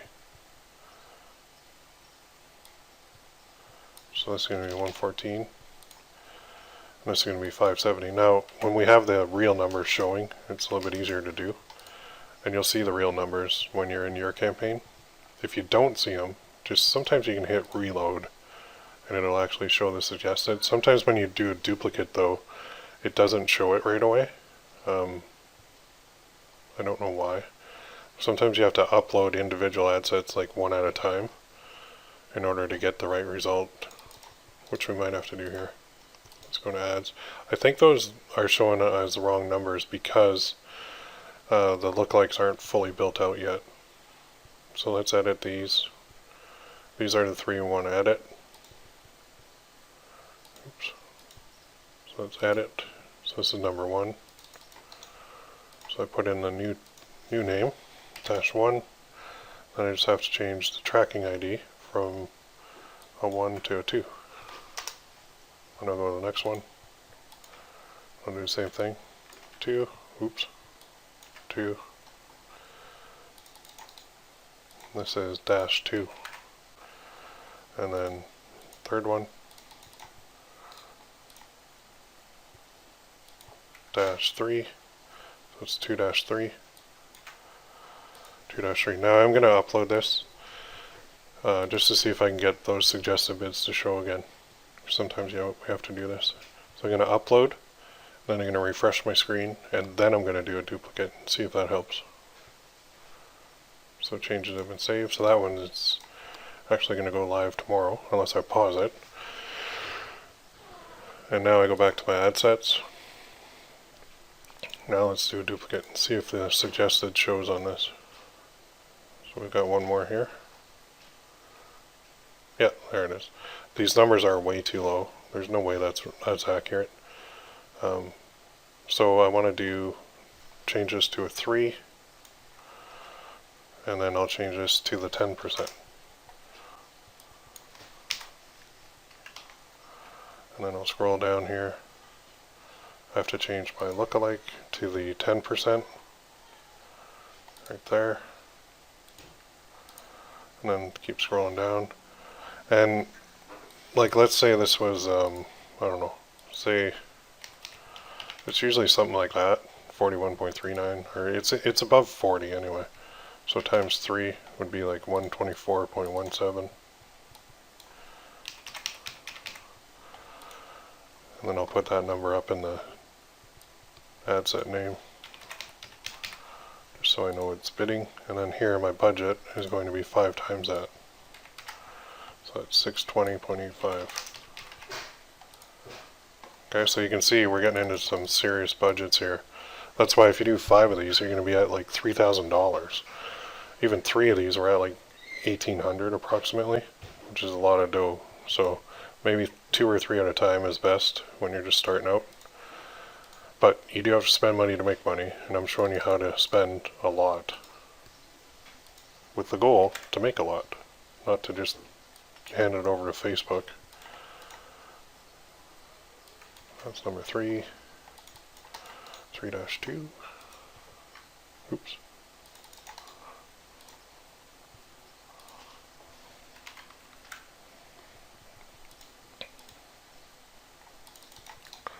This is -3. This is number 3. There we go. So I'm going to upload that. And now that, what we've got, you'll see in a second here, is 3 ad sets. The bully method, El Jefe, is what I like to call it. If you speak Spanish, it means the boss. My accent's horrible, but I apologize for that. So now, within here, what I would do is manage it a little bit different. So this one, all these other ones you're managing, like if it hits 27 break even, then you're going to pause it. This one though, you basically let the ad set run for 3 days without touching the bid, without touching the budget, without pausing it. So it's going to burn through some money initially in order to optimize itself, but by day 2.5, day 3, it really starts picking up speed and kicking out profitable sales for you. Okay. Before that point, it's very difficult because sometimes, like day 1, you might lose a little or break even. Day 2, you'll typically break even or make a little bit, and then day 3 and on, it just really takes off. So this is managed a little bit differently. This is it's called the bully method because you're bidding so high that you're basically bullying out your competition who's not going to bid that high, and they're not going to run as high a budget. Okay, so this one is, I would call this almost super advanced. I don't recommend it unless you have a big daily budget and you have a lot of experience, you have a lot of confidence, you have a high risk tolerance, and most importantly, you have a product that's kicking butt. If you do, this is a way to take it to the next level. The thing is, of these 3, they're not all going to work either. So you're going to spend a lot of money in testing, and then maybe 1 or 2 of them are going to be keepers. But those keepers are just going to produce profits left, right, and center for you. So you can expand this by just creating more ad sets, going after more lookalikes, and setting it up 3 at a time the same way. Okay, if 3 at a time is too much, do 1 at a time. Or if it's not enough, do 5 at a time. Depends on how deep your pockets are and how big you want to go. But I am showing you some pretty advanced stuff so that you can get going and take advantage of it. And that's 2 methods right there that will keep you busy for a long time, on top of the intermediate stuff and the beginner stuff. So we can see too, in our beginner campaign, how slow it goes. Like it's hardly spent anything. $9. Spent like these are like like I have trouble doing the beginner campaign because the budgets are so low, and I know I have to wait about 5 days before I can do anything. That just drives me nuts. So with the intermediate, it moves quicker because I'm spending more, and I'm also making more faster. But then once you get into the advanced, it's like, wow, these fly. Like the 10-pack method goes pretty quick, but the bully method, El Jefe, goes super, super fast. So you can see beginner, intermediate, advanced 1, advanced 2, or super advanced, I'd even call it. So go ahead. Now you know, knowing is half the battle, and now you have ways to scale and to really blow up your campaigns and do really, really, really big numbers. So if you have any questions, let me know, and I hope you enjoyed that.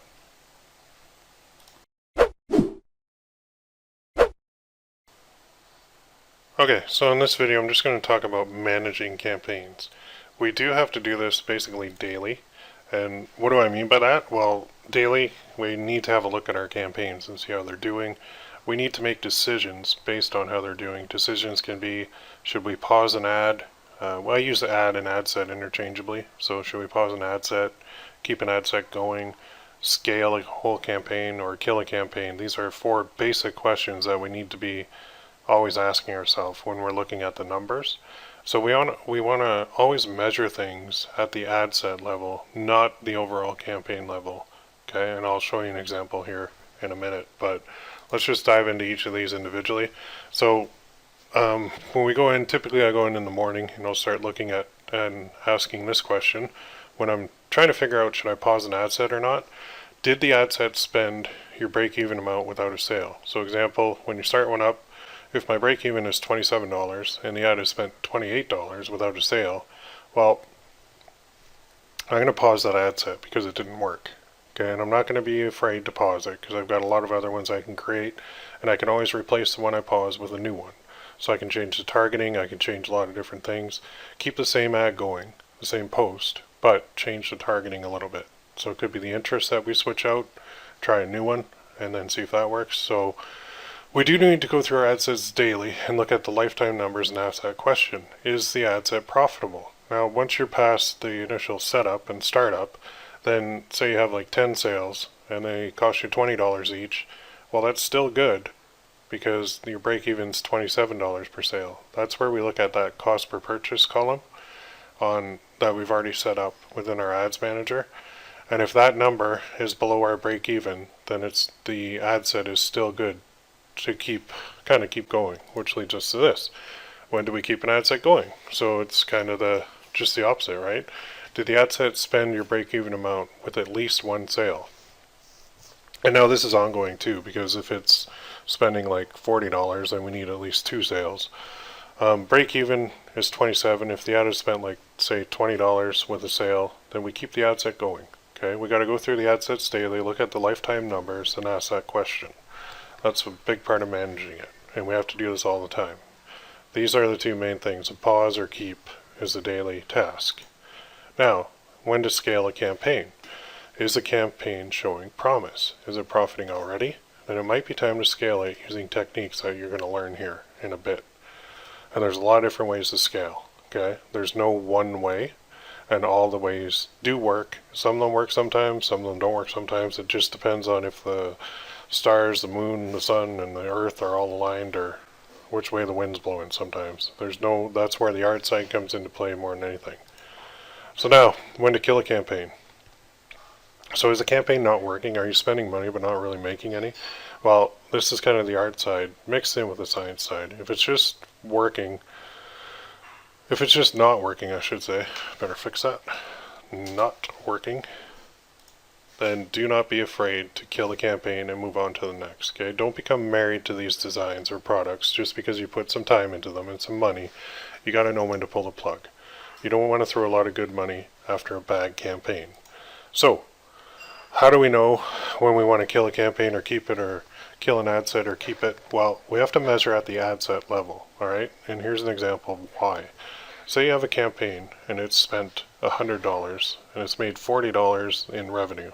So overall, you're at a $60 loss. However, made a spelling error here, within that campaign, one ad set may have that whole $40 profit and be profitable. Okay, so you're going to kill the losing assets and keep the winner going. That's why we look at numbers at the ad set level always. Okay, so I call campaign level numbers the macro level numbers, and the ad set level numbers are the micro numbers. The micro numbers matter. The macro numbers, not so much.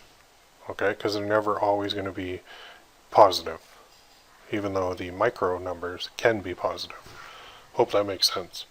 So get into the habit of going in there daily and looking at your campaigns and asking yourself the keep or kill, pause or kill question on individual ad sets, because we never want to have an ad set just spend and spend and spend and spend and drain all our money without converting.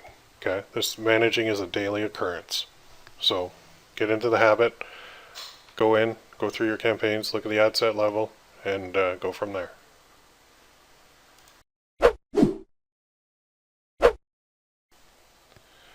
Alright, so scaling is a big thing. The campaign styles that I've shown you are, they include some pretty big ones and pretty good ways to scale, but it doesn't matter what level you're at, beginner, intermediate, advanced, you can always scale. So what is scaling? Well, it's basically expanding on your winning campaigns to get more sales and more profits. And there's basically 5 main ways that we can scale. And they are horizontal scaling, vertical scaling, campaign objective scaling, geographic scaling, and then email scaling. So those are the 5 main ways, and just walking through each one. So when you say horizontal scaling, it basically means creating more ad sets within your campaign. So you want to be doing duplicates of winning ad sets, and say you have like a $5 ad set and it's doing pretty well. Well, you can do a duplicate of that, and you can leave the budget at the $5, or you can increase the budget to like 10 or 20 or 50 or 100 even per day. It's a good way to get more ad sets in there, targeting something that's already working. You can also look at lookalike audiences, which are huge, especially when you're doing the more advanced methods with manual bidding, because these lookalikes allow you to really scale to large numbers, and they're audiences based on what Facebook tells you. So Facebook builds those out for you. You can also just create more ad sets with the good old interest-based targeting that we've done.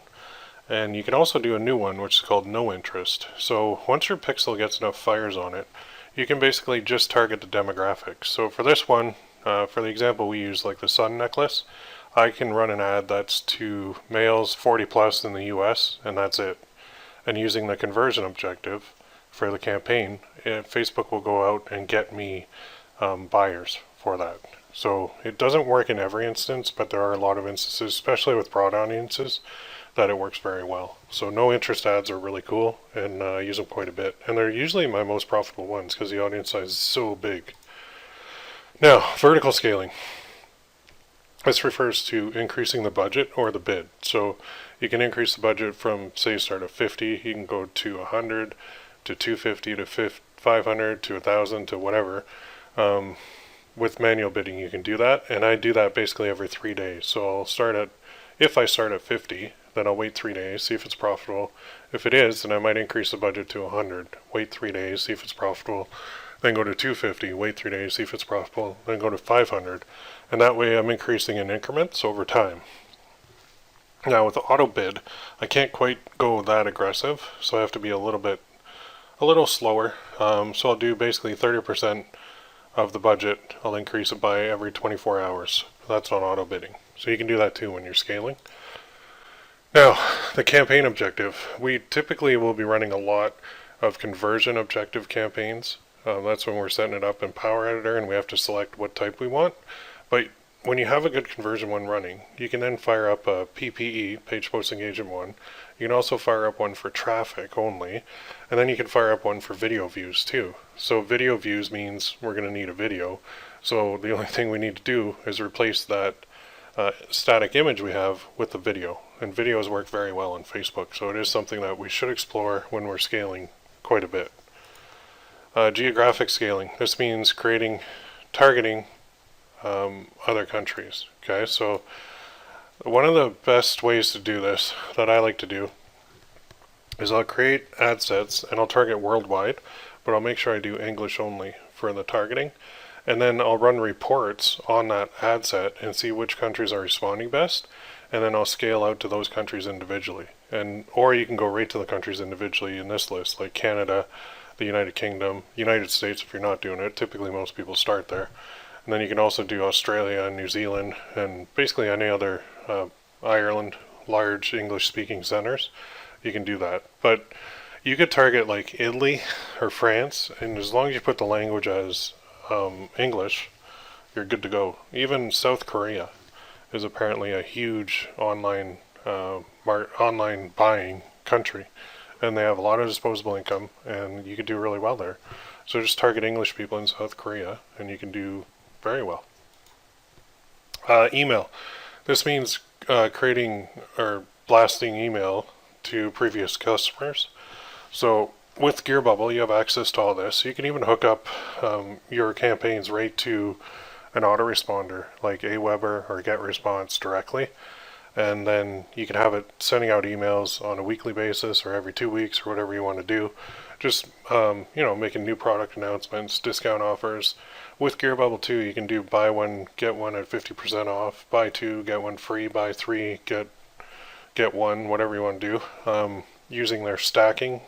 So you just create a bunch of campaigns and then you stack them all into one, and then you can set the price at whatever you want. So it's a really cool feature you can use with Gearbubble. I don't know of any other print-on-demand platforms that have this. So that's a really good way to do it. Even they have clubs with Gearbubble, so you can get them into a t-shirt a month club or a mug a month club or whatever it is, using email, just to bring in some more recurring income. So when do you scale? Well, if a design's doing well, you want to expand it through scaling. So you can do that through the ways we mentioned. Create more ad sets, create more campaigns, increase daily budgets, go after different areas of the world, and look at email and look at expanding that way too. Campaign objectives. You basically do it when you want to go big. Okay, that's when you start scaling something. Now, typically 80% of your revenue is going to come from your top campaigns, from your top designs, and then 20% is going to come from new ones. Alright, so keep that in mind. So scaling is important because we want to keep feeding those new ones like 80% of our budget, time, and energy. Or the good ones, 80% of our budget, time, and energy. Okay? Hope that makes sense. Apply that to all your campaigns and use those techniques in order to really blow up your earnings quite a bit.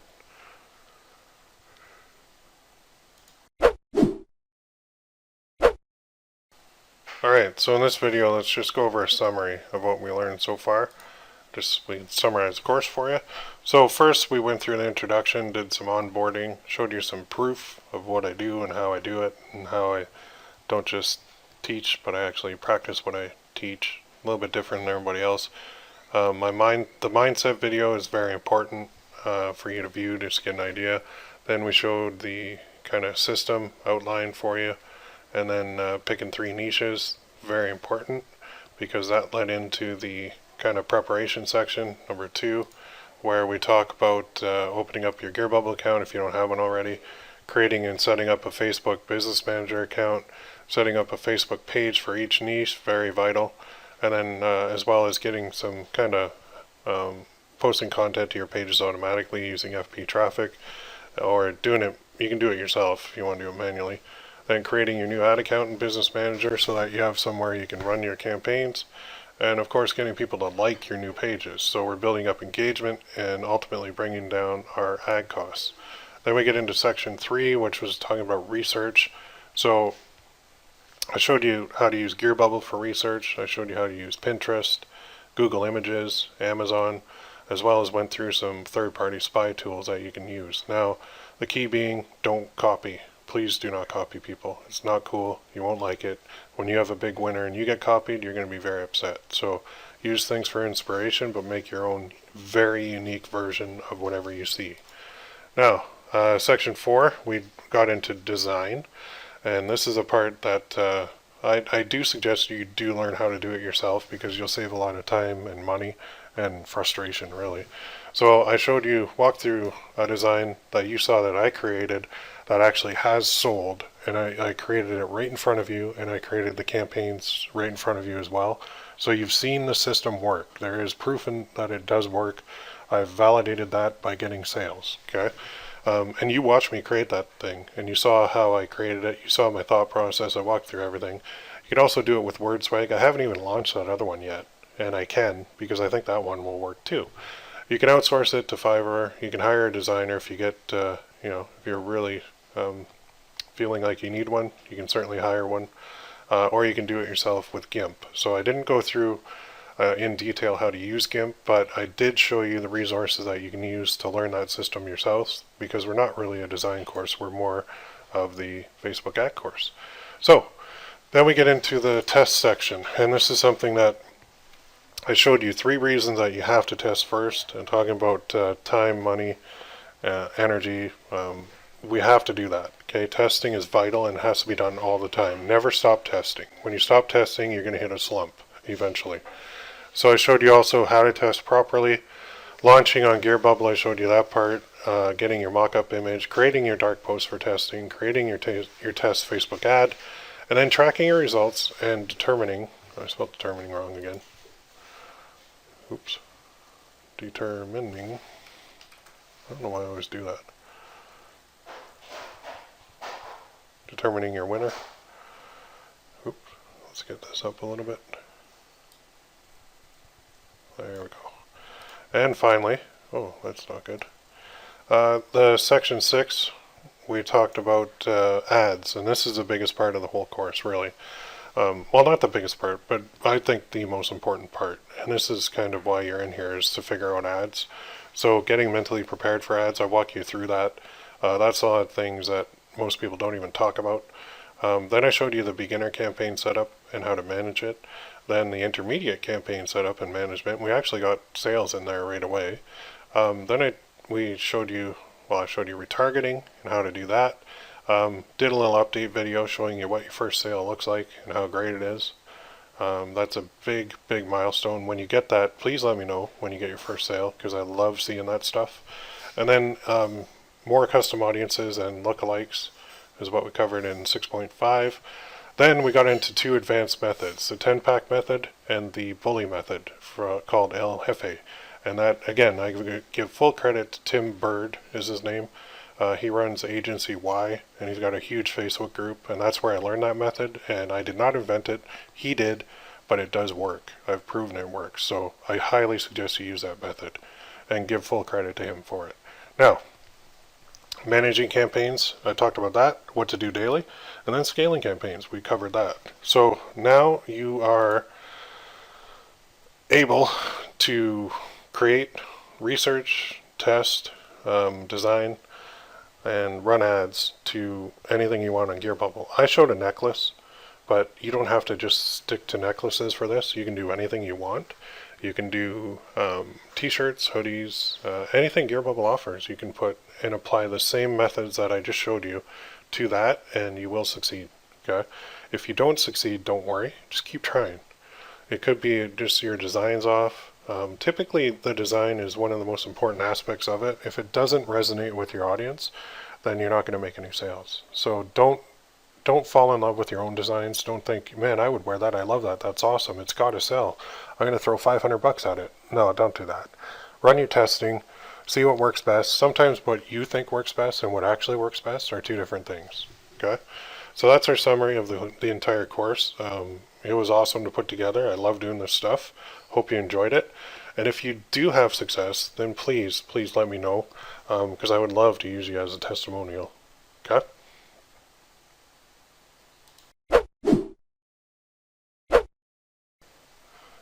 Alright, so just a quick video to show you kind of what to do next. We are done the course, we've done the summary, we've done everything else, so you're probably wondering, where can I go to get some kind of support, or if I have a question? Well, you can email me. You can use the contact form on the site, or you can join the Facebook group. So this group is not dedicated to this course, but it's my free PPC Coach group, and you can go to facebook.com/groups/PPC Coach group, And in there, it's not paid, it's free. But you'll find like-minded individuals. And what I'd like you to do is go in there and post your first sale when you get it. Because I really want to motivate everybody else along with you to take action, take massive action, and make this work. All right. Speaking of taking action, that's what you should do. So what do you do next? You start now. So go back to what Yoda said: do or do not. There is no try. Give it a real shot. Okay. Don't half-ass this. Don't just look at the videos and then go, I want a refund because I'm a baby and I'm not going to take any action. And God forbid that Will just showed me something that he does every day that works. So I'm going to try and say that it doesn't. That's crap. Okay. There are no excuses. There's no good excuses, so I'm not going to make you make any.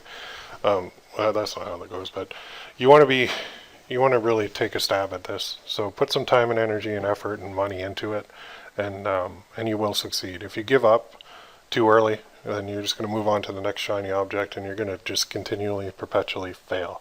So you found the course you've been looking for. This is it. This works. I showed you it works. Okay, I don't know how else to convince people that this stuff works.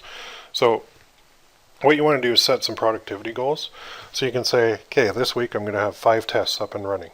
Or next week I'm going to have 10. And then I'm going to consistently do 10 tests a week. And then for my testing, I can see what works, then I can launch it. So I want to have a goal of, don't have a goal of profits yet, because if you're new to this, it's too early for that. Have a productivity goal. Have a number that you can achieve, that you control. You don't control the sales. That's kind of up to the Facebook gods, if they're going to give you a sale or not. But you can control how much effort you put out there and how many opportunities you put out there to get a sale. So you manufacture your own luck is what you're doing. So do that by taking massive action. Okay, hit those productivity goals weekly. Post it in the group too if you want. Say, hey, this week I'm going to hit 10, and I'm going to post back end of the week if I hit it or not. Post it in my free group there, just for motivation. But finally, thank you. Seriously, thank you. Thank you for trusting me to provide you with guidance. I want every single person to succeed. When you do, not if you do, when you do, send me a testimonial, okay? Send it to my email, ppccoach@gmail.com, or post it in the free Facebook group, okay? I showed you where that is, right here. Groups, PPC Coach group. Go there. It's a closed group, but that doesn't mean anything. That just means I want to avoid spammers hitting it hard. So I approve everybody in there. I'm in there daily. Providing stuff and answering questions. So go in there, post your testimonial when you get your sale, and then when you get your 10th sale, and then when you get your 100th sale, and then when you're doing 30,000 a month, post in there too, because I want to see it. That stuff motivates me. It makes me know that my teaching is working, because I know I can do this for myself. I've shown you I can do this for myself, but I want to make sure that I'm conveying it properly to you. So thank you, thank you, thank you. I appreciate you watching the course, and I really do want you to succeed.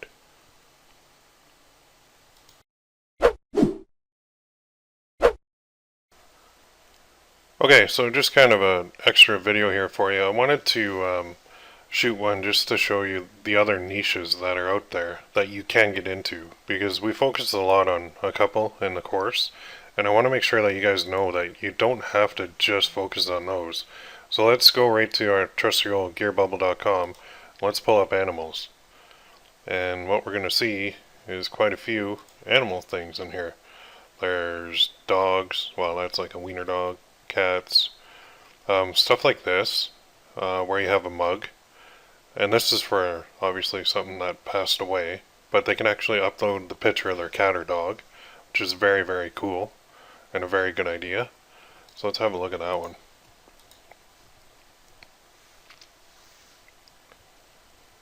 You can see they can actually upload their picture right there. So picture goes here. It's pretty cool.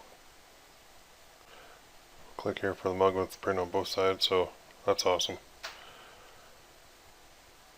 So you just click here and upload it, and then they can put it right on the mug, and it's really good. That works for not just animals but other things as well, like humans.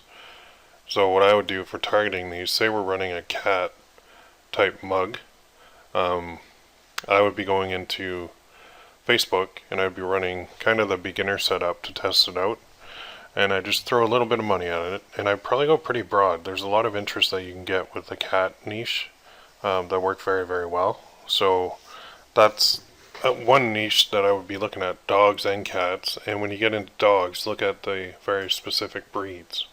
Okay, and then just going back here, looking at the categories. Job type products are really good, and I'll tell you, this one is mine. So I did this one a while back, and what it is, it's sold about 1,500, but it's for police moms. So it's for the mothers of police officers. And there's two angles that I used with it. I used targeting the moms directly. So I would target parents, well, I would target females who I knew had kids that were old enough to be police officers. Then I would go through a whole bunch of police interests, and then I ran it that way. It worked really, really, really well. And then I also targeted police officers, and with a different ad. And what I said is that they should buy it for their mom. So you can see how I had to put both in here. If you're a police mom, this is for you. If you're a son or daughter, you should get this for your mom now. So it worked very well. So there's two ways, the gift angle and the direct angle that worked. But that's just one job, right? You can do that for a lot of different ones. As well, nurses, truckers. Who would have thought, right? So here's a trucker one. To the world, my man is just a trucker, but to me, that trucker is my world. So that's just one that you would target wives or girlfriends or fiancés or whatever of truckers. Now, if I were doing this one, I would probably do it a little bit different. I would try and spin it so that it would be a trucker buying it for their significant other. So I would probably change the wording up a little bit. So I'm not sure how I would do it because I'm not in the trucker niche, but I would want to do like a gift version of that for a profession. Then there's Professor. This is a cool one. I've always loved this. Now this is where you get into like a really sub niche, right? Embalming tools. Holy cow. So you can basically you can target by job title, right? So 730 of these sold, but what a morbid job. Like literally they work on dead people. So they targeted embalmers to do that. Crazy. There's other ones in here as well. The engineers, there's lots. Okay. Can't fix stupid, but I can fix what stupid does. Great little coffee mug. You can just target by job title and get that working really well. Then we get into the faith niche. And this is where a lot of stuff works pretty well too. This faith necklace, I don't even know if that's mine. I can't remember. I did a couple in here. But you can do like Bible quotes and throw them on here. And that works very, very well too. And it's easy to target. There's Hail Mary. All on a necklace. That's a good idea because you can target Catholics pretty easily. Or anybody really that says prayers and Hail Mary. Here's a good one. Just doing a little stained glass and throw it on a necklace. Very cool. So you can find a ton of different Bible quotes that you can do. And they do work very well too. Okay.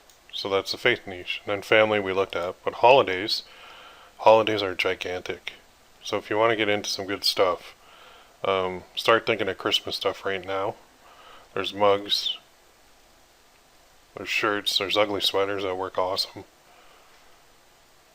So start planning your... Actually, there's a couple of my coaching students that I see. Their mugs are on here already.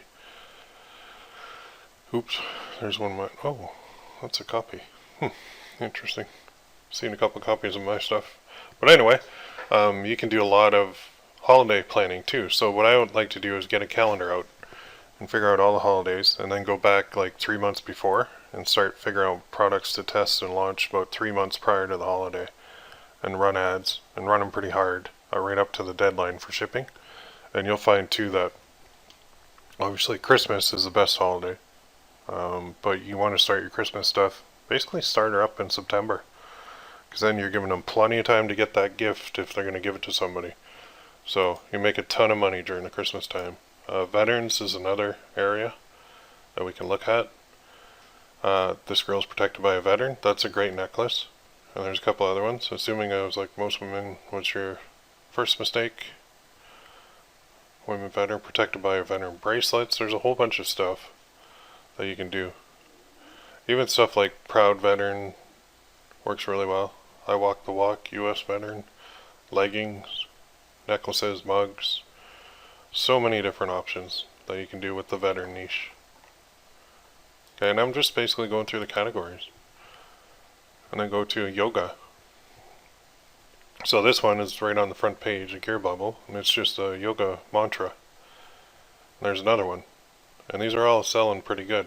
You can see there's a lot of guys that got into the yoga niche and did basically, at least the designs are really different, which is good. Don't do the same design. There's one, sold 8, but that's a new laser engraved ones too, so you can charge a little bit more because they're laser engraved, so it's a unique product. Anytime you have a unique one, you can charge more. Some of these guys are not charging enough. There's another nice one. So that's the yoga niche is another niche, but if you're looking for what to get into, this is where I start, and then I'll go to like new releases too, because this will show their newest stuff first, so that we can see what's working now.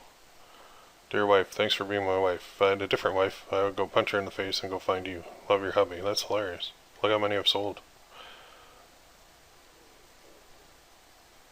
Lot of stuff on here.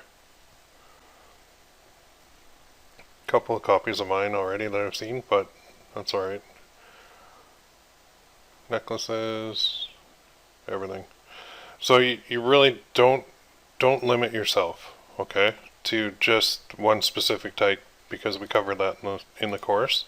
Make sure you spread yourself out quite a bit. You want to be dealing with as many different niches as you can to make sure that you get the most bang for your buck. And if I show a couple niches in a course, odds are everybody's going to jump into those. So while there is plenty of room in the ones that I showed, you want to try and get into your own unique ones as well, because that's where more money is going to be made. So think of things like professions, animals, dogs, cats, and then go into different breeds of dogs. And then you can also do the professions are huge, faith is huge, family's huge, holidays are huge, veterans, yoga. These are listed here for a reason. We didn't hit the other, but don't just stop at one specific thing. Keep going and keep digging. And if you're ever stuck for which niches to get into, just go to Google and type in, like, I put t-shirt niches because there seem to be a lot of guys that did that. Find the most profitable niches in, well, T-grasp. How to choose the perfect niche for a t-shirt business. So there's lots of different ways you can do it. So if you go here, they have a blog. And you can find lists of niches that you can get into. What makes it profitable? Okay, so that, hobbies, sports, cars, occupation, politics, family, religion, culture. Some good tips, a lot of stuff we covered in the course already.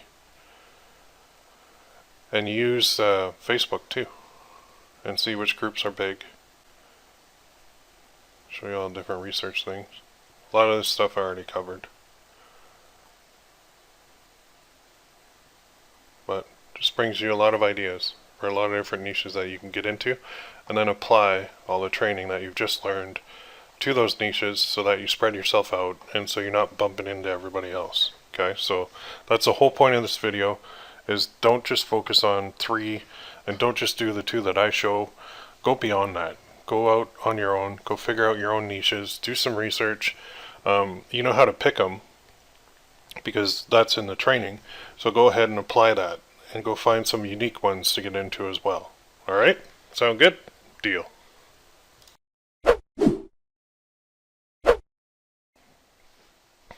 Okay, so instead of just showing you one necklace in the course, I'm going to show you another one that I did.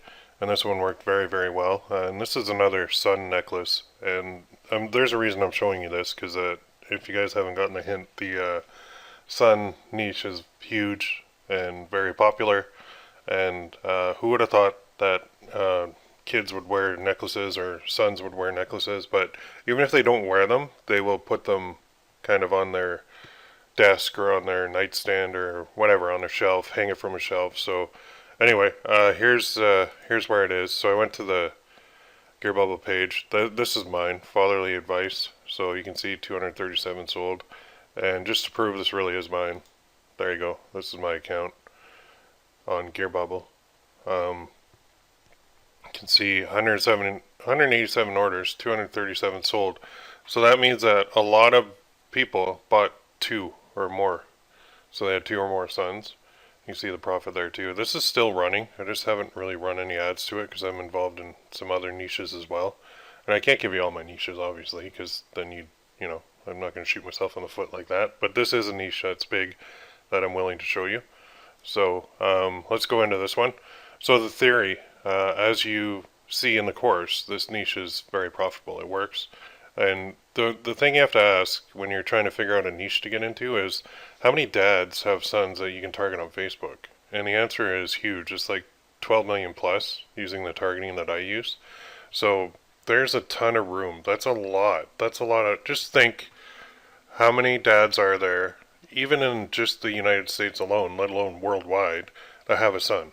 And it's like, like half have a son of the dads out there. So you're talking a gigantic, it's 12 million is probably totally underestimating this niche big time. So when I'm looking at niches now, I'm looking at areas that I can go as broad as possible, because when I do that, then I can scale to really big levels and I can make a lot of sales. I could easily blow this one up to 1,000 plus sales if I wanted. It's just I have other ones that I'm working on that are doing really, really well too. So I might actually circle back and fire this one up again. But so the necklace itself, I did a round one. It's silver, circular text, blue center. So here it is. Where'd that page go? Here it is. So here's the page. You can see. I hope that's on screen okay. But you can see I just did the circular text. And I just took a saying, and it's the old greeting card style. To my son, love, Dad. And then whatever you put in the middle, you put in the middle. And then over here, you just ask a question, same as I teach in the course. And then you say, yep, then this is a perfect gift. And then just say something mushy that, you know, they'll like it. Or it'll tug on their heartstrings a little bit. So this one is still running. The reviews, I haven't even looked at the reviews, but it is a good one. It's a good one to use, and it's a simple design, very simple. Once you have this template done up, you can really crank it out, a whole bunch of different test ones. So what I suggest, if you don't know how to do circular text in Photoshop, then you go to YouTube and you type in how to do circular text in Photoshop. And if you're using GIMP instead, because it's a free version, then you go to you go to Google and you type in how to do circular text in GIMP. That's how I learned it, and that's how I'm going to encourage all of you to learn it as well. Okay, if you want to do the design, or you can outsource it. You take a screenshot of a necklace that you see. So say you go here and you see something you like, and actually this one is very popular, but it's sold a ton. So I don't know if this is a copy of the main guy or not, but because there are quite a few in here. But you can see a lot of different sun ones in here. So there's plenty in here. People are just starting to get into this niche quite a bit. Go back to page 1. I was on page 2 for that one. And you'll see the top one. So there's lots of options. Big niche, gigantic niche. So the results, as you saw, about $4,784 in profit, 237 units sold. The ROI was about 50%, which is why I didn't really pursue it too much further, because I had other ones that are doing higher ROI. And since my time is valuable, I'm going to focus my time on the stuff that's making me the highest ROI. Now I could put more time and energy into this one and certainly crank out a lot more sales. And like I said, I'm probably going to circle back to this, because sometimes you forget about some good ones that you have going too when you have a lot going. And you'll get to that point. It's a good problem to have. So for targeting, I'm not going into my ad account to show you the exact thing, because that would be giving you just a free pass here. You do have to work for this a little bit. So I did the following, and this is the basic setup that I do with all my sun ones, and you've seen it too in the course. I do a broad interest and sun. So you know where it says narrow audience, you always want to do the and, not the or. If you put like a broad target and then you put sun below it, that's an or statement, so it's one or the other. But when you do a broad target and, which is the narrow audience little link you have to click that brings up another box in the targeting. You see it in the course too. And put son in there. Then we know that either they are a son or they have a son or they like son or whatever it may be. You can also do that same thing, the broad interest with parents, and then you can do it that way. And then once you build that up with the kind of generic interests, then you can switch over to the lookalikes. So once those are ready, I use those a lot, just like in the course, because you can really scale huge with the lookalike audiences. And you're having Facebook build it for you, so it's really beneficial that way. So, another question you guys are probably wondering, well, can you enter this niche? Is it saturated? Is there too many? Is it too late? No, you can certainly enter this niche. Yes, you can. Okay, there's plenty of room. Go to gearbubble.com like I did, search for son. But here's the thing, do not copy. If you think you're close to somebody else's necklace, like if you're like, well, I don't know, then you are too close and you're copying them. So don't do it. Okay? It's not cool. Nobody likes it. And when you have a big one that explodes with sales and then 100 other people jump in and copy like pretty much the same thing, you're going to feel how frustrating it is. So if we all band together and say, you know what, that's cool, the sun niche is cool, I'm going to be unique though. I'm going to come up with my own version of whatever's out there, with my own sayings and my own design. So if you held them up side by side, you'd be like, well, these are totally different. But if you can hold them up side by side and you go, well, they look pretty similar at first glance, then that's a copy to me. So let's not do that to each other, all right? Nobody benefits. The more unique you are with this stuff, the more money you're going to make. If you're the first one to bring a cool design or a cool slogan or a cool quote to the market, you're going to kill it. You're going to do so well compared to the other guys who are picking up the breadcrumbs that are left over. So don't be a breadcrumb picker-upper. Be the first guy to market with unique, creative stuff. Do that. Everybody will be happy. You'll never get nasty emails or nasty messages on your Facebook pages saying how you copy their stuff, and you won't have to bug Don about copycats. Believe I've bugged Don enough about copycats. I'm sure he's sick of me bugging him.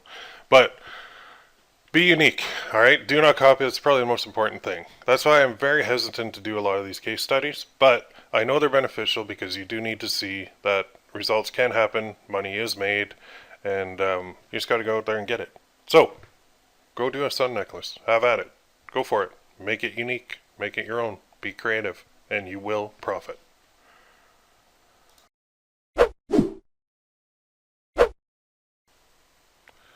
Okay, so this one's a little bit bigger than the other one, but I'm going to show you this anyway. It's a doozy, and another big old niche, the wife niche, okay?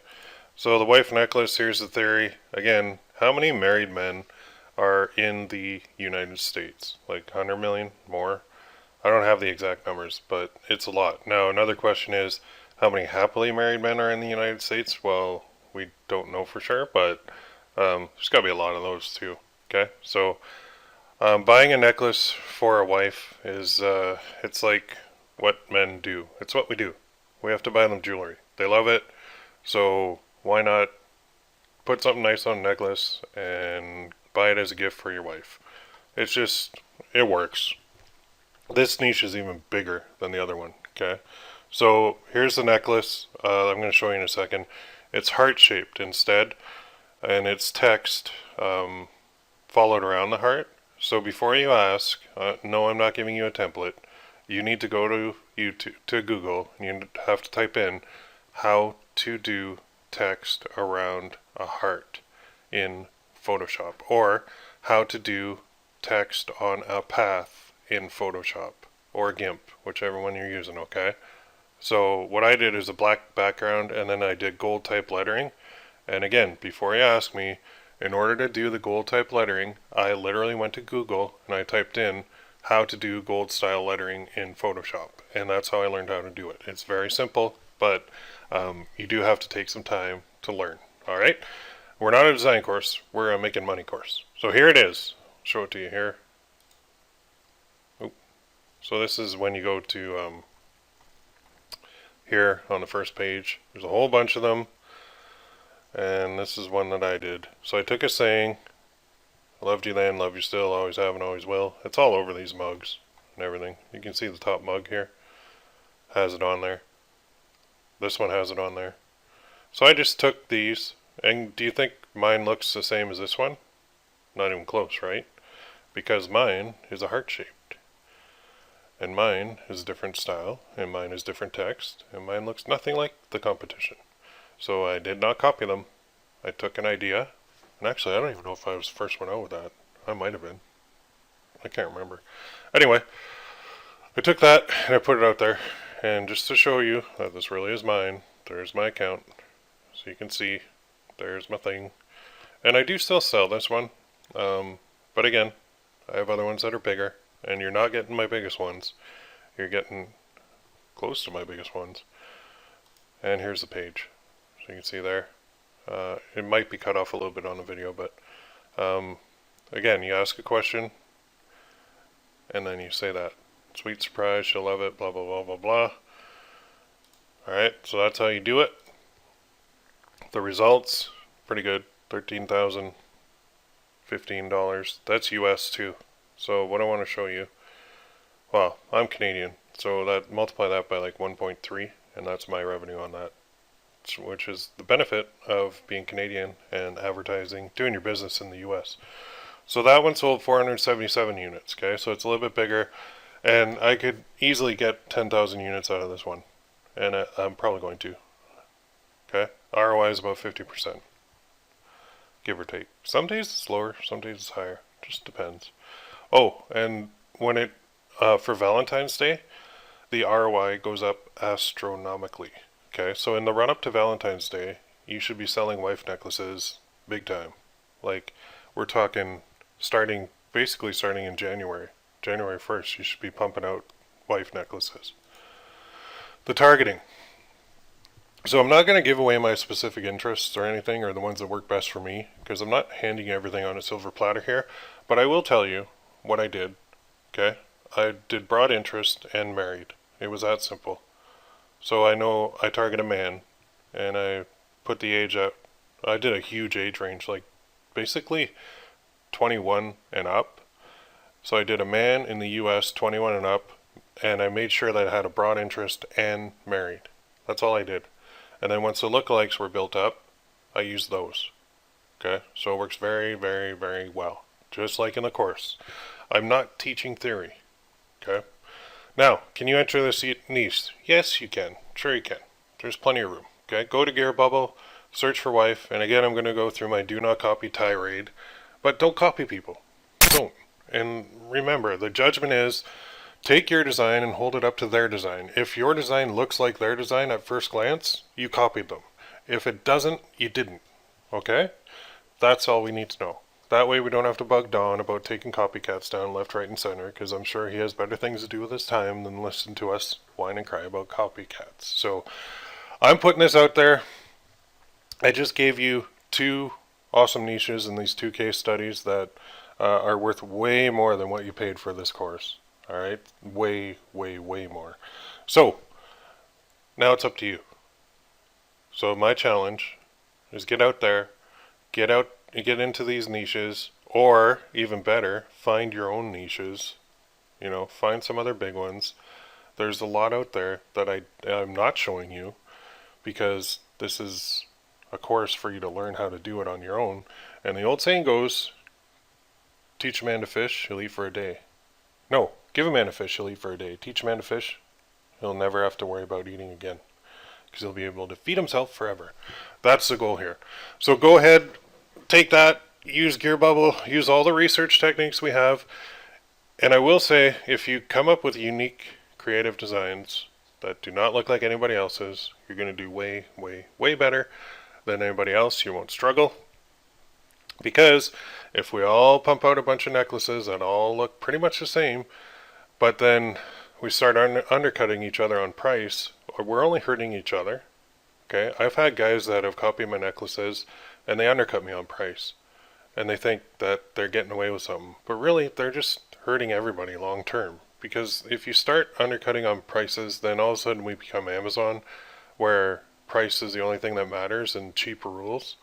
So even though it's like a good looking thing, high quality, it doesn't matter because people will only judge it on price. So if you want to maintain the integrity of Gearbubble, stop undercutting people and stop pricing things too damn low. Okay, that's my little tirade for you. So there's the necklace. There's another one. If you guys can't make money with this, I don't know what to tell you. You have to. Okay, it's all been laid out for you. You've been given full instructions, and I want you to go and kick some butt now.